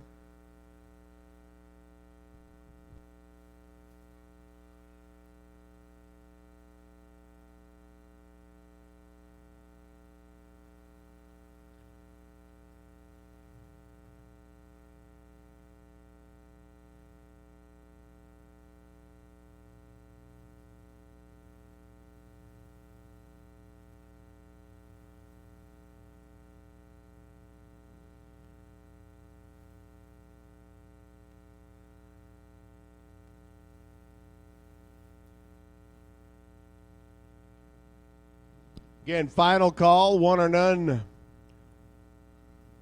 If you have not had your 2 sessions today, final call to the lanes for you. Final call to the staging lanes for cleanup. Super Comp round 1. Super Shootout contestants. Looking for our 8 cars to the staging lanes.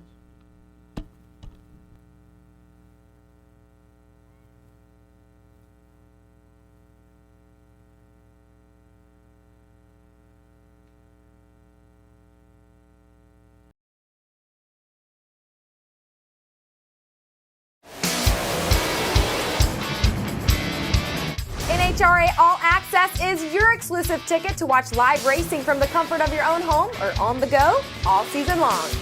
You know, with live streaming NHRA All Access, my friends and my family, they can watch me race around the country and turn those win lights on. From sunup to sundown, NHRA All Access is live right at your fingertips. From qualifying to the finals, we have you covered. Can't get enough of the world's most extreme sport? Sign up for your personal pit pass to all of the action at NHRAAllAccess.com. The best thing I like about NHRA's All Access is I get to watch the sportsman competition throughout the country, and as a bonus, I get to watch my son, Sean Langdon.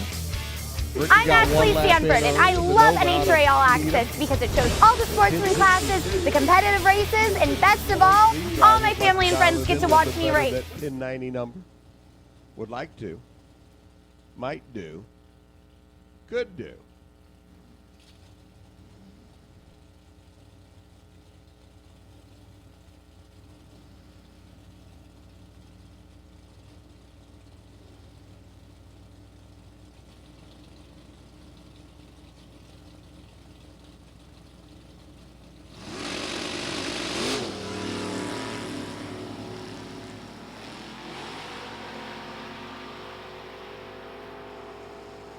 Ricky Ship working down track, and the Novi goes 1082.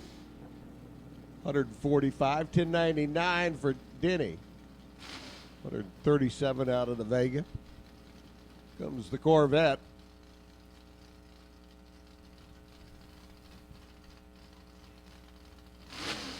Get a rundown track for the 64-65. It's got the solid back glass in it, so we know it's not a 63 edition.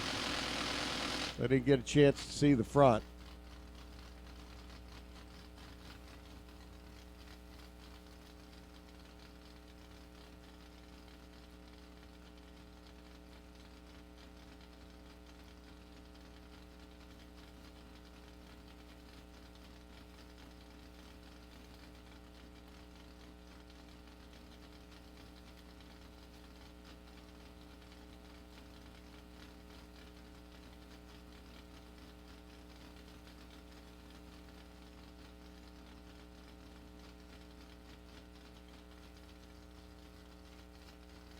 67 Corvette, Chuck Bohannon.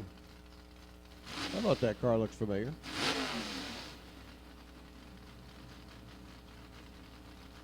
Super H automatic, little 327, 67 Corvette. Now we're cooking. Got the full tree to come down rather than the 5/10 Pro tree and Super Street. Chuck clicks off a 10:27 lap at 104 mile per hour. Super Street semifinals. Mosier Shootout, need you back to the lanes, please. Super Street semifinal. Mosier Shootout, need you back to the lanes. Super Gas semifinals, need you to the lanes as well. Tony Tanner, Rudy Matthews, Jim Udom, and Phil Smida. This is your personal invitation. Mia Tedesco, Bob Locke, Dwight Noose, and Janice Swan. Need you back to the lanes as well, too, please.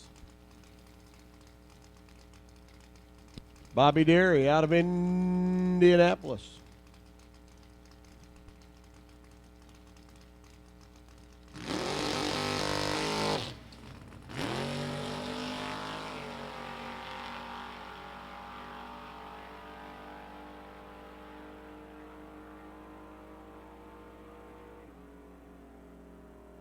Little 73 Colt with the 406 small block goes 989. Super Gas trim at 145. Super Street Shootout semifinalists, need you back to the lanes, please. Super Gas Shootout semifinalists, need you as well, please. Come on down.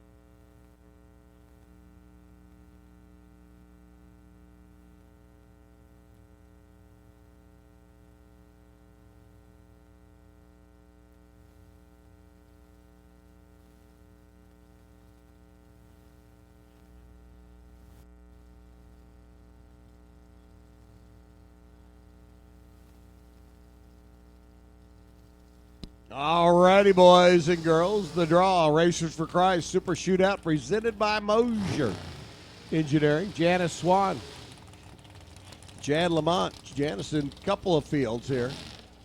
She's got to hustle down track, come right back in our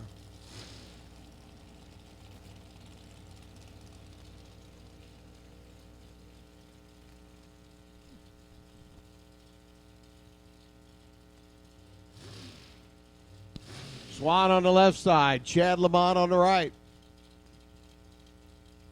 Round one, 8-car Super Shootout. Presented by Mosier. Brought to you by Draw and our Racers for Christ folks. Janice left side.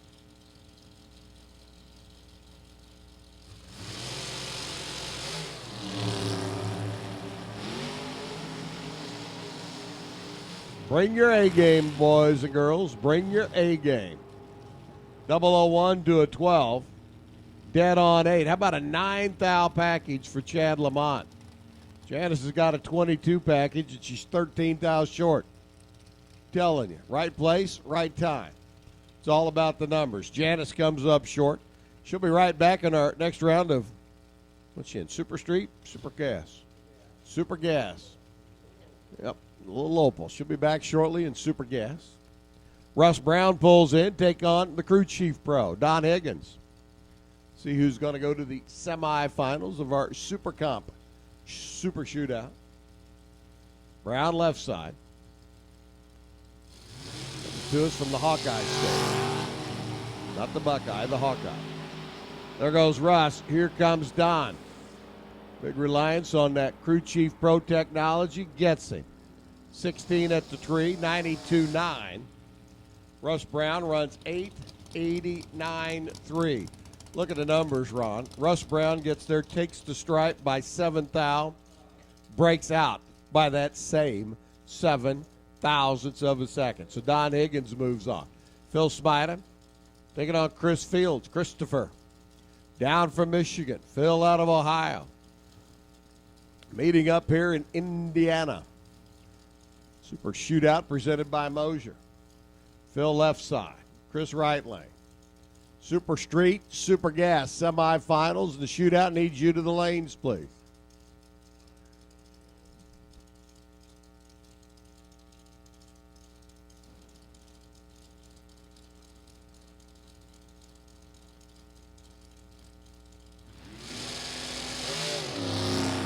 Red light by Phil.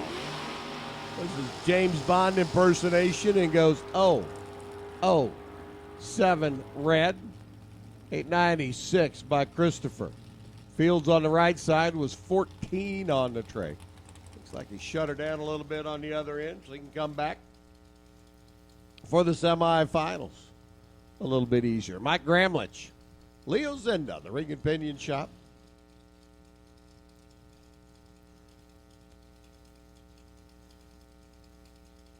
I always thought as a marriage counselor it'd be a great name for your business, the Ring and Pinion Shop. I mean, stop and think about it. Once you get the ring, you're going to get the pinion. The opinion, that is. It'd be a great name for a marriage counselor facility.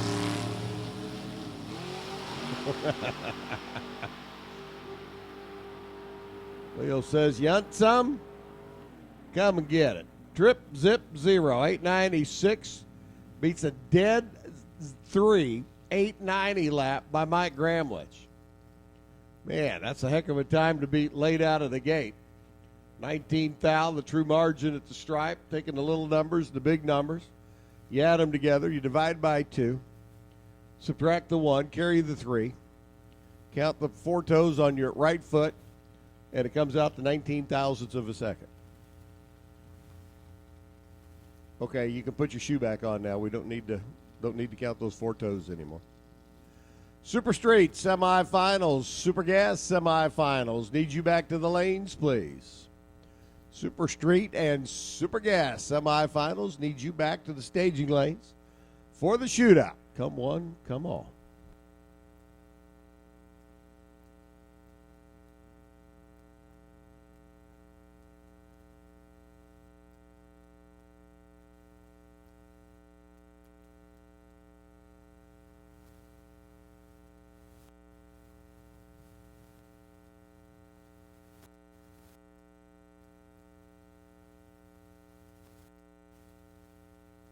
Samia Tedesco, Bob Locke, Dwight Noose, and Janice Swan are semi-finalists in Super Gas Shootout. Tony Tanner, Rudy Matthews, Jim Unum, and Phil Smida, semi-finalists in Super Street. Christopher Fields, Leo Zinda, Chad Lamont, and Don Higgins are semi-finalists in Super Comp. We keep working our way back to you. Oh, never mind.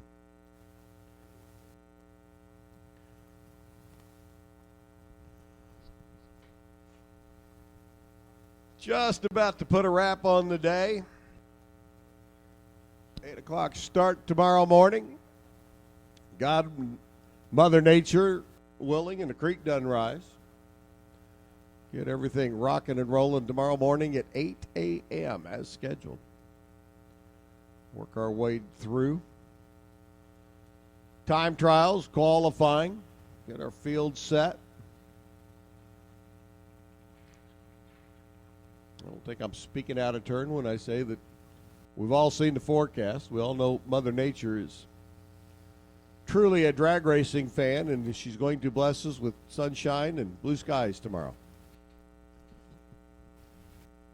That's that 4-leaf clover talking again. You know, I was talking this morning about that 4-leaf clover and my lucky rabbit's foot. That lady, I still don't know who she was. Thank you very much. Brought me the 4-leaf clover. I'm glad she didn't go looking for a rabbit's foot for me. Yeah, no. I'll stick with the 4-leaf clovers. She brought me 4 of them and a 5-leaf. Took a picture and posted it. Had a racer out of South Carolina come on and tell me, Bob, not 5-leaf. Had a friend give him a 5-leaf clover once. Didn't want a round of racing for 3 weeks. Said he finally threw away the 5-leaf clover to get back to racing again. So I guess 4's about as good as it gets. But again, tip of the cap and a thank you to the young lady that brought me up the 4-leaf clovers this morning. And appreciating that you're not going after the rabbit's foot. I really do. Let the bunnies eat the clover. That'll make everybody happy.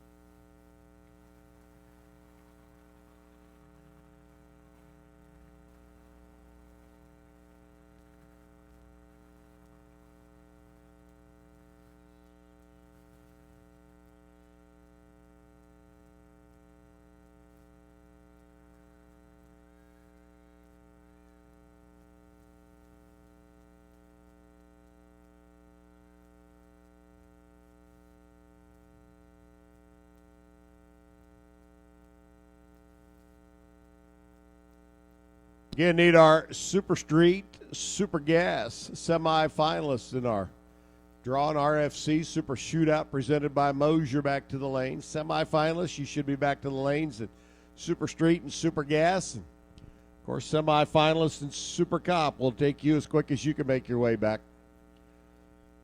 You all know who you are. Come on down.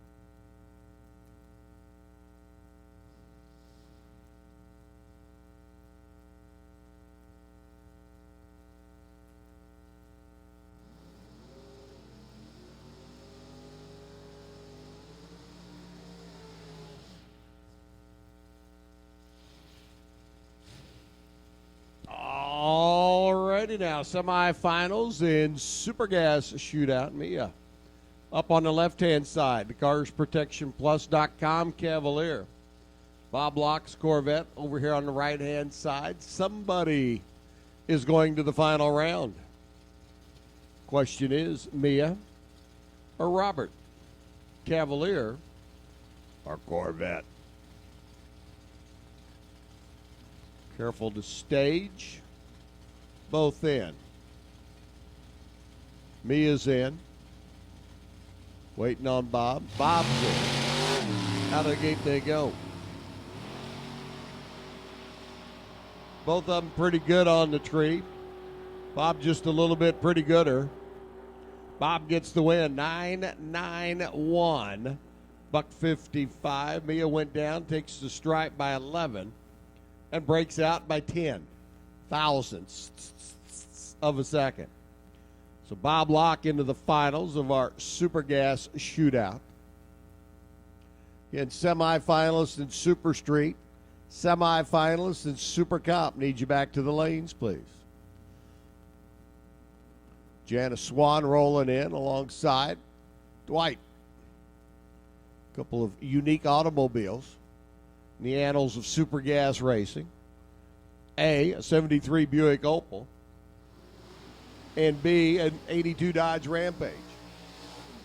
Neither one you would consider to be the quintessential race car in Super Gas competition, but for Dwight and Janice, both of them qualifying for the shootout with a 990. Both of them surviving the first round. Who's going to run Bob Locke in the finals of the shootout? It's going to be Dwight. Going to be Janice. Janice and Michael. Dwight and Judy. Red line start. Janice. 4 foul. Too quick out of the gate. The little Opal's day is done. The Rampage. Well, Rampage is on. 9-9-0-3 to $154 for Dwight. So it's Dwight Noost. Bob Locke. The finals of our Super Gas Super Shootout. Presented by Mosier. Super Street semifinals getting ready to come up. Super Comp semifinals shall follow.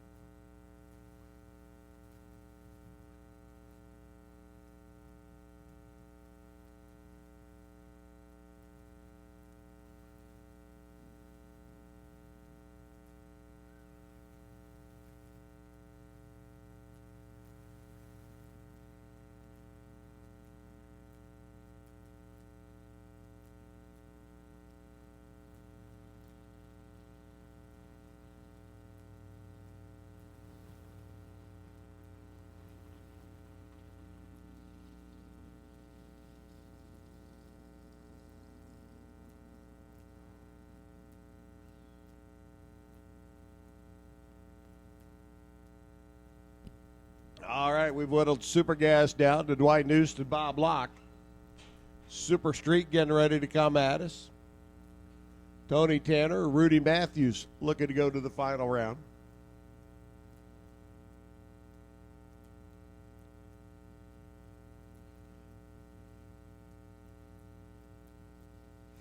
It's like Tony may have won the coin toss. Putting Rudy over here on the right-hand side of the racetrack. Rudy been in the left lane pretty much all day. Any kind of psychological advantage you can claim, you try to take advantage of. Super Comp semifinalists, need you back to the lanes, please. Super Comp semifinalists, need you back to the staging lanes now. Come on down. All right, Tony's Oldsmobile left side. Rudy's Camaro right lane. One of them's going to the finals in Super Street. Super Shootout. One of them, not both of them. Tony's in. Oh, and Rudy went red. 8th thou, too quick out of the gate. Tony Tanner on the left-hand side, the Oldsmobile. Going to the Super Gas final round in the Shootout, 1085, 133. 1089 by Rudy, 008 red. James Bod red +1. So Tanner's in. The Oldsmobile will be back one more time. Phil Smythe is Cavalier. Love to join him. Standing in the way is Jim Unums. 67 Chevy, too. Pair of runners out of the Buckeye State looking to take on the Oldsmobile. Good looking little 67 Chevy Deuce. Big blocks of pair.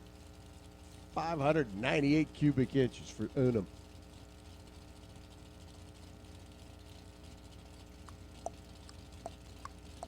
Super Comp, need you back to the lanes, please. Semi-finalist, Super Comp.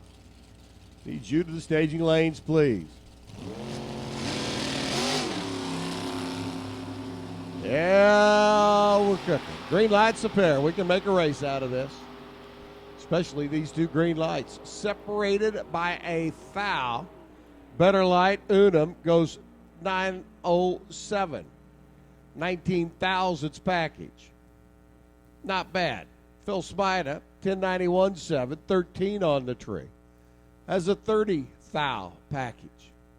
You got a 30 thou package. You got a 19 thou package.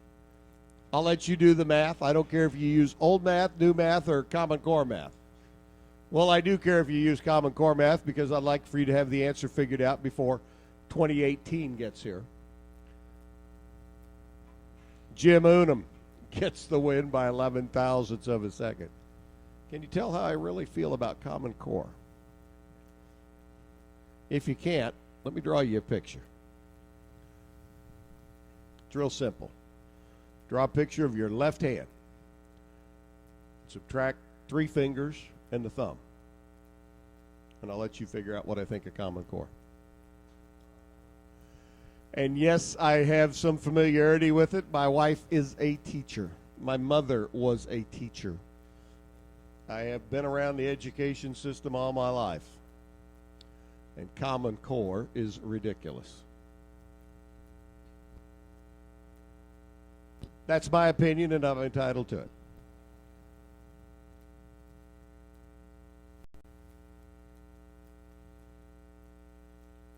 Super Comp semifinalists, need you to the lanes, please. Super Comp semifinalists to the lanes.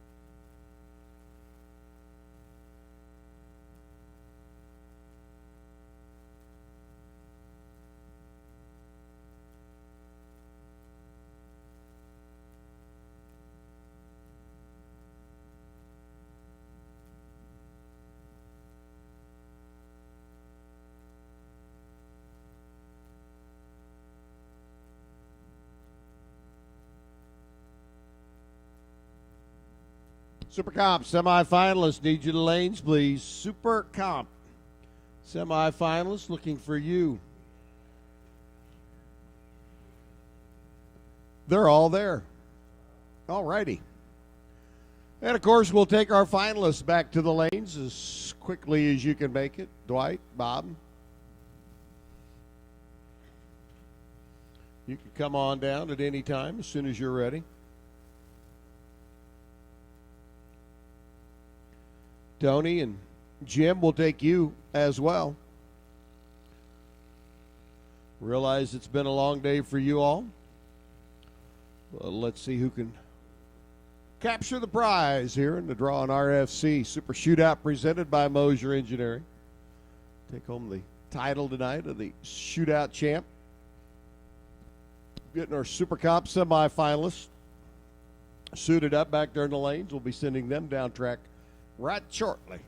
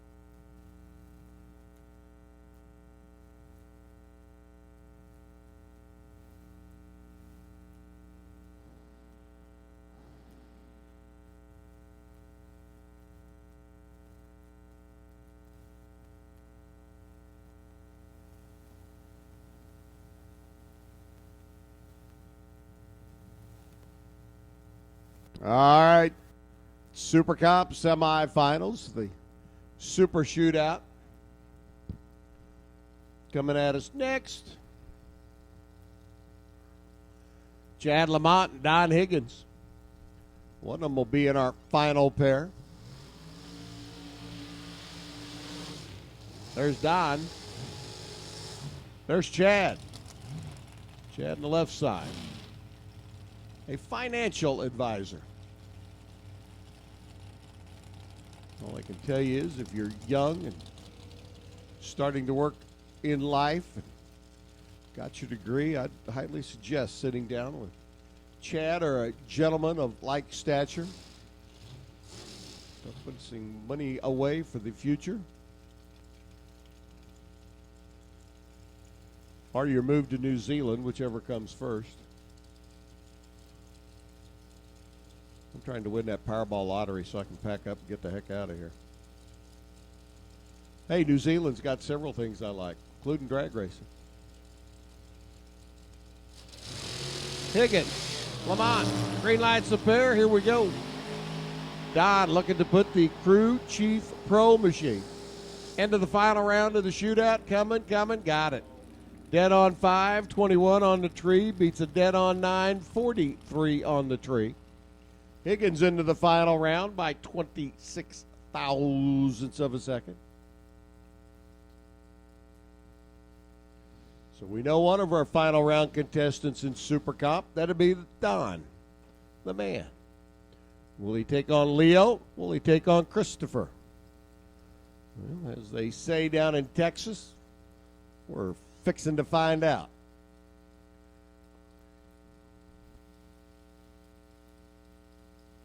Leo left side.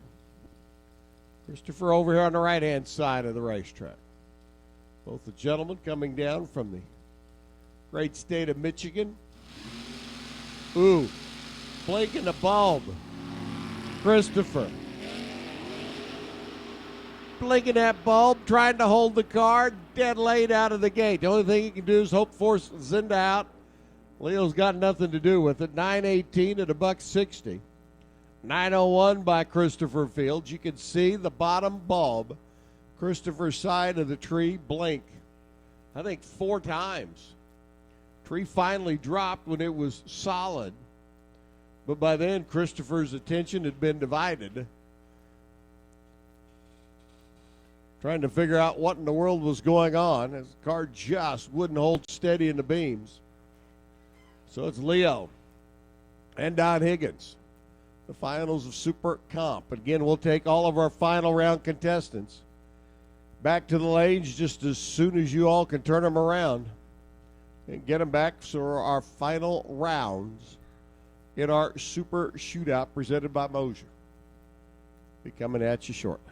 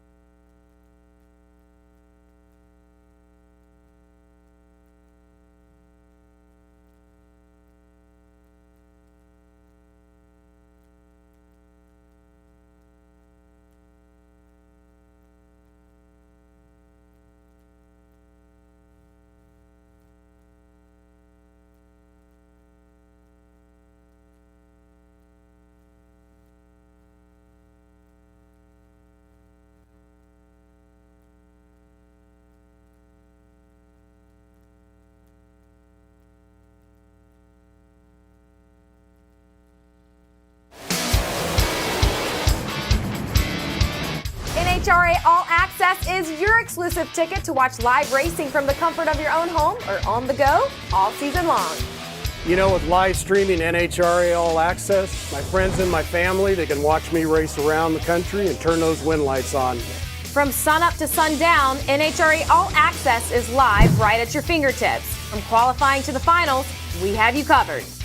Can't get enough of the world's most extreme sport? Sign up for your personal pit pass to all of the action at NHRAAllAccess.com. The best thing I like about NHRA's All Access is I get to watch the sportsman competition throughout the country, and as a bonus, I get to watch my son, Sean Langdon. I'm Ashley Sanford, and I love NHRA All Access because it shows all the sportsman classes, the competitive races, and best of all my family and friends get to watch me race. Never miss a race again. An entire season will be yours for only $99.95. Join us, NHRA All Access.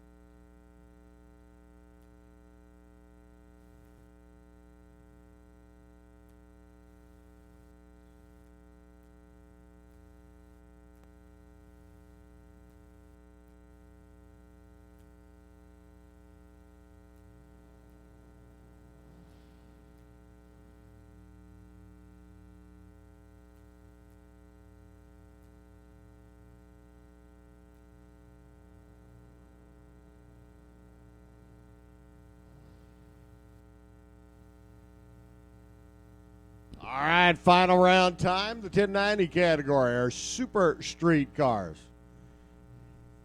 Tony Tanner, Jim Unum, getting ready to come up. The Oldsmobile and the Chevy Deuce. Morning View, Kentucky, which we determined earlier today, faces east so that it has the morning view. Because if it faced west, it would be called Evening View, Kentucky, right? Okay. Simple logic there, thinking all these things through.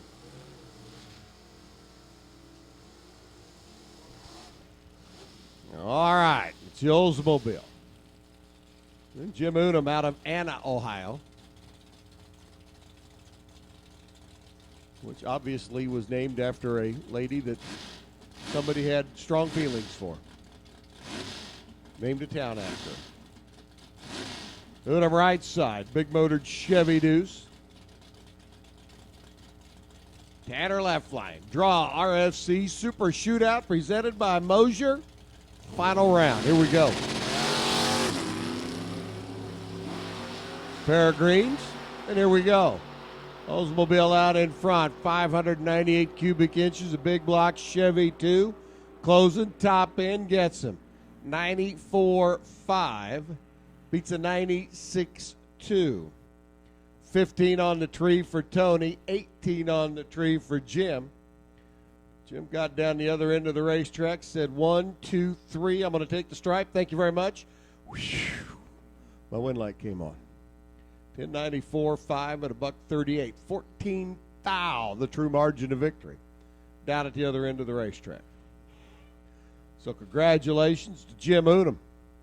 Our draw, RFC Super Street Super Shootout, presented by Mosier, winner. Super Gas and Super Comp yet to go.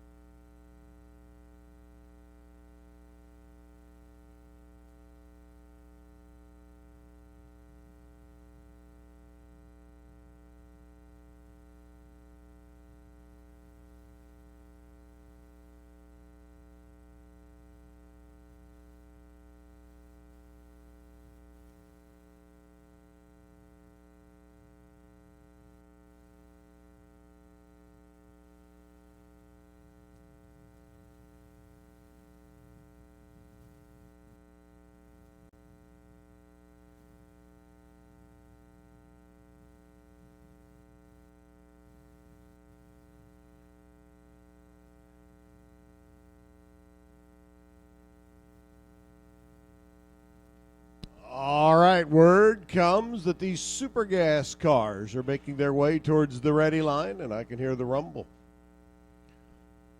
Dwight Noost, Bob Locke getting ready to go down the racetrack.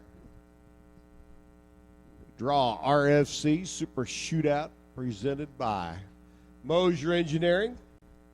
990's up on the scoreboard. Robert, Dwight, going to be seeing who can light up the wind light down there at the other end. Will it be the Corvette Roadster? Or will it be the more unique Rampage? 57 Corvette Roadsters and Super Gas are just cool. I like them. But then again, you got to like Dwight's machine.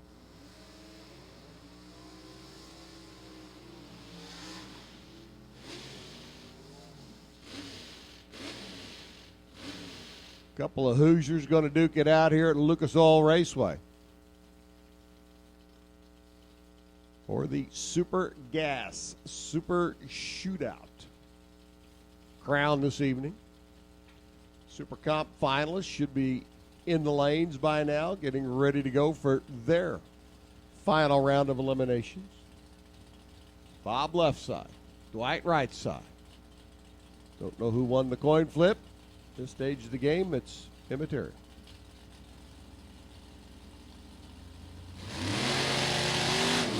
In lock, loaded, and away we go.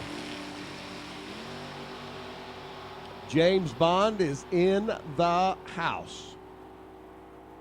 007 by Dwight, 988.5 gets the W. 14 on the tree by Bob. He runs 986 at 158.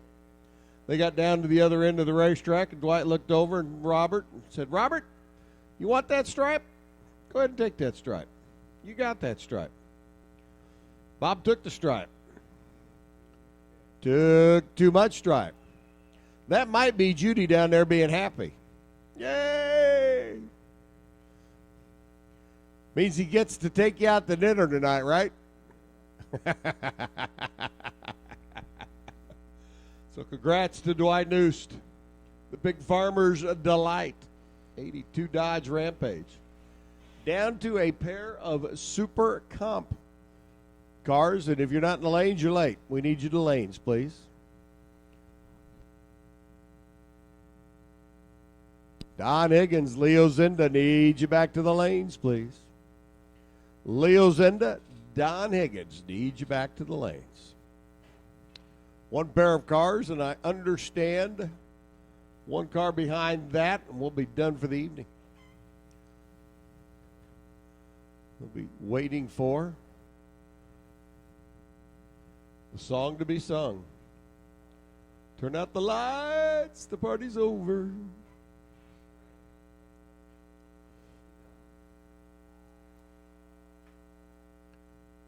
There was a group out there cheering for me not to sing anymore. I could hear them all the way up here.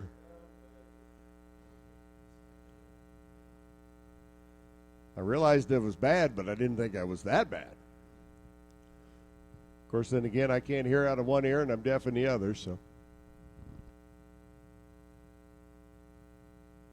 I still got good vision in one eye, though.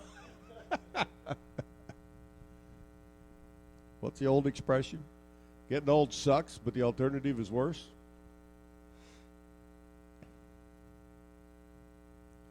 As long as I can wake up in the morning, look down at green grass, and I'm not waking up looking up at brown roots, I'm a happy camper. Super Comp, Don Leo, need you to the lanes, please.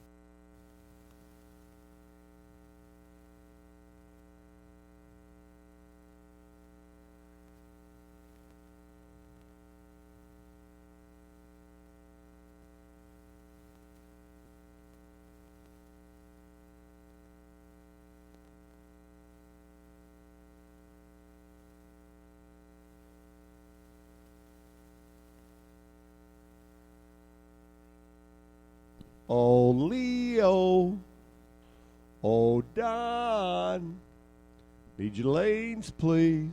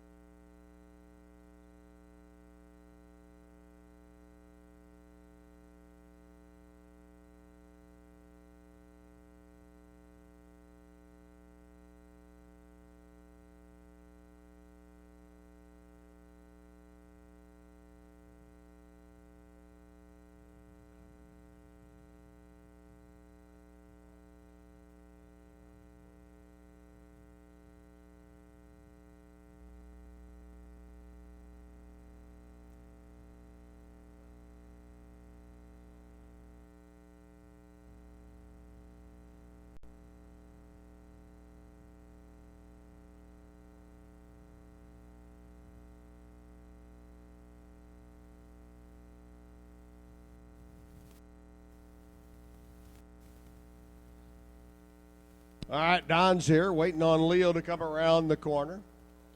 While we're waiting to get our pairs final Race pair. down the same track as the Ready to go stars of down the NHRA? racetrack. Tracks all across the country host events that you and your family can race at and be part of. Race We'd your like to street just car let at the everybody know NHRA that Drag in the Street Legal Style presented grand by scheme of AAA. things, Or your hot rod in the Summit Racing Series, where you We'll can be start off crowned tomorrow track, morning, division, stock and even the eliminator. NHRA Summit Qualifying National Champion. session number And don't 3 at forget 8 that o'clock, kids can followed race in by the Summit Super Junior Street, Drag Racing League, final starting at time 5 run, years Super old. And for Stock, teenagers final 13 to qualifier. 16, there's Super NHRA Gas, Junior Super Street. Comp. It's family fun at Final an time NHRA run, member Top track near Drag, you. Comp Visit Eliminator, NHRA.com Top for a Sportsman. complete Your list of the final tracks and qualifiers, programs. Top Alcohol Funny Remember, Car, drag a friend to Top the Alcohol track and Dragster. share the speed. Your final qualifier, Snowmobile, will get your final qualifier, and then we go racing. Round 1 of eliminations. Scheduled after everybody gets one more hit tomorrow. That's the plan, Stan. Book it, Dano. Stock will lead us off at 8 o'clock tomorrow morning. All 92 of you. But the plan is everybody gets a hit tomorrow, and then we go racing. That's the plan. Mother Nature be dinged or danged or whatever. Final pair, Super Comp, Super Shootout. Don Higgins and Leo Zinda. The crew chief pro taking on the ring and pinion shop. Donnie over on the left side out of Illinois. Zio coming down from Michigan. Might as well meet at neutral territory here in Indiana. I guess I could do my Jim Neighbors impersonation. Back home again in Indiana. Don on the left side, Leo right lane.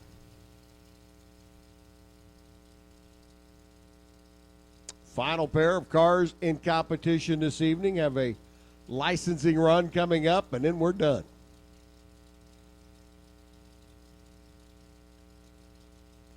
Don's in. Leo's in. Leo goes right in, waiting on Mr. Higgins. Green lights a pair. Here we go.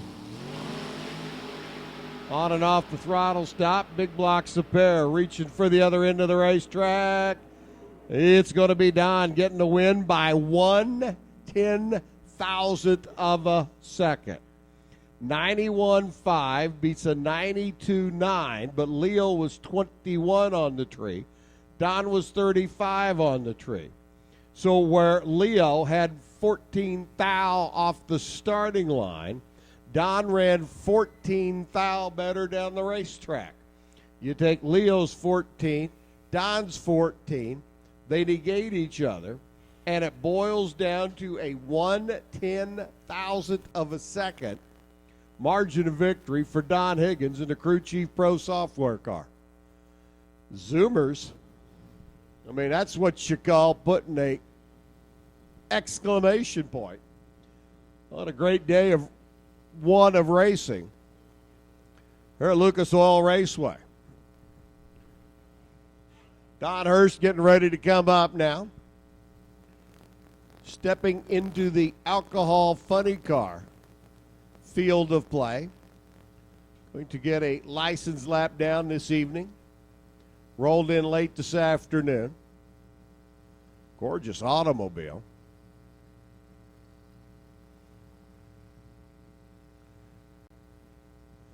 And again, a licensing lap. Just looking to get some seat time in the car on a prep racetrack. Don Hurst rolling in. Final car to go down the racetrack. Again, a reminder to everybody, those of you still listening in back in the pit area, one run tomorrow for each and every category. And then we go into first round of eliminations. Starting off with 92 stock eliminator cars at 8 a.m., which means we'll be calling y'all about 7:30 if everything's going right. The only thing that won't be going right is, well, what we all know has been talked about by them people on TV. They get paid a whole lot of money for not being right a lot. Got to sit down tonight and figure out my K&N Filters Racer Appreciation Certificates. See who's going to get those this weekend. We'll have to draw some numbers out of the hat for our qualifying fields. We'll call out some names tomorrow once we get our qualifying settled in. Again, a nice Racer Appreciation gift certificate from our good friends at K&N. We'll have one for every category of competition here this weekend. All right, Don Hurst creeping in. Again, this is a license run. I don't know where he stands in his licensing application. I don't know if this is a 60-footer, or a 330, or a 660.